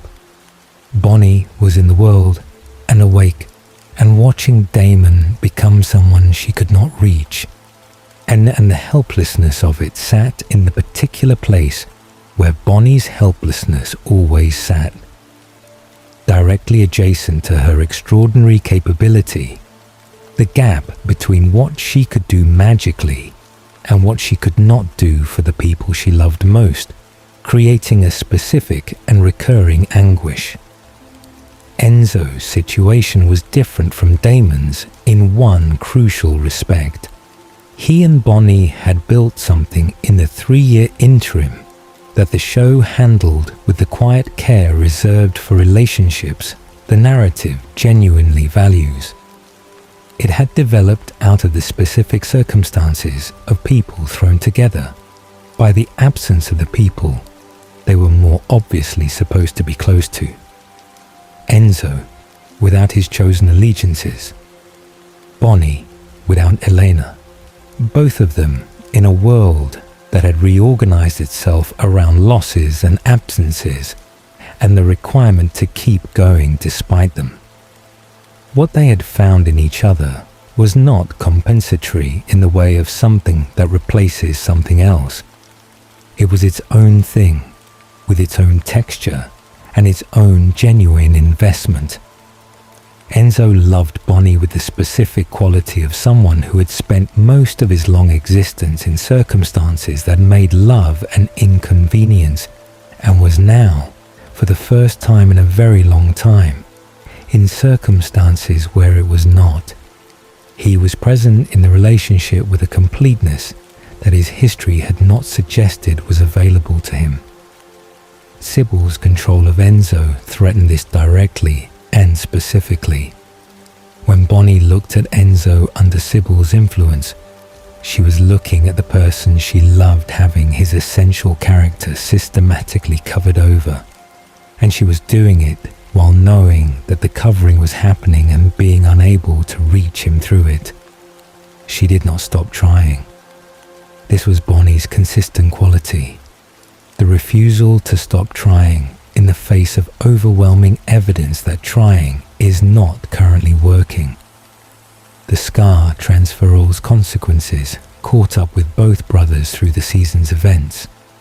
The mark moving and the huntress following, and the geography of the chase organizing the narrative across multiple locations before the situation with Raina Cruz resolved in a way that was both expected and costing. Raina's final life ended. The conclusion of it was not a defeat but a completion. The last of the shaman's life forces exhausted, and what followed her death was a transferal of its own. The huntress's purpose, seeking a new host in the specific way of supernatural purposes that have been cultivated for centuries and do not simply cease when their current practitioner concludes.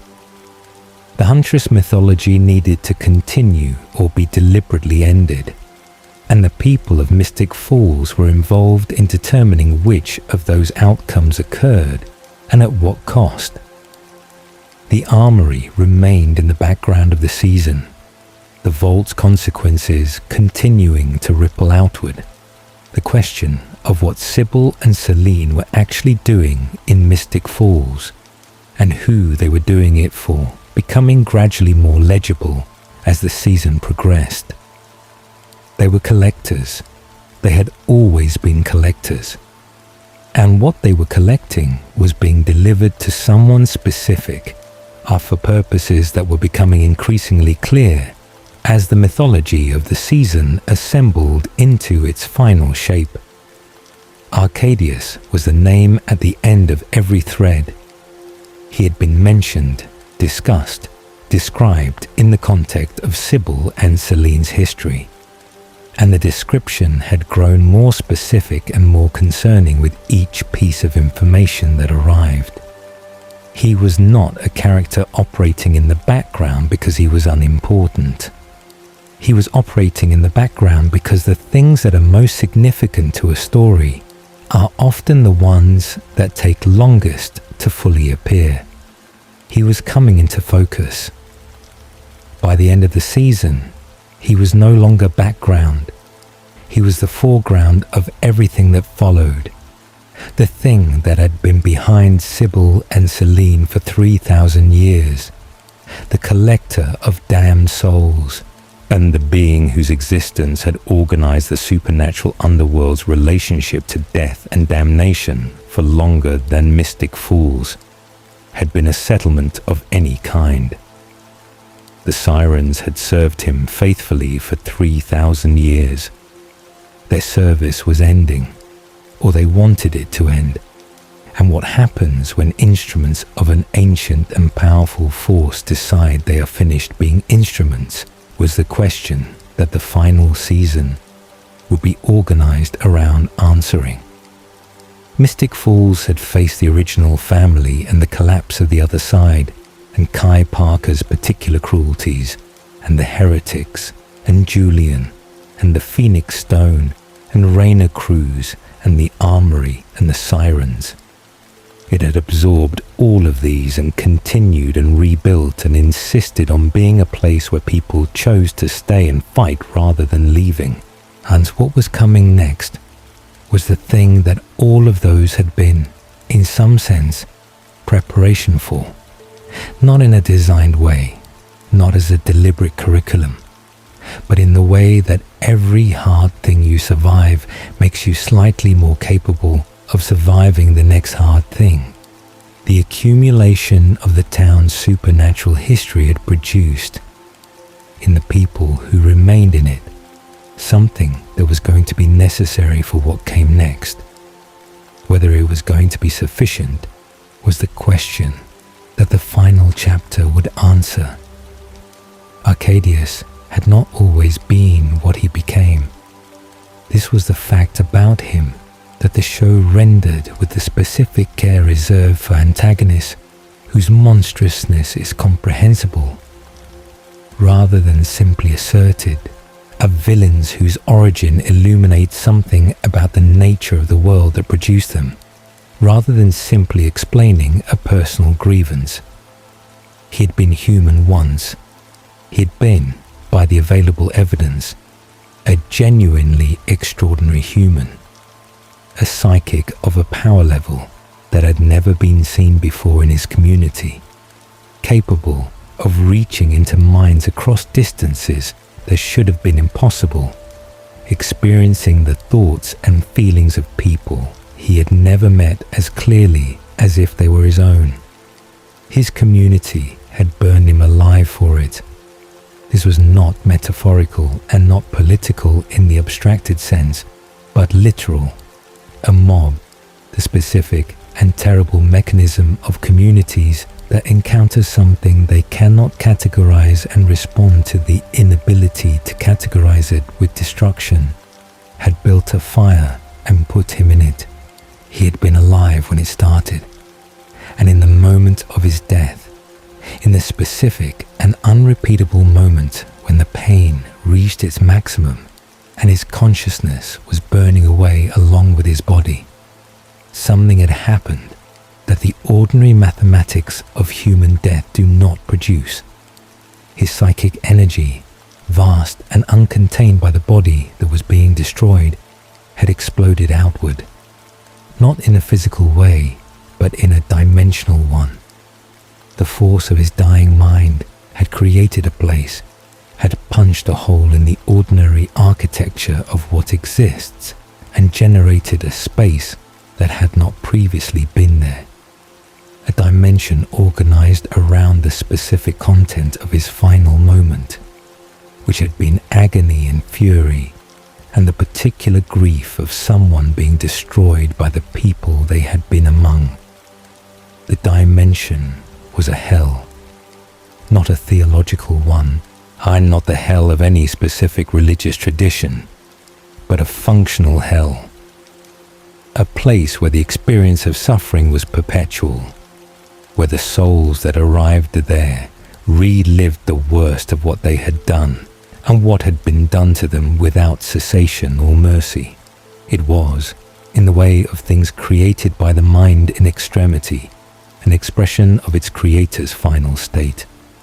Arcadius had died in agony created by his community's judgment of him. His dimension perpetuated agony organized around judgment. The symmetry was not accidental, but it was also not designed. It was the natural shape of something that had come from that particular source.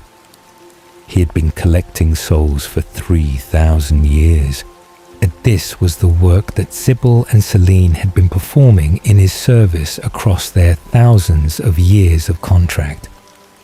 Finding the souls of the evil dead, the people whose lives had organized themselves around enough deliberate harm that Arcadius had legitimate claim to them, and ensuring those souls arrived in his dimension, rather than passing through whatever other afterlife might otherwise have received them. He had built an empire of the damned, a population of souls perpetually suffering, and he had presided over it from his dimension with the specific authority of someone who created the place and therefore defines its rules. The sirens had decided they were finished. Celine had reached the limit of what she was willing to do first, which was consistent with what had been established about the moral difference between the two sisters. She had been moved, specifically and consequentially, by the twins, by Lizzie and Josie Saltzman, Alaric's daughters, children who were alive because of the extraordinary circumstance of their birth from a surrogate after Joe's death at her own wedding, children who carried Gemini Coven blood, and who were, by all available measurement, exactly the kind of people that someone who had retained a thread of genuine care for people outside the category of souls being collected would be moved by. Lizzie and Josie were young. They were funny and particular and possessed of the specific vividness of children whose magical nature is fully expressed rather than latent. They could feel things that other children could not feel, and could access abilities that made their childhood simultaneously more extraordinary and more complicated than the childhood of children without magic. They were also simply children, with children's needs and children's vulnerabilities, and children's complete inability to deserve whatever the adults around them were considering doing to them. Celine had offered them to Cade. She had identified the twins as potential replacements for herself and Sybil. Young psychics whose power could be cultivated into the specific capability required for soul collection, whose youth meant that their moral frameworks were not yet fixed in ways that would make their service impossible to engineer. She had told Cade about them. She had proposed the exchange.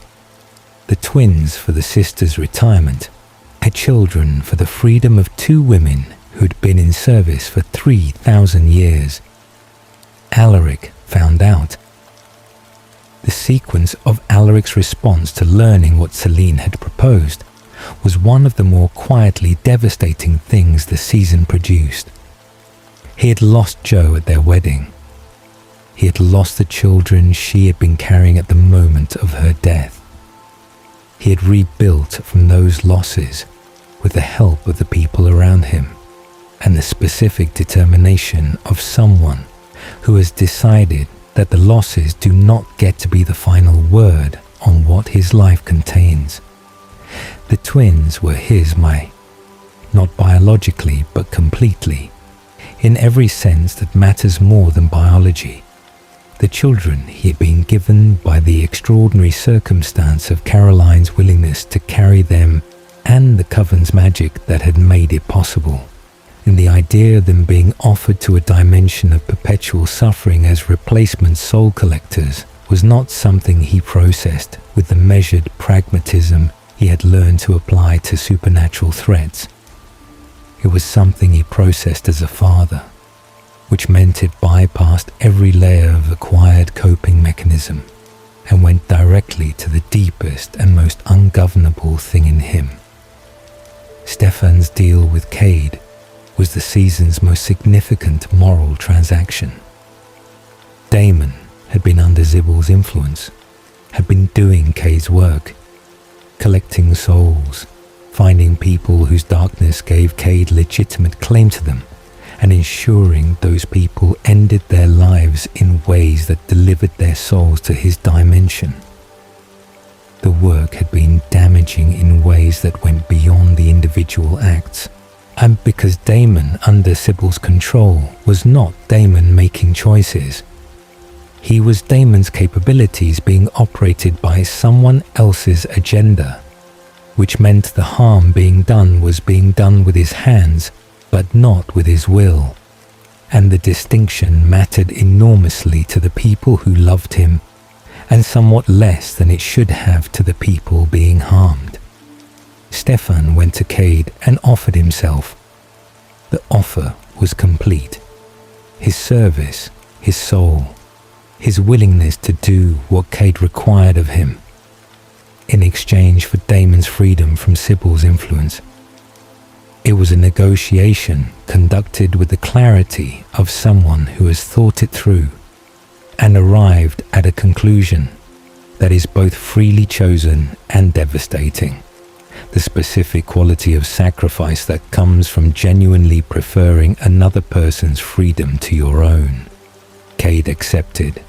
He was a being whose relationship with the concept of value was organized entirely around souls and their relative worth. And Stefan Salvatore's soul, the soul of the Ripper, the soul of someone who had spent a century and a half oscillating between genuine goodness and genuine violence, who had killed and repented and killed again, and carried the weight of both with the specific gravity of someone for whom neither was light, was valuable in the specific way that complicated souls are more valuable than simple ones. Damon was freed from Sybil's control, or rather, the mechanism of the control was disrupted in a way that allowed who Damon actually was to reassert against what Sybil had been building over him. The return was not instantaneous, and it was not clean. It was gradual, and the real Damon emerging through the covering, the way a person emerges from something they've been buried under, aware that they've been away and struggling to calibrate the distance between where they went and where they came back to. The memories of Elena, which Sybil had worked so hard to replace with herself, returned. This was both the most important and the most painful aspect of his recovery. The restoration of the internal landscape that Sybil had restructured. Elena coming back into the place she had occupied, and with her return the full weight of her absence, of the coffin, of the curse, of the years that remained before Bonnie's life concluded, and Elena could wake. Stefan under Cade's influence was something different from Stefan under Klaus's influence, because the mechanism was different. Klaus had required Stefan's compliance through the external pressure of a deal and the threat of consequences to people Stefan loved. Cade required something more interior. He wanted Stefan's soul to be engaged in the work, not simply Stefan's actions. He wanted the Ripper, not as a performance, but as a genuine expression of what Stefan was capable of. And the specific cruelty of this was that the Ripper was real. It was not a separate entity or a supernatural imposition. It was a part of Stefan that existed alongside everything else he was. And Cade's demand was that Stefan stop managing the boundary between them. Stefan's humanity was turned off during a portion of this period, which in the show's mythology meant the specific state of a vampire who has flipped the switch that governs emotional experience, who has removed the pain by removing the caring that makes pain possible. The no humanity state was not, in the show's consistent treatment, a transformation into a different person, but a removal of the parts of the person that generated restraint.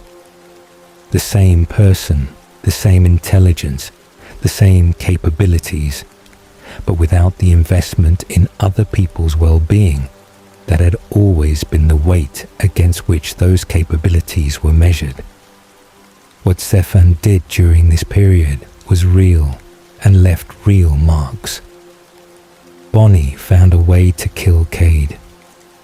The discovery that Cade could be killed at all, that a being who had existed for 3,000 years, who had created an entire dimension at the moment of his death, who had been collecting souls at a scale and for a duration that placed him in a category beyond any antagonist the show had previously featured, was not in fact unkillable, arrived through the specific research methodology that Mystic Falls had developed across 8 years of dealing with things that weren't supposed to be killable and finding ways to kill them anyway.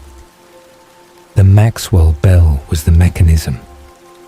It had been forged in Mystic Falls centuries ago, connected to the town's history through the Maxwell family line, which was Matt Donovan's line, which meant that Matt, the character who had been the show's persistent emblem of ordinary humanity, and the one person who had remained human throughout the entire span of events, was connected to the solution through his ancestry in a way that closed a loop the show had been building toward without fully announcing it. The bell, if rung a specific number of times, 12, would generate a frequency that killed psychics. Not vampires, not witches, not supernatural beings in the categories that the town had been managing for years, but psychics specifically. Cade was a psychic, the first and most powerful one, and the bell had been forged by a Maxwell ancestor who had known about Arcadius and had built the weapon with the specific intention of one day being used against him. A forward-thinking act of preparation that had survived through the family's history as an object whose purpose had been forgotten until it became relevant. 12 rings. The problem was that the bell's rings also had secondary effects. Each ring caused damage in the supernatural geography of Mystic Falls, disruptions that had physical consequences for the people and the place. Getting to 12 without the secondary effects, causing catastrophic damage, was a logistical problem that required coordination, required timing, required the specific kind of organized effort that Mystic Falls had learned to produce when the alternative was unacceptable. Cade was destroyed. The bell rang its 12 rings, and the frequency it generated reached into whatever form Cade occupied in the world and undid it, the 3,000-year existence concluding in the specific way of things built on psychic energy, meeting a force specifically designed to negate psychic energy. His dimension did not collapse with him. The souls there remained, the place continued to exist, because the dimension had a life independent of its creator once created, sustained by the accumulated energy of 3,000 years of collected souls. Catherine Pierce was revealed as its new ruler. This was the season's most significant revelation, and it arrived with the quality of something that had been true the entire time and was only now being made visible. Catherine had died as a human, the cure metabolizing out of her system and taking her mortality along with it, and her soul, the soul of Katerina Petrova, who had spent 500 years surviving through methods that gave Cade legitimate claim to it, had arrived in the dimension and had done what Catherine Pierce did in every situation she found herself in. She had assessed the power structure, identified the opportunities, and made herself indispensable. She had been influencing events from inside the dimension. The specifics of how were connected to the psychic architecture of the place, the mechanism through which Cade's dimension connected to the living world, through the sirens and through the deals made with living agents. Catherine had been working those connections with the patience and precision of someone who has had a long time to plan and no distractions from the planning. She had been pulling threads whose other ends were attached to events in Mystic Falls, shaping outcomes from inside a hell dimension the way she had always shaped outcomes, by identifying what each person wanted and finding a way to make their wanting serve her purposes. Her plan for Mystic Falls was destruction, not complicated destruction, not the elaborate multi-stage plan that had characterized her machinations across 500 years. Something simpler and more direct, shaped by the specific quality of Catherine's relationship to Mystic Falls. This was the town that had rejected her in 1864, that had burned her friends and shot her lovers and forced her to run for the better part of a century, that had been the site of her human death and the origin of every significant loss her life had contained. She wanted to destroy it. Hellfire was the instrument, a force generated by and connected to Cade's dimension. Hellfire was not simply fire with supernatural properties, but something categorically different.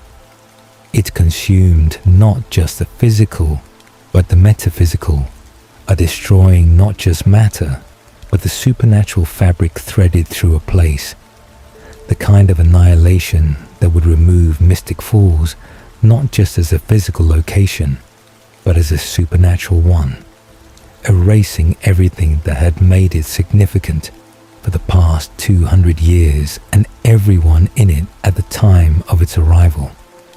Catherine intended to redirect the Hellfire into Mystic Falls. She was positioning the mechanism of its release from her place in the dimension, and the living world response to this required the evacuation of the town and the construction of a plan to redirect the Hellfire before it arrived at its intended destination, which required both Bennett Witch Power and the Maxwell Bell and the tunnel system beneath Mystic Falls that connected the various underground spaces the town had accumulated across its history. The Salvatore School had been founded.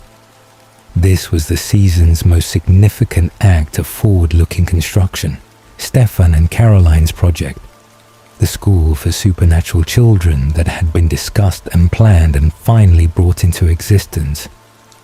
Named for the Salvatore family, not as a monument to what Stefan and Damon had been, but as a statement about what they were choosing to become.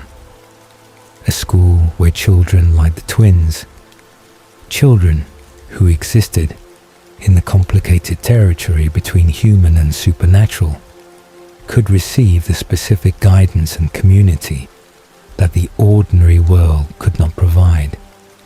It was the most hopeful thing either brother had done in a very long time, and the naming of it was an act of reclamation.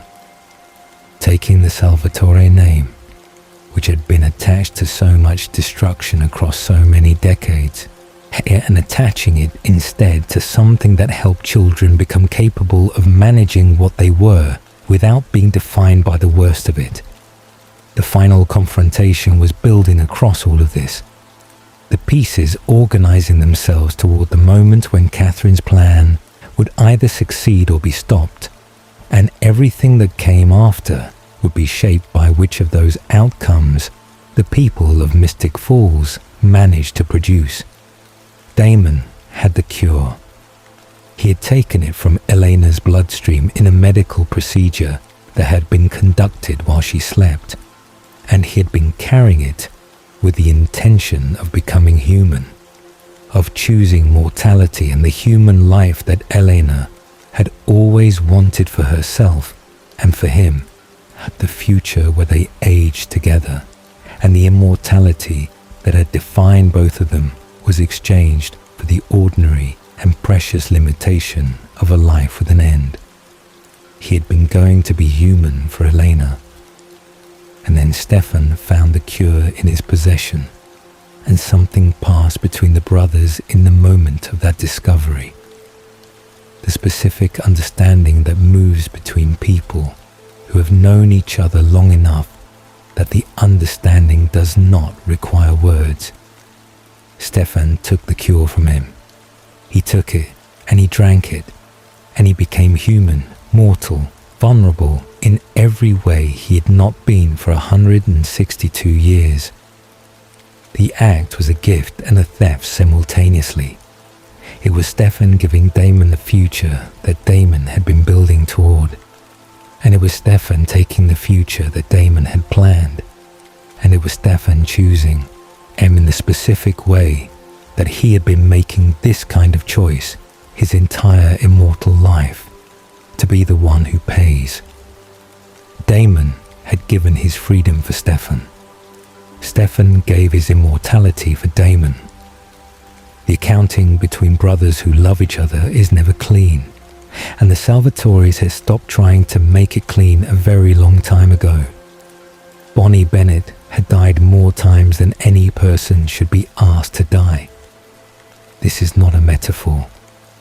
It is the literal accounting of what the show asked of its most consistently sacrificed character across 8 years of supernatural crisis. She had died and returned and died again and returned again, each time paying the cost that the Bennett line had been paying in Mystic Falls since before the town had its current name, since before the founding families had arrived to found anything. She had channeled power beyond what her body could safely contain. She had served as the anchor to the other side, feeling every supernatural death as physical pain for the duration of her time in that role. She had spent months alone in a prison world that had been designed to break a person through repetition and isolation. She had given and given and given with the specific generosity of someone who has decided somewhere in their formation that their gifts exist in service of the people they love and not primarily in service of themselves. And she had survived all of it. This was the fact about Bonnie Bennett that the series built toward across its entire run. Not that she was indestructible, not that she was protected by narrative convenience, but that she was genuinely, constitutionally, specifically the kind of person who does not stop. It was not that nothing could kill her. Everything had killed her at one point or another. It was that she kept coming back, and each time she came back she was still recognizably, fundamentally herself, which is perhaps the more difficult kind of survival. The Bennett bloodline in Mystic Falls extended back further than the town's European settlement, which was itself a fact that most of the town's residents, even those aware of the supernatural history, did not fully appreciate. The Bennett witches had been here before the founding families. They had been here before the compact with the original vampires that had organized the early relationship between Mystic Falls and the vampire world, and they had been woven into the place with the specific permanence of a people whose magic and whose history had become part of the land's own memory. Emily Bennett had been the first of the Bennett witches that the show made fully visible. Catherine's companion in 1864, the woman who had sealed the tomb and hidden the crystal, and made the choice that had reverberations across 145 years. She had been a woman of enormous power and carefully considered ethics, navigating the impossible position of serving a vampire while maintaining a moral code that was her own rather than her employer's. She had saved lives with the sealing of the tomb, lives that would have been lost to simple extermination if she had not intervened. She had also, in the saving, created the conditions for a century and a half of consequences that she could not fully have anticipated. Sheila Bennett had been Bonnie's grandmother and teacher, the woman who had held the Bennett knowledge in the present generation and had transmitted it to Bonnie with the urgency of someone who understands that the transmission is more important than the transmitter. She had died opening the tomb, which was the established pattern of Bennett witches in Mystic Falls. They paid for the interventions they made in the town's supernatural life with the thing that was most costly to give. Sheila had paid with her life, and she had known this was likely, and she had done it anyway. And the knowledge of her willingness had shaped Bonnie's understanding of what it meant to be a Bennett witch in ways that were not always comfortable, but were always clarifying. Abby Bennett was Bonnie's mother, which should have been a source of stability and inheritance, but was instead a source of complicated feeling that the show handled with more honesty than such relationships often receive. Abby had left. She had left when Bonnie was young enough that the leaving had the shape of abandonment, even if the reasons for it were not abandonment in the simple sense. She had desiccated Mikkel, the vampire who hunted vampires, the original's abusive father, decades before the series began, had used the full force of her Bennett power to contain him, and the cost of that containment had been her power itself. She had lost her magic, had lost the thing that made her a Bennett witch in the active rather than the hereditary sense, and she had lost it in the service of Mystic Falls, and she had not been able to stay in a place where she was a Bennett witch by blood, but not by practice, where the identity that had organized her life was still her identity but stripped of its capacity. She had built another life elsewhere, human in the ways that matter and witch in the ways that are simply genealogical fact. She had come back when Bonnie needed her, which was not nothing and was not everything. The relationship between Bonnie and Abby was one of the show's more honestly rendered, complicated parent-child relationships, neither condemning Abby for leaving, nor pretending that the leaving had not left marks that Bonnie carried. Both things were true simultaneously.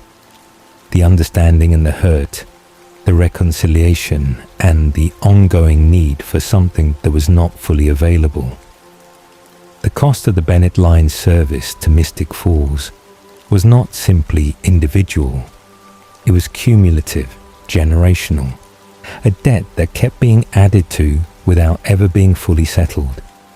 Sheila died for the town. Abby lost her power for the town. Bonnie died repeatedly for the town and for the people in it, and each payment was made freely, and each one was also a weight that the bloodline carried forward into the next generation. The show was aware of this in its better moments, and allowed Bonnie to be aware of it too. She was not simply heroic in a frictionless way, but heroic in a way that cost her genuinely, and that she was permitted to have feelings about. Her relationship with Enzo had been the unexpected grace of the later seasons. Lorenzo St. John had been a vampire since the 1940s, turned under circumstances of institutional cruelty that had left him with the specific and understandable mistrust of people who claimed to be helping while causing harm. He had been experimented on by the Augustine Society, had been used as a test subject, had survived this through a combination of physical endurance and the deliberate maintenance of a small, specific set of loyalties that kept him connected to something worth surviving for. His relationship with Damon was the oldest significant connection of the show's present.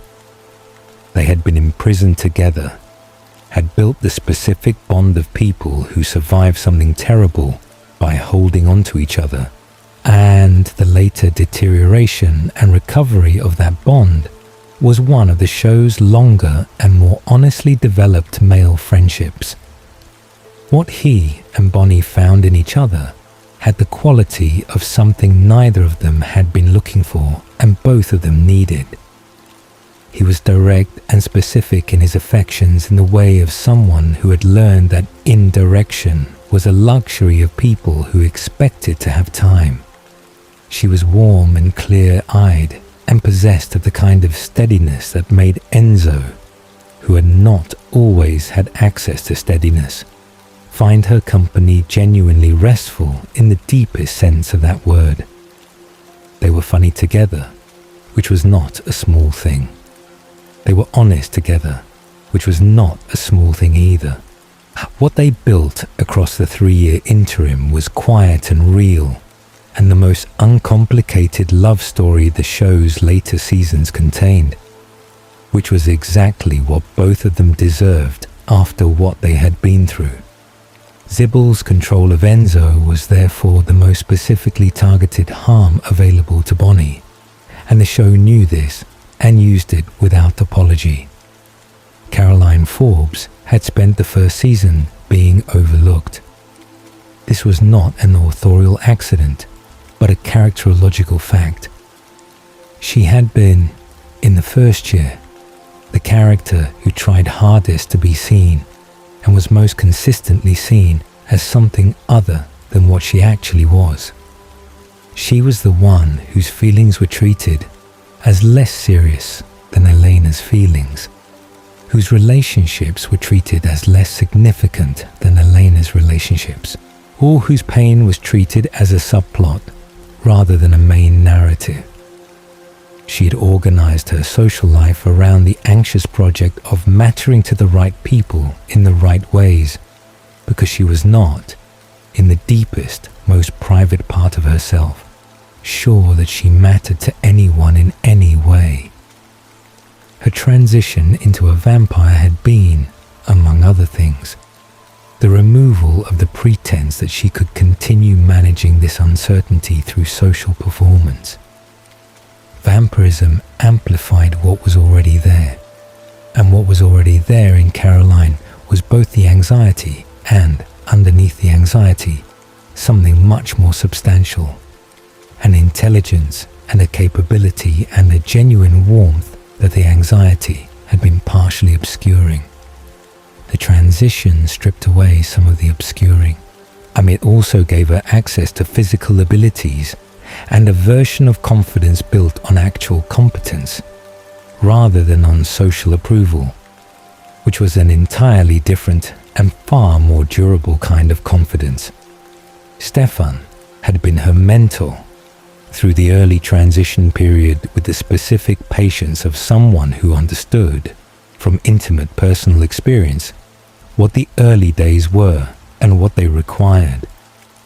Their relationship across the series moved through several configurations: mentorship, friendship, the slow-building romantic connection of two people who had been important to each other for so long, that the romantic possibility was always present, but consistently subordinated to whatever more immediate configuration their circumstances required.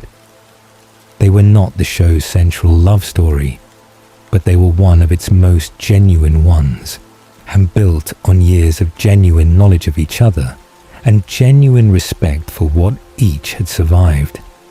Caroline's relationship with Klaus was the complication that the show handled with the specific care of something it understood, was morally ambiguous in ways that required acknowledgement rather than resolution. Klaus saw something in Caroline that she had not fully seen in herself. Not simply her beauty, which the show had established was something she was aware of and uncertain about, but her capability, her potential, the specific quality of someone who is significantly more than the context they are currently operating in, would suggest. He was attracted to this in the way of people who are drawn to vitality they cannot access in themselves, and he expressed the attraction in ways that range from genuinely tender to manipulative to violent, often in close temporal proximity, which is the defining characteristic of loving someone who has organized their existence around power rather than around care. She did not love him back in the straightforward sense, but she was not unaffected by him, and the show was honest about the not unaffected quality without using it to excuse what he had done to the people around her. The complexity existed. The complexity did not require resolution. Caroline made her choices knowing the complexity and moved forward with the clarity of someone who understands the difference between finding someone compelling and deciding to build your life around them. Life. Her twins, Lizzie and Josie, were the experience that most fully revealed who Caroline was underneath every other layer. She had carried them as a surrogate because Alaric needed someone willing to do something extraordinary, and because Caroline understood at some level that existed below the ordinary register of decision-making that this was something she was going to do. She had carried them through the pregnancy with the specific attentiveness she brought to everything she committed to, and she had delivered them, and the bond that formed in the space of that experience was not a lesser bond for lacking the biological component. It was its own category of connection, one that shaped everything she did afterward, with a particular weight of someone who has a reason to care about the future that she did not have before. And she built the school. This was the most complete expression of who Caroline Forbes had become across 8 years of survival and loss and growth. She took the grief of Stefan's death and the love of what they had been building toward together, and she transformed it into something that would outlast both of them. The Salvatore School for the Young and Gifted was Caroline's monument to the life she had been building toward without knowing it. The place where everything she had learned about being a supernatural being in a world that did not make adequate provision for supernatural beings could be given to children who needed it, before the learning came through crisis rather than preparation. Matt Donovan had been the show's most persistent act of faith in the ordinary. He had been there from the beginning, Elena's boyfriend in the first episode, the boy with the uncomplicated life who became, through proximity to Elena and the Salvatores, the person with the most complicated life of anyone who was not supernatural themselves. He had lost Vicky. He had lost Kelly. He had watched his friends become vampires and witches and werewolves and hybrids and everything else the supernatural world offered. And he had remained resolutely, sometimes painfully, human. Not by default. There had been moments when becoming supernatural would have been easier, when the human vulnerability he carried had nearly cost him his life, when the people around him had suggested in various ways that his humanity made him a liability. He had stayed human anyway. This was not stubbornness for its own sake, but a value held with genuine conviction. And Matt believed in the human world, in the ordinary structures of community and law, and the specific dignity of lives that ended naturally. And he acted on that belief consistently, even when acting on it cost him. He had become a police officer and eventually the sheriff of Mystic Falls, which was both the logical continuation of his character's trajectory and a beautiful formal acknowledgement of what he had always been doing, standing between the people of his town and the things that would harm them, without supernatural tools, using only what he had, which had always been enough. His connection to the Maxwell family history, the discovery that his family line included the man who had forged the bell that killed Cade, was the show's way of acknowledging that Matt's role in Mystic Falls' supernatural story had never been incidental, and he had been meaningful all along, connected to the town's history in ways that the surface of his ordinary life did not announce. The human character in a supernatural story is often the character who the narrative treats as less than, whose humanity is a deficit rather than a defining quality. The show's treatment of Matt, at its best, pushed against this. His humanity was his specific and irreplaceable contribution, not a limitation to be managed. Alaric Saltzman's journey across the series was one of its most complete transformations. He had arrived as a vampire hunting history teacher with a dead wife and a Gilbert ring, and a grudge against the supernatural world organized around the specific loss that the supernatural world had caused him. He had been turned into a vampire through the Gilbert ring's interaction with long-term supernatural death. The ring prevented death, but did not prevent the damage of repeated dying. And the accumulated damage had eventually expressed itself as a transition that Alaric had not asked for and did not want. He had died as a vampire, had come back through the collapse of the other side, had been human again, had rebuilt himself from each of these states with the determined pragmatism of someone who has identified surviving as the thing they are primarily going to do. The Salvatore School was his co-creation with Caroline, the project that gave the later years of his life their organizing purpose. Figure he had been a teacher before he understood that the students needed to be taught different things than the ordinary curriculum offered. He had taught history, which it turned out was excellent preparation for teaching supernatural history, for understanding that what looks like mythology is often record, that the past is not safely past, but continuously active in the present, that knowing what happened is the beginning of understanding what will happen and what needs to be done about it. He was a father to Lizzie and Josie, with the completeness of someone who has chosen fatherhood and continues to choose it daily.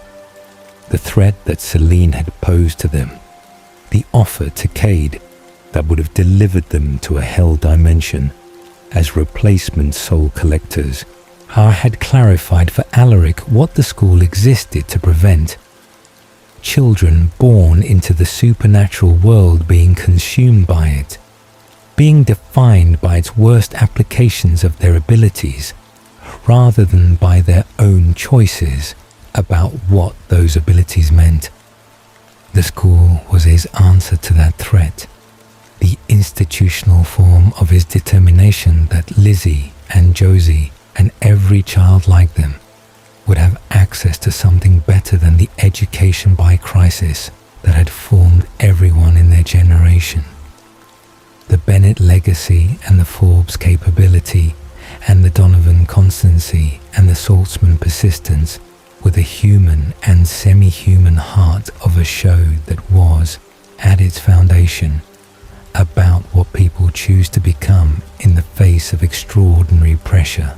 And every supernatural threat the show produced was ultimately a test of this question. What does this crisis reveal about who these people are, about what they value, about what they are willing to do, and what they will not do, regardless of what it costs them to hold the line?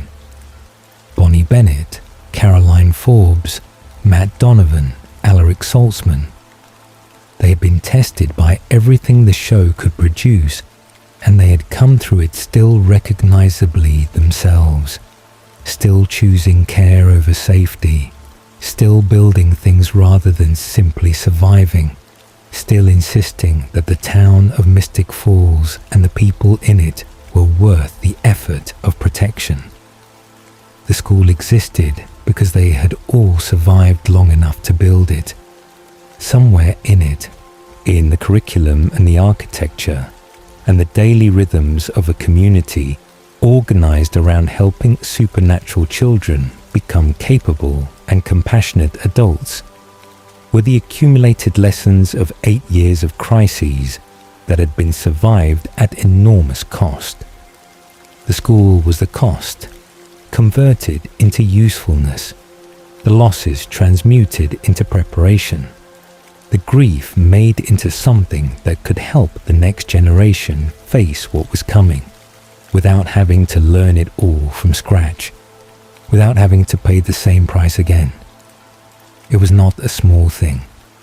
It was, in the specific accounting of what Mystic Falls produced across the span of the story, perhaps the largest thing. Everything else had been survival. This was the beginning of something that could outlast the survivors. Stefan Salvatore had come to Mystic Falls because of Eleanor Gilbert's face. This was the beginning of the story, the simple and slightly uncomfortable fact that sat underneath everything that followed. He had researched her, had found her, had arranged his return to the town of his birth and death around the existence of a girl he had not yet met, whose only initially legible significance to him was that she wore the face of the woman who had destroyed his human life. He had told himself the motivation was curiosity, the need to understand what a living doppelganger meant, and whether it represented danger or opportunity, or simply one more thing in a long list of things that Mystic Falls had produced without adequate explanation. He had believed this for long enough that the belief had given him permission to get close, and then the closeness had become something that curiosity could not adequately describe, and he had found himself in the familiar, impossible position of someone who has walked into something they cannot walk back out of and has stopped wanting to. What he had not expected was Elena herself, not the face, which he had prepared for through weeks of careful observation from a distance, but the person wearing it, the particular quality of her attention in conversation, the way she was genuinely present in a manner that suggested she was actually listening rather than waiting for her turn to speak, the specific courage of someone who had been badly hurt and had chosen, without making a performance of the choice, to remain open anyway. He had expected to encounter Catherine's face and find Catherine's nature, or something adjacent to it, and the beauty deployed as instrument, the self-interest organized beneath a convincing surface. What he found instead was a person whose beauty was entirely unconscious, and whose self-interest was frequently subordinated to care for the people around her in ways that were sometimes wise and sometimes reckless and always sincere. He had fallen in love with her, before he fully understood that was what was happening. This is perhaps the most honest thing that can be said about how it began. Not a decision, not a choice made with adequate information, but an accumulation of small recognitions that assembled into something irreversible before he had the chance to evaluate whether it was wise. The way she wrote in her journal on the first morning he saw her at the cemetery, absorbed and private, entirely unaware of being observed. The way she had looked at him in biology class, without the particular kind of calculation that most people employed when looking at the Cullens, seeing him as a person rather than as a category. The way she had asked him questions and listened to the answers with a quality of attention that, after a century of hearing every thought in every room he entered, felt like a form of rest. Their relationship in the first 2 years had a quality that the show captured with unusual precision. It was genuinely tender. Not the performed tenderness of a story that needs its audience to believe in a central romance, but the specific gentleness of two people who are being careful with each other because they understand, both of them, and that the other person has been hurt, and that hurting them further would be a particular and unacceptable kind of failure. Stefan was careful with Elena because his love for her included the awareness of how much loss she had already sustained, how many times the world had required her to absorb a subtraction from the total of what she had.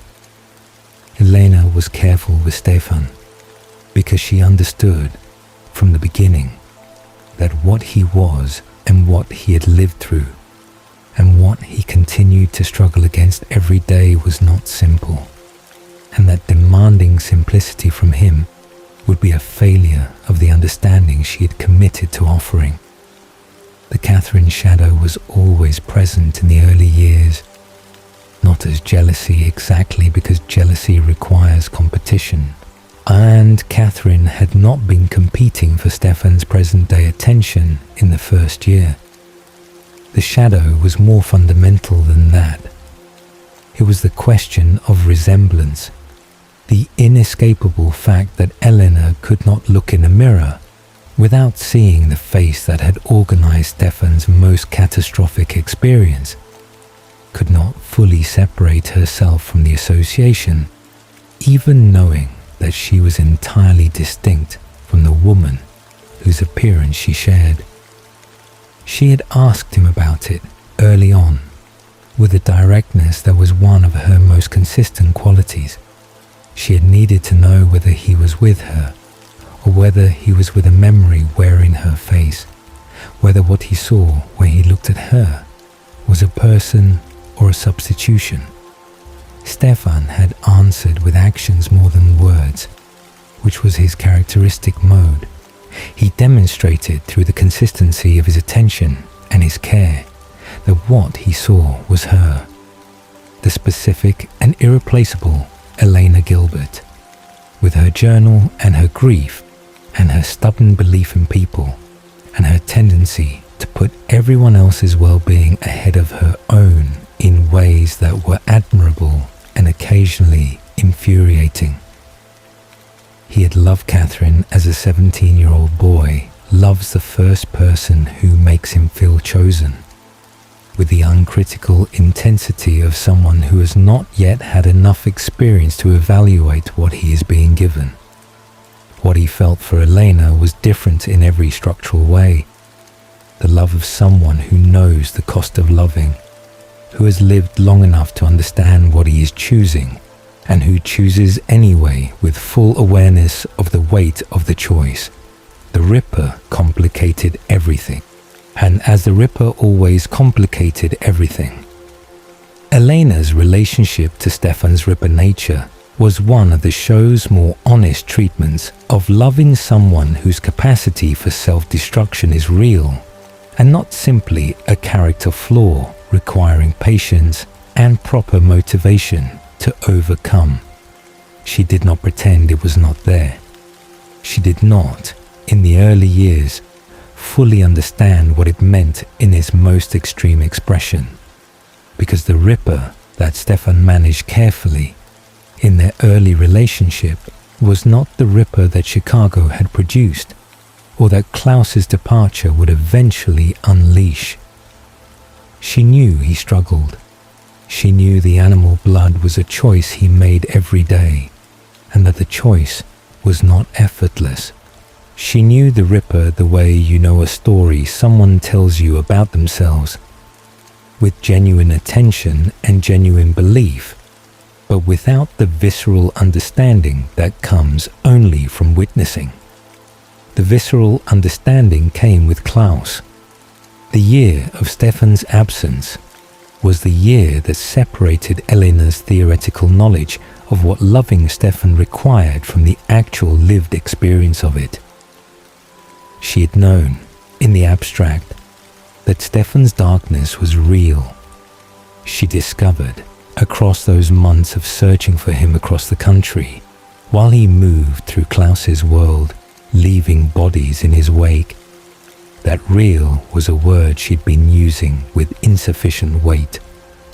She encountered the aftermath of what the Ripper did, not in the careful, controlled way of someone managing their nature with every available tool, but in the full and unchecked expression of a century and a half of suppressed violence given permission. She read about the deaths. She heard about them.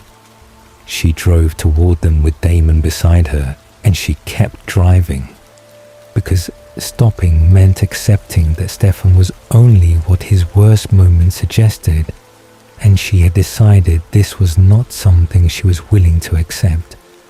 Her refusal to accept it was both the most loving thing she did for Stefan during that period and the most complicated, because the refusal was not entirely separable from the specific quality of Elena's love that could, in its worst expression, become a form of deciding for someone what they were rather than allowing them to be what they actually were.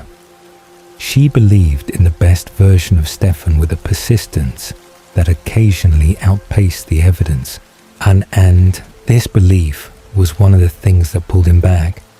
It was not the only thing, and it was not sufficient on its own, but it was real, and it mattered in the specific way that being believed in matters to people who have stopped believing in themselves. Stefan came back. He came back imperfectly and gradually, and with the full weight of what he had done during the Ripper period sitting in him, as the kind of knowledge that does not diminish through time, but simply becomes more familiar, something you learn to carry rather than something that gets lighter.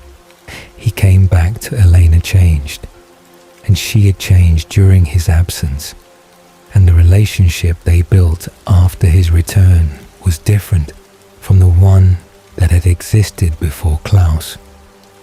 More honest in some ways, more weighted, and two people who now had a fuller understanding of what they were actually committing to, rather than the early version of each other that had been, in some respects, still an idealization. The shift in Elena's feelings for Damon had been building longer than she had admitted to herself. She would have denied it in the second year, and the denial would not have been dishonest, because she genuinely had not accessed the recognition yet. She knew Damon was compelling in the surface sense. The intelligence, the humor, the way he said the true thing that no one else would say, the specific quality of his attention when he was genuinely focused on someone, rather than performing the boredom he had decided was his characteristic mode.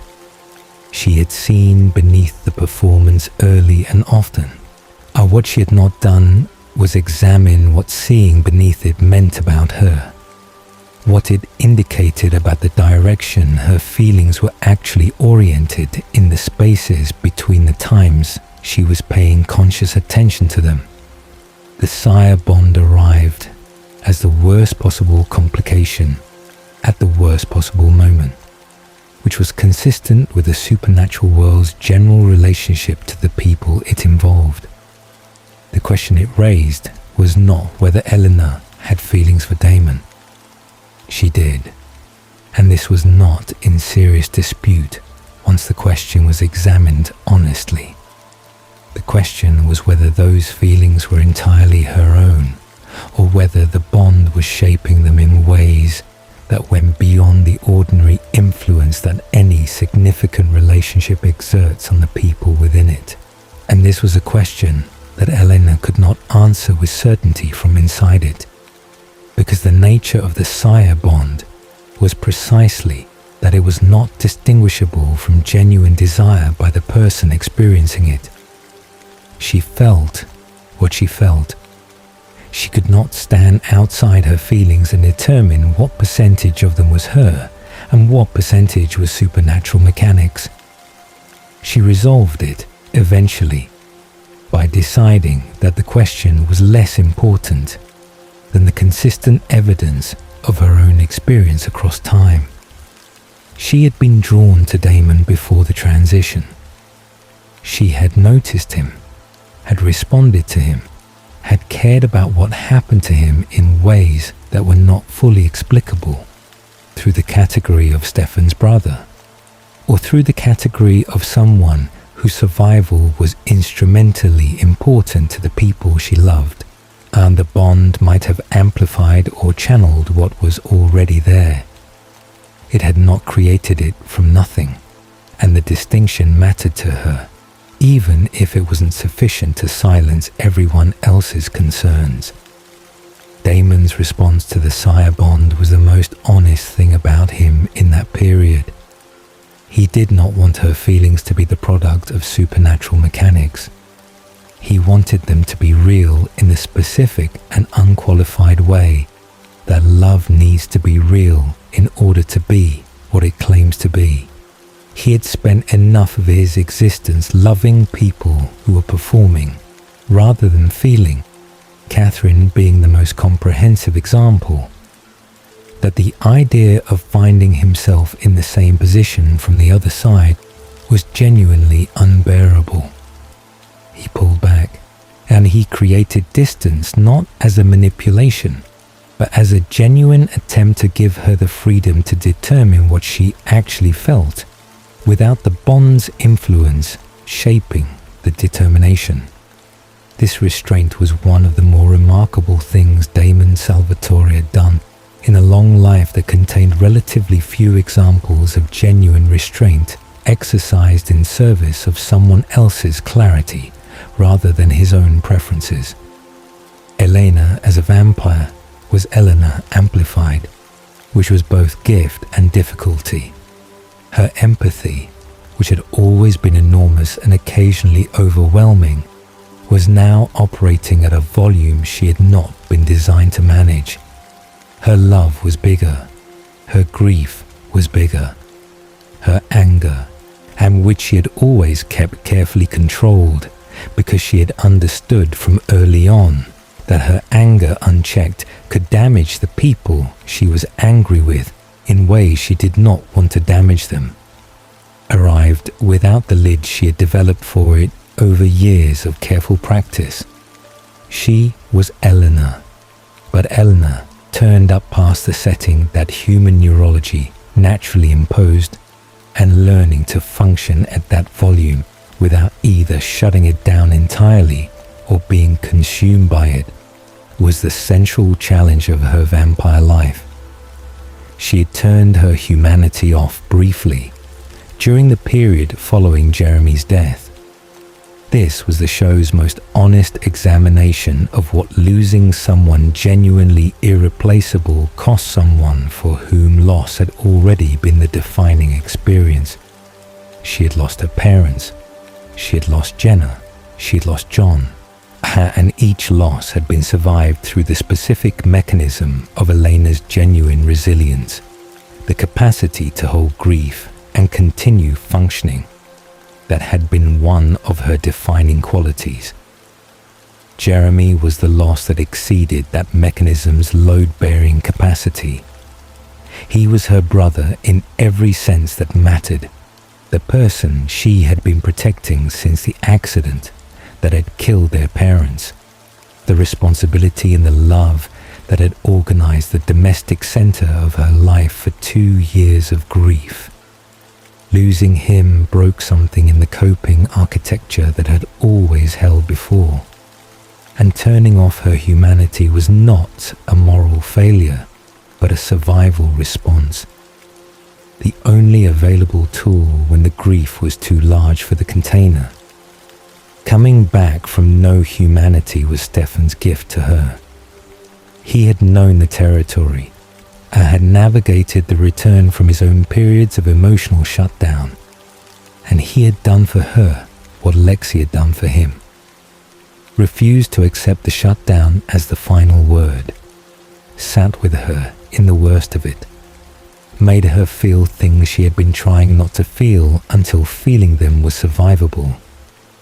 It was the most complete expression of what their relationship had always been at its best.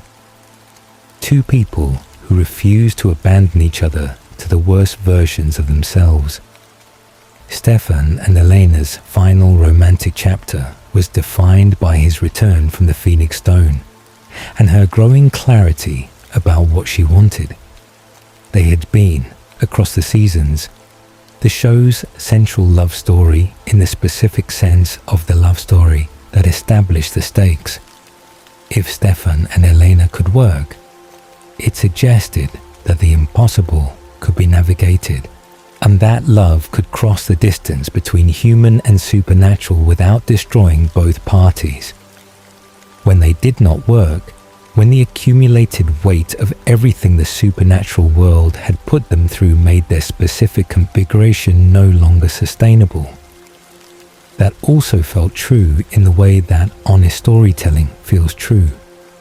Like the recognition of something that was always going to be the case eventually, even if it was not the case immediately. She had loved him first. This was the order in which things had happened, and it mattered in the accounting of the story because first love has a specific quality that subsequent loves do not have.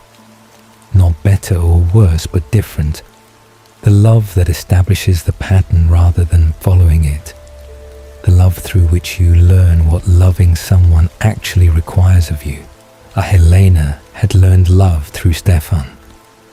Its specific demands and its specific rewards, and the specific ways it requires you to continue choosing, even when the choosing is difficult.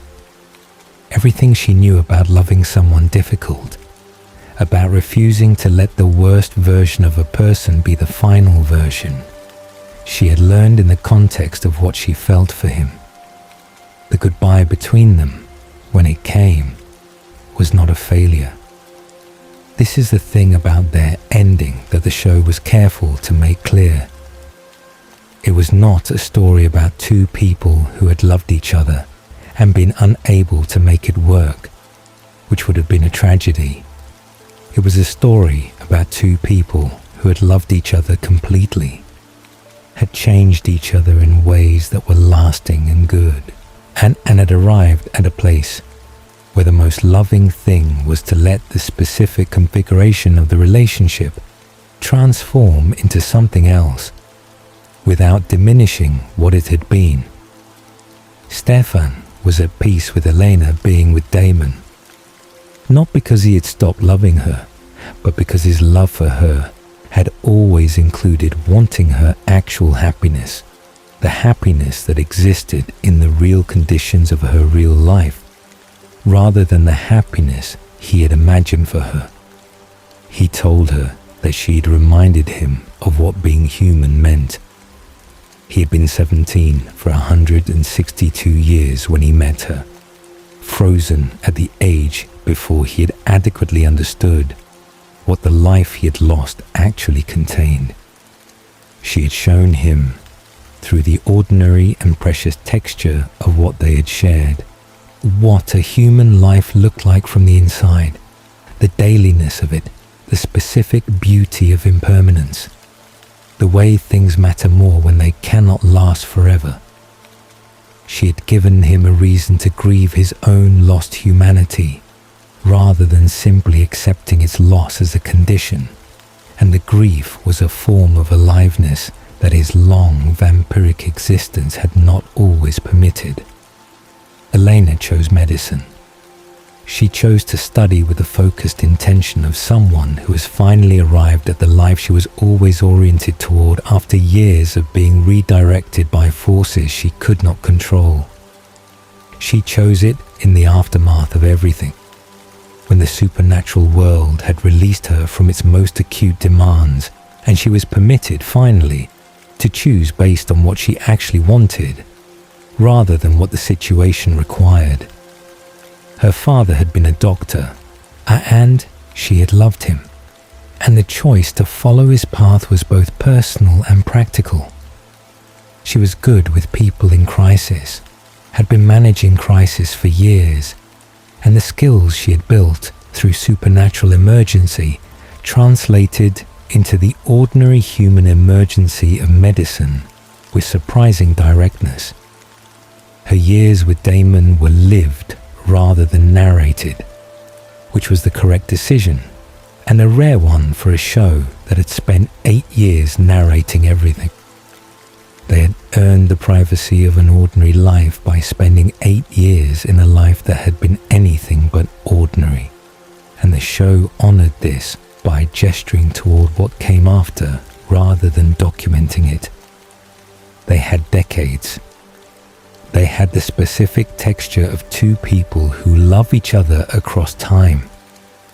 The way the relationship changes as the people in it change, a growing more comfortable and more complex, simultaneously in the specific way of love that is sustained rather than merely initiated. Damon grew old with her. He had taken the cure and become mortal, and mortality arrived with everything mortality brings. The physical changes of aging, the shortening of the horizon, the specific way that time feels different when it is genuinely limited rather than merely conceptually so. He had chosen this. He had chosen it before Stefan took the cure from him, had been building toward it as the expression of what he had become across 8 years of being someone who was, slowly and incompletely, and with considerable backsliding, learning to want something real more than he wanted to want something impossible. He was, by the end, someone who had earned what he received. And this is not a simple thing to say about Damon Salvatore. And the show did not say it simply. It built toward it across 8 years of showing the specific and sometimes terrible ways he had failed, before beginning to show the specific and sometimes remarkable ways he had tried to be better. He had hurt people. He had continued to hurt people long after he understood that hurting people was wrong, because understanding and changing are not the same process, and the distance between them is sometimes enormous. He had loved Elena badly before he had loved her well, had expressed his love through possession and manipulation before he had learned to express it through the much harder practice of genuine respect for who she was and what she wanted. The human life they built together was the evidence that the change was real, and not permanent without effort, not effortless, but real. The daily choice of someone who has decided that what they are becoming is more important than what they have been. Stefan and Elena had started everything. Damon and Elena had finished it, or rather, had continued it, into the quiet, ordinary space of actual life where stories do not end, but simply continue beyond the range of what is being told. The love triangle that had organized the show's emotional center was not, in its resolution, a judgment about which love was better or more deserving. It was an acknowledgement that love takes different forms at different times, and that both Stefan and Elena's love and Damon and Elena's love were real, were complete in themselves, were the kind of love that leaves permanent marks on the people who experienced it. Elena Gilbert had been the still point around which the entire story had turned, not because she was the most powerful or the most strategic or the most supernaturally significant. She had been all of these at various points, but these were not the reason she was the center. She was the center because she was the person who most fully insisted on the humanity of everyone around her, including and especially the people whose supernatural nature gave them reasons to abandon it.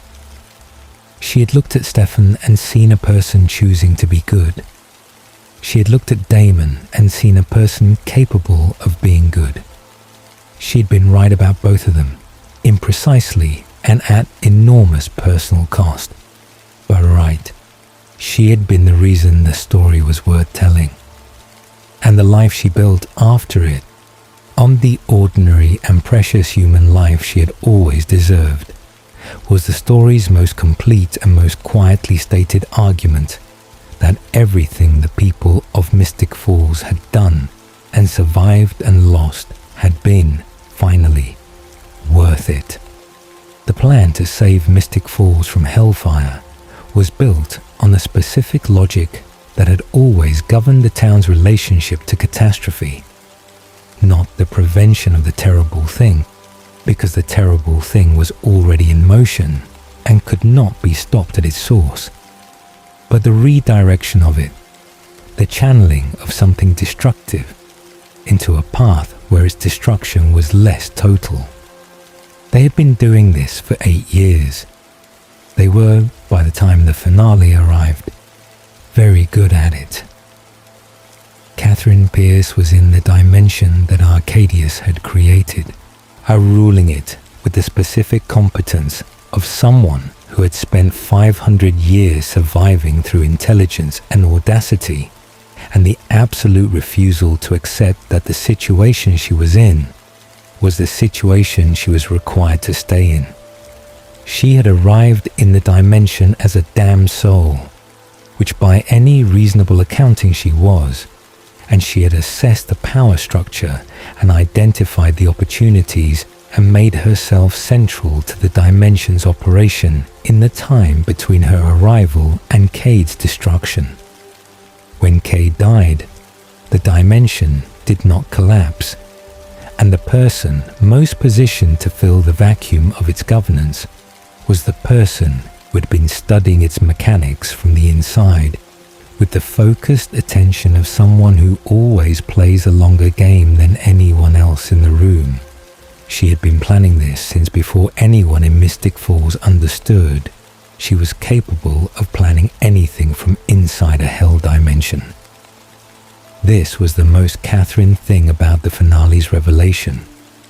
Not that she had survived, because Catherine always survived, but that she had survived usefully, had converted her damnation into a position of influence, and had been working that position across the time that Mystic Falls had been managing the Sirens and Cade and the Maxwell Bell and all the other pieces of the season's mythology.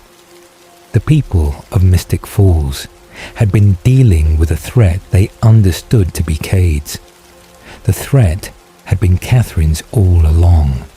Her plan for the hellfire was specific and personal in the way that Catherine's most significant choices always were, unorganized around the specific history that had shaped her across 5 centuries.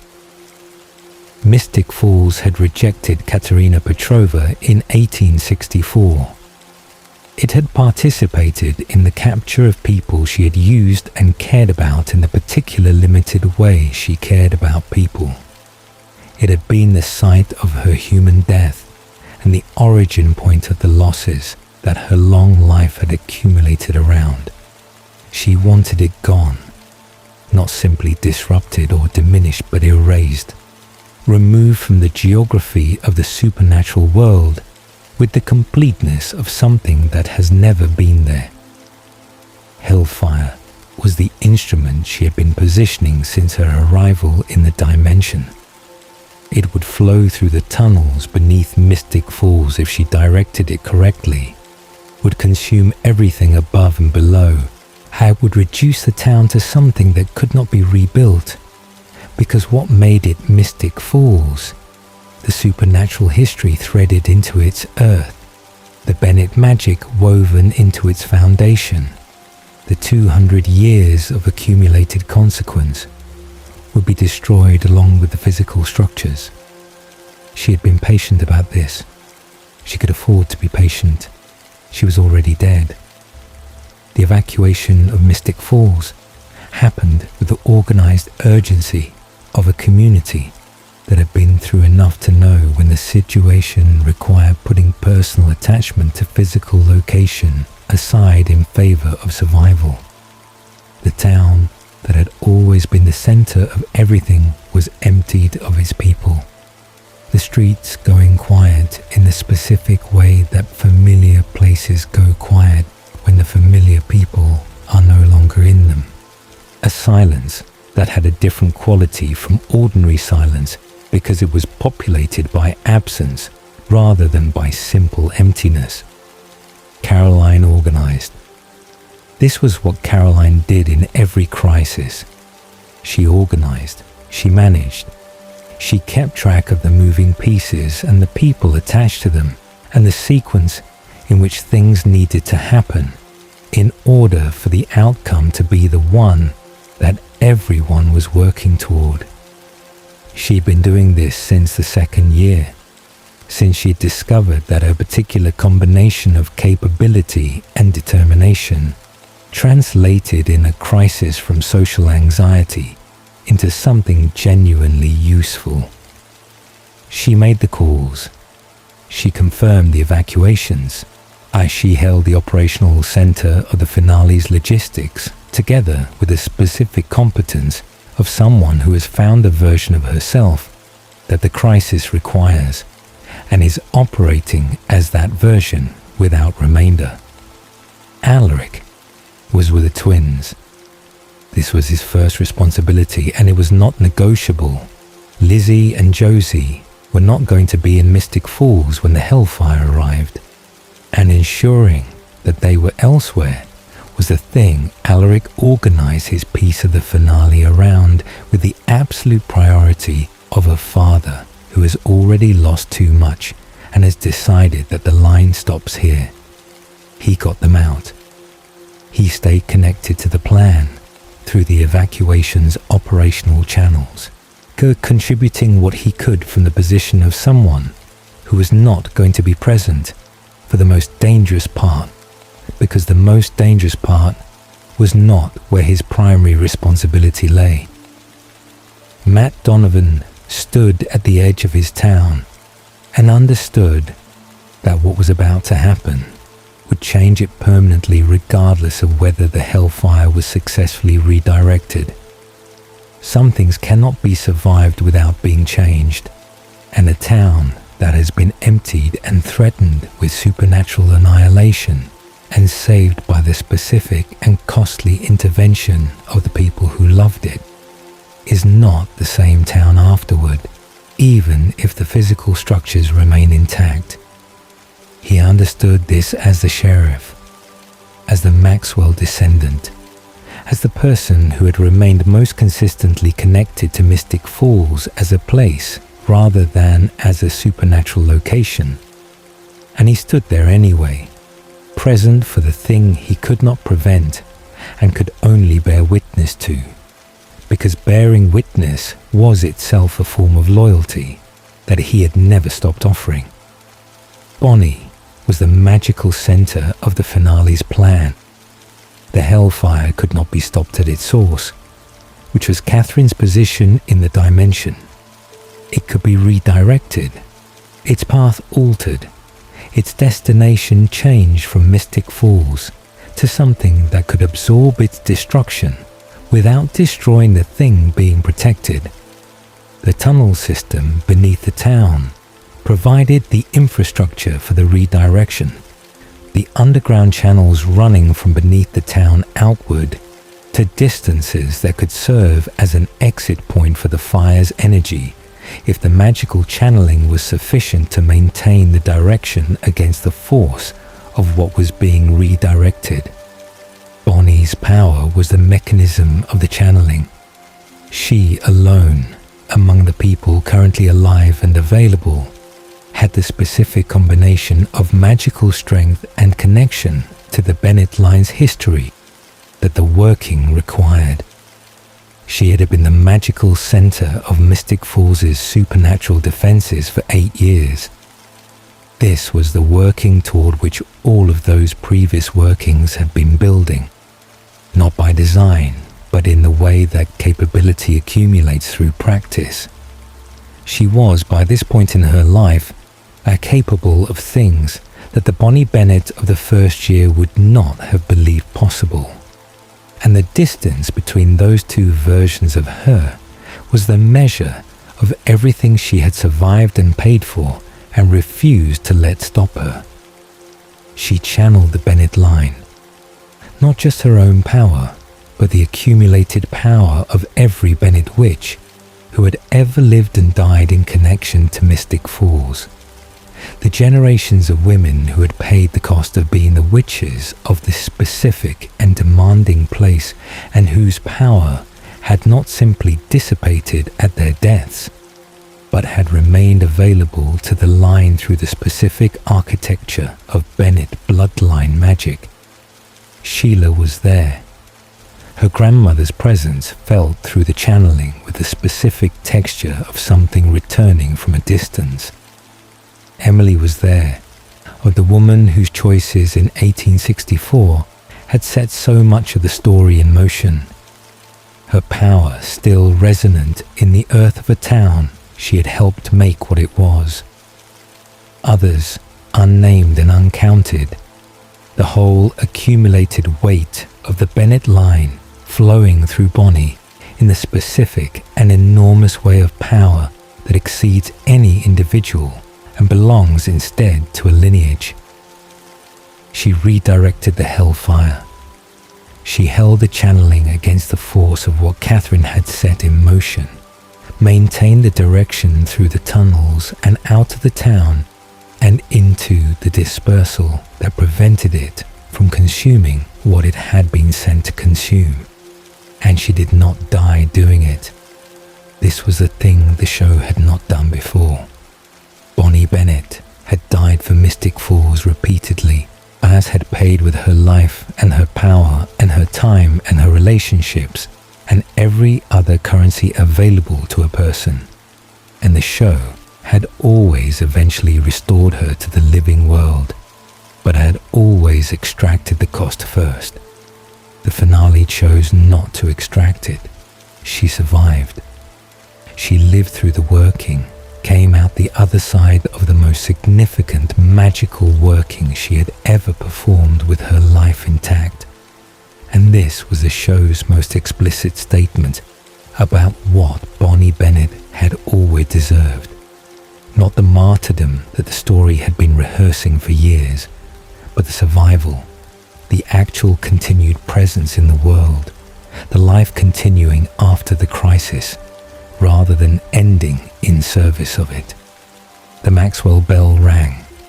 Matt had been part of its operation during the season's penultimate confrontation with Cade, and its continued role in the finale was the completion of the Maxwell family's specific contribution to Mystic Falls' supernatural history. The tool forged by an ancestor had been used by the descendant. The family's long investment in the town's protection paying out across the generations in exactly the way that the best investments do. Not through accumulated wealth, but through the capacity to do something necessary at the moment when it becomes necessary. Stefan's choice had been made before the finale began. In the quiet of the decision he had reached when he took the cure from Damon. He was human. He was mortal. He was standing in the final night of Mystic Falls' most significant crisis, with the specific vulnerability of a person who can be permanently killed by things that would not have been able to permanently kill him the previous week. And he was not afraid of this in the way that might have been expected. He had been afraid for a very long time, in the specific way of someone whose immortality gave them both safety and burden, and the removal of the immortality had taken the burden along with the safety and left something cleaner than what had been there before. He and Damon found each other in the tunnels, the brothers, in the place beneath the town where so much of Mystic Falls' supernatural history had unfolded, in the dark and the specific physical reality of a space that had been present through all of it. What passed between them in that conversation was the accumulated history of 162 years of being brothers, of fighting and reconciling and hurting each other, and saving each other and failing each other, and returning to each other with the helpless persistence of people who cannot finally give up on the relationship, regardless of what it has cost them. Damon was going to stay in the tunnels. He was going to be the one who held Catherine in the space where the hellfire would pass, who ensured that she could not redirect it again at the last moment, who stood between the town and the possibility of Catherine's final successful act of destruction. He had made this decision with the specific quality of someone who has spent 8 years doing things for the wrong reasons and has finally arrived at doing something for the right one. Not for self-glorification, not for Elena's approval, not for the performance of heroism in front of people who would witness and acknowledge it, but simply because it was the thing that needed to be done, and he was the person available to do it. Stefan knocked him out. The act was quick and absolute, and entirely characteristic of Stefan at his most fundamentally Stefan. The self-sacrifice so deeply installed that it bypassed deliberation entirely, expressed itself as action before the rational process could interfere with it. Damon had argued that a human Stefan in the tunnels with hellfire was not a Stefan who would survive long enough to be useful. And Stefan had answered this argument not with words, but with the physical reality of his brother unconscious on the tunnel floor, which was not a rebuttal so much as a conclusion. He had Elena's future in mind, not as a conscious thought, not as a calculation, but as the background reality of the choice. Damon was Elena's future, was the human life she would return to when Bonnie's magic found a way to wake her, was the person she had chosen and who had chosen her. And Stefan had understood for longer than he had explicitly articulated that his most significant remaining act in the world was to protect that future by removing himself from the position of requiring protection at its expense. He had always been going to be the one. This is the feeling that the finale produces when watched with knowledge of what is coming. Not that Stefan's death is inevitable in the sense of being unavoidable, but that it is inevitable in the sense of being consistent with everything Stefan Salvatore had been for 8 years, the one whose love expressed itself through self-sacrifice, the one who paid so others would not have to, the one whose particular and beautiful flaw was also his most defining quality. He went into the tunnels to find Catherine. She was there in the form she had chosen, which was Elena's face, which was her own face in the oldest sense. The face of Katerina Petrova, before she was Catherine Pierce. The face that the Petrova line had generated, and that both she and Elena had worn without choosing. She wore it the way she wore everything, and with the complete comfort of someone for whom appearance has always been a tool rather than a revelation. They spoke. The conversation between Stefan and Catherine in the final minutes of her existence was the show's most honest accounting of what she had been across the entire series. Not a monster in the simple sense, not a villain without interior, but a person who had been shaped by genuine loss and genuine fear, and had responded to those things by becoming someone who preempted loss, by ensuring she was always the one causing it rather than receiving it. She had loved Stefan in her way, in the specific, limited way of someone who had used love so consistently as an instrument that she had difficulty distinguishing between genuine feeling and strategic deployment of feeling. The love was real, and it had mattered, and it had never been sufficient to make her choose anyone else's survival over her own. Stefan held her there. He held her in the tunnel as the hellfire came through, redirected by Bonnie's working into the path that would disperse it away from the town. And the fire consumed what it consumed, and Catherine's soul was taken by it to whatever destination existed for the damnation of the truly damned. And Stefan Salvatore died for the second and final time in the tunnels beneath the town, where he had been born and had died the first time and had spent every intervening year trying to become someone whose death, when it came, would not be another entry in the ledger of waste. It was not waste, it was the opposite of waste. It was the most complete act of a person who had spent 8 years slowly and imperfectly becoming someone capable of it. Damon woke in the tunnel to the specific and terrible knowledge of what had happened, which arrived not through information, but through the quality of the silence, the absence of the fire, the absence of Catherine, the absence of his brother's presence in the physical space where his brother had been. He had been protected from this. He had been knocked unconscious so that he would not be in the position of making the choice or of being present for the moment of his brother's death. And he was furious about this. And he was also in a place that existed beneath the fury, while something that had the shape of gratitude, even though gratitude was an inadequate word for what he felt about being the person his brother had chosen to protect one final time. Eleanor woke. The curse had required Bonnie's death, and Bonnie had not died, but the channeling of the Bennett line, the full weight of it, the accumulated ancestral power, the specific magic of the working she had performed, had found the loophole that Eleanor's sleeping had never truly not had available.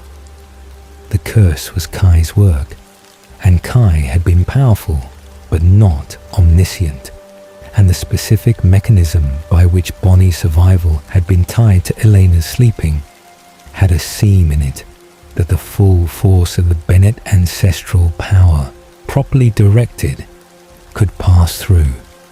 Bonnie found the seam. She had always been very good at finding the seam.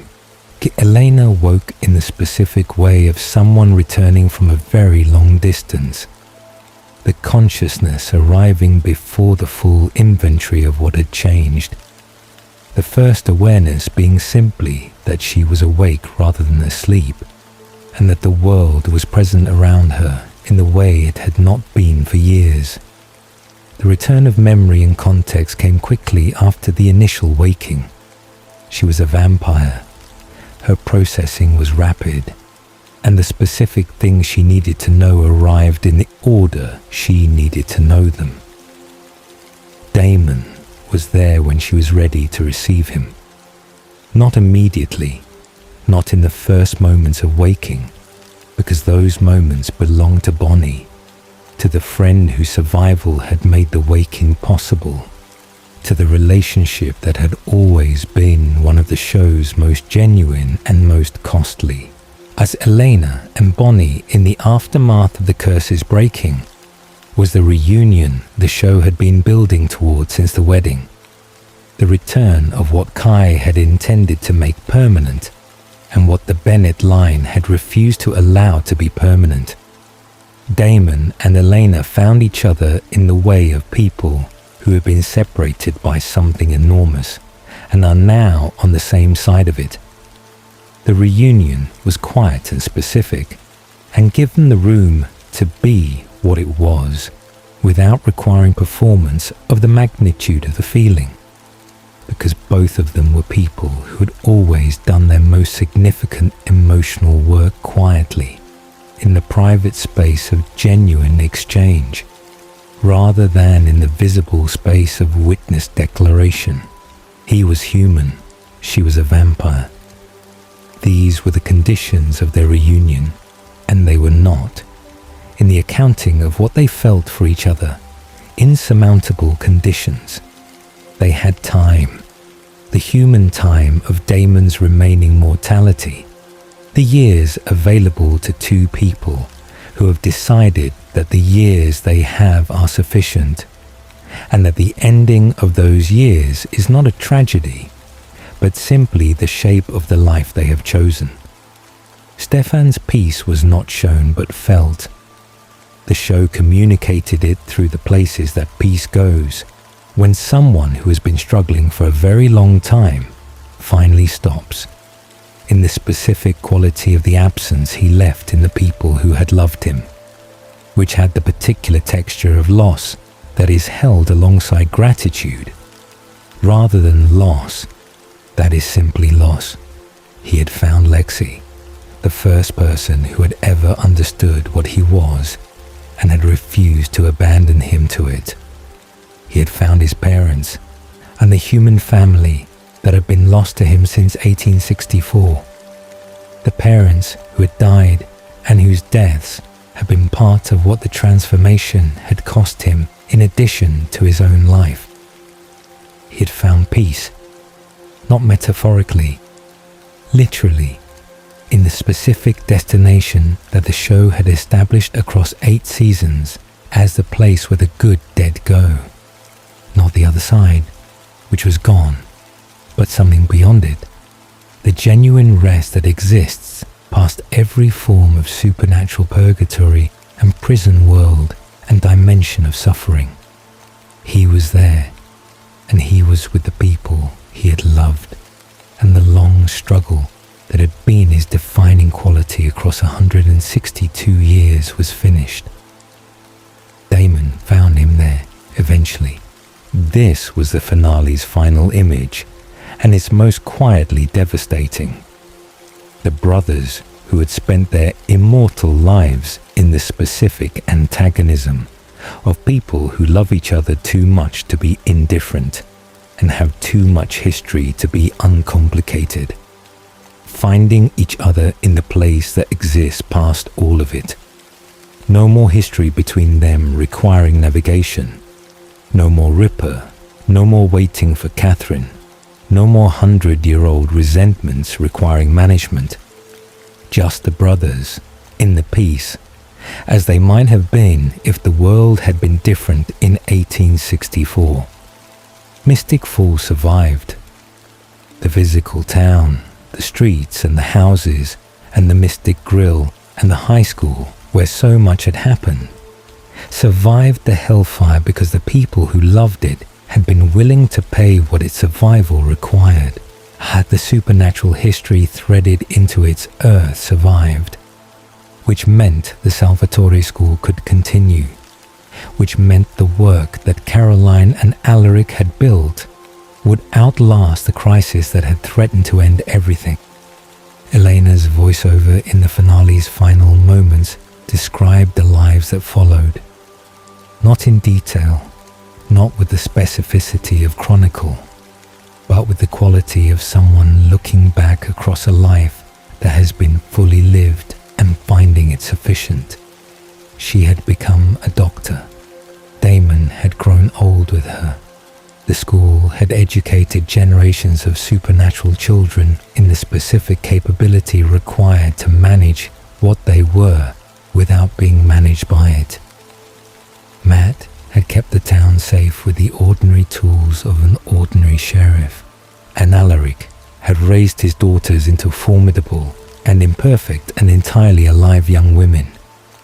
And Stefan was at peace.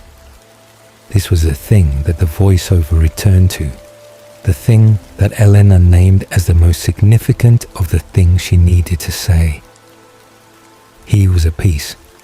After everything, the Ripper and the 1864, and the Klaus years, and the Phoenix Stone, and the human death, and the final choice in the tunnel, he was finally and completely, and without qualification, at rest. The town of Mystic Falls had been for 8 years the location where the gap between the human world and the supernatural world was most permeable, most contested, most expensive to maintain. It had produced deaths and resurrections and transformations and sacrifices in quantities that defied the ordinary accounting of what a small Virginia town should be able to generate. It had done this because the people in it had been, consistently, and at tremendous personal cost, unwilling to abandon it to what the supernatural world would have made of it without them. They had kept it, at the cost of everything, and it had been worth keeping. The story was finished. The long night was over, and somewhere past the reach of every supernatural dimension, and every prison world, and every form of continued suffering that the world contained, two brothers sat together in the peace that both of them had spent their long and difficult and ultimately extraordinary lives building toward. It was enough. It was, in every sense that matters, more than enough. And so the story of Mystic Falls comes to its quiet close. It was never really a story about vampires. It was a story about grief, about the specific and stubborn insistence of people who have lost everything on continuing to build something anyway, on choosing love and community and the daily practice of being good, even when the evidence suggests that the world does not particularly reward goodness. It was a story about a small town that looked ordinary from the outside and contained, in every shadow and every family name and every piece of ground beneath its streets, the accumulated weight of 200 years of people refusing to be consumed by the darkness that lived alongside them. Eleanor Gilbert wrote in her journal on the first day of the story that life is full of beauty and full of pain, and that the two cannot be separated, that the beauty is only visible because of the pain, and the pain is only survivable because of the beauty. She was 17 years old, and she had recently lost everything, and she was still, despite all of that, paying attention. This quality, the willingness to pay attention even when paying attention hurts, was what made her the center of the story. Not her face, not the doppelganger mythology, not the supernatural significance that the various forces of the vampire world attached to her existence, simply her willingness to keep her eyes open. Bonnie Bennett sacrificed more than any person should be asked to sacrifice, and she survived anyway, and she built a life that was her own on the other side of everything the world took from her. She had loved people who were difficult to love, and had kept loving them past the point where it was reasonable to do so. And she had paid the Bennett price again and again with the specific dignity of someone who understands that some costs are worth paying, even when the paying is hard. She had earned her survival. She had earned the love she found and the life she built after the long years of crisis. Caroline Forbes had been overlooked and underestimated, and had transformed every instance of being underestimated into motivation, had built from insecurity and loss, and the violent reorganization of her own nature, something that was genuinely remarkable. A person of enormous capability, who used that capability in service of others with the specific generosity of someone who remembers what it was to feel invisible and has decided that no child in her care will feel that way. The school was her gift to the future, and it was, in the quiet accounting of what the story produced, perhaps its most enduring achievement. Matt Donovan had stayed human. This was his contribution and his legacy and his specific form of heroism. Not the dramatic heroism of sacrifice and transformation, but the quiet heroism of daily presence, of showing up without supernatural gifts and remaining anyway, of being the human conscience of a world that needed one. He had loved Mystic Falls the way you love a place that has cost you enormously and that you cannot bring yourself to leave, with the loyalty of someone who has decided that belonging somewhere is worth the price of what belonging there requires. Alaric Saltzman had died and died and lived again, and had rebuilt himself from each iteration of loss with the determined practicality of someone who has identified surviving as the thing they are committed to. He had become, across the years, something he had not set out to become. A father, a teacher in the fullest sense, a person whose knowledge of suffering had been converted into the capacity to help others manage theirs. The school was his too, built from his losses into something that gave those losses meaning without diminishing them. Damon Salvatore had chosen to be better, and day after day, imperfectly and with considerable backsliding, across years of being someone who knew what better looked like and could not always reach it, he had kept choosing. He had died, having earned the human life he spent with the person he loved, having become someone who deserved what he received, and this, more than any supernatural ability or dramatic sacrifice, was the hardest thing he had ever done.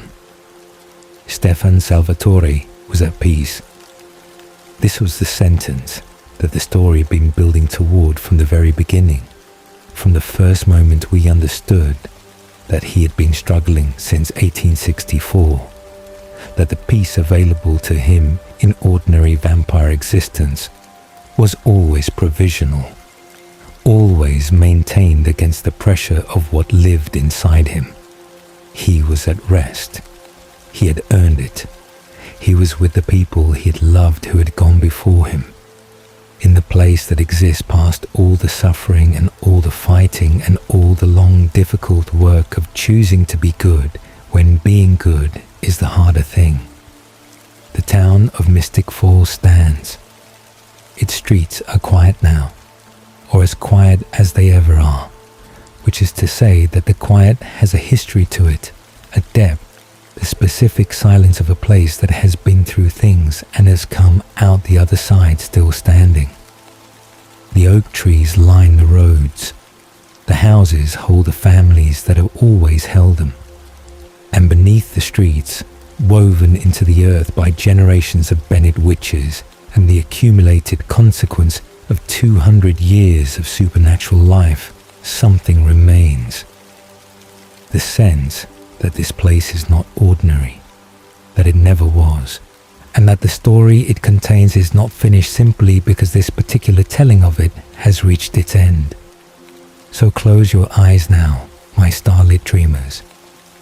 The night is gentle and the dark is kind, and the story has brought you here, to this quiet place, to the still point at the end of a long journey. Let the voices of Mystic Falls grow soft. Let the Salvatore brothers rest. Let Bonnie rest, finally and completely, having given everything and received, at last, the life she was always owed. The story is finished. The love endures. And in Mystic Falls, as in all the places where people have loved each other past the point of reason and past the edge of what the world said was possible, the darkness never quite wins. It never does. When people decide it won't. Sleep well. Good night.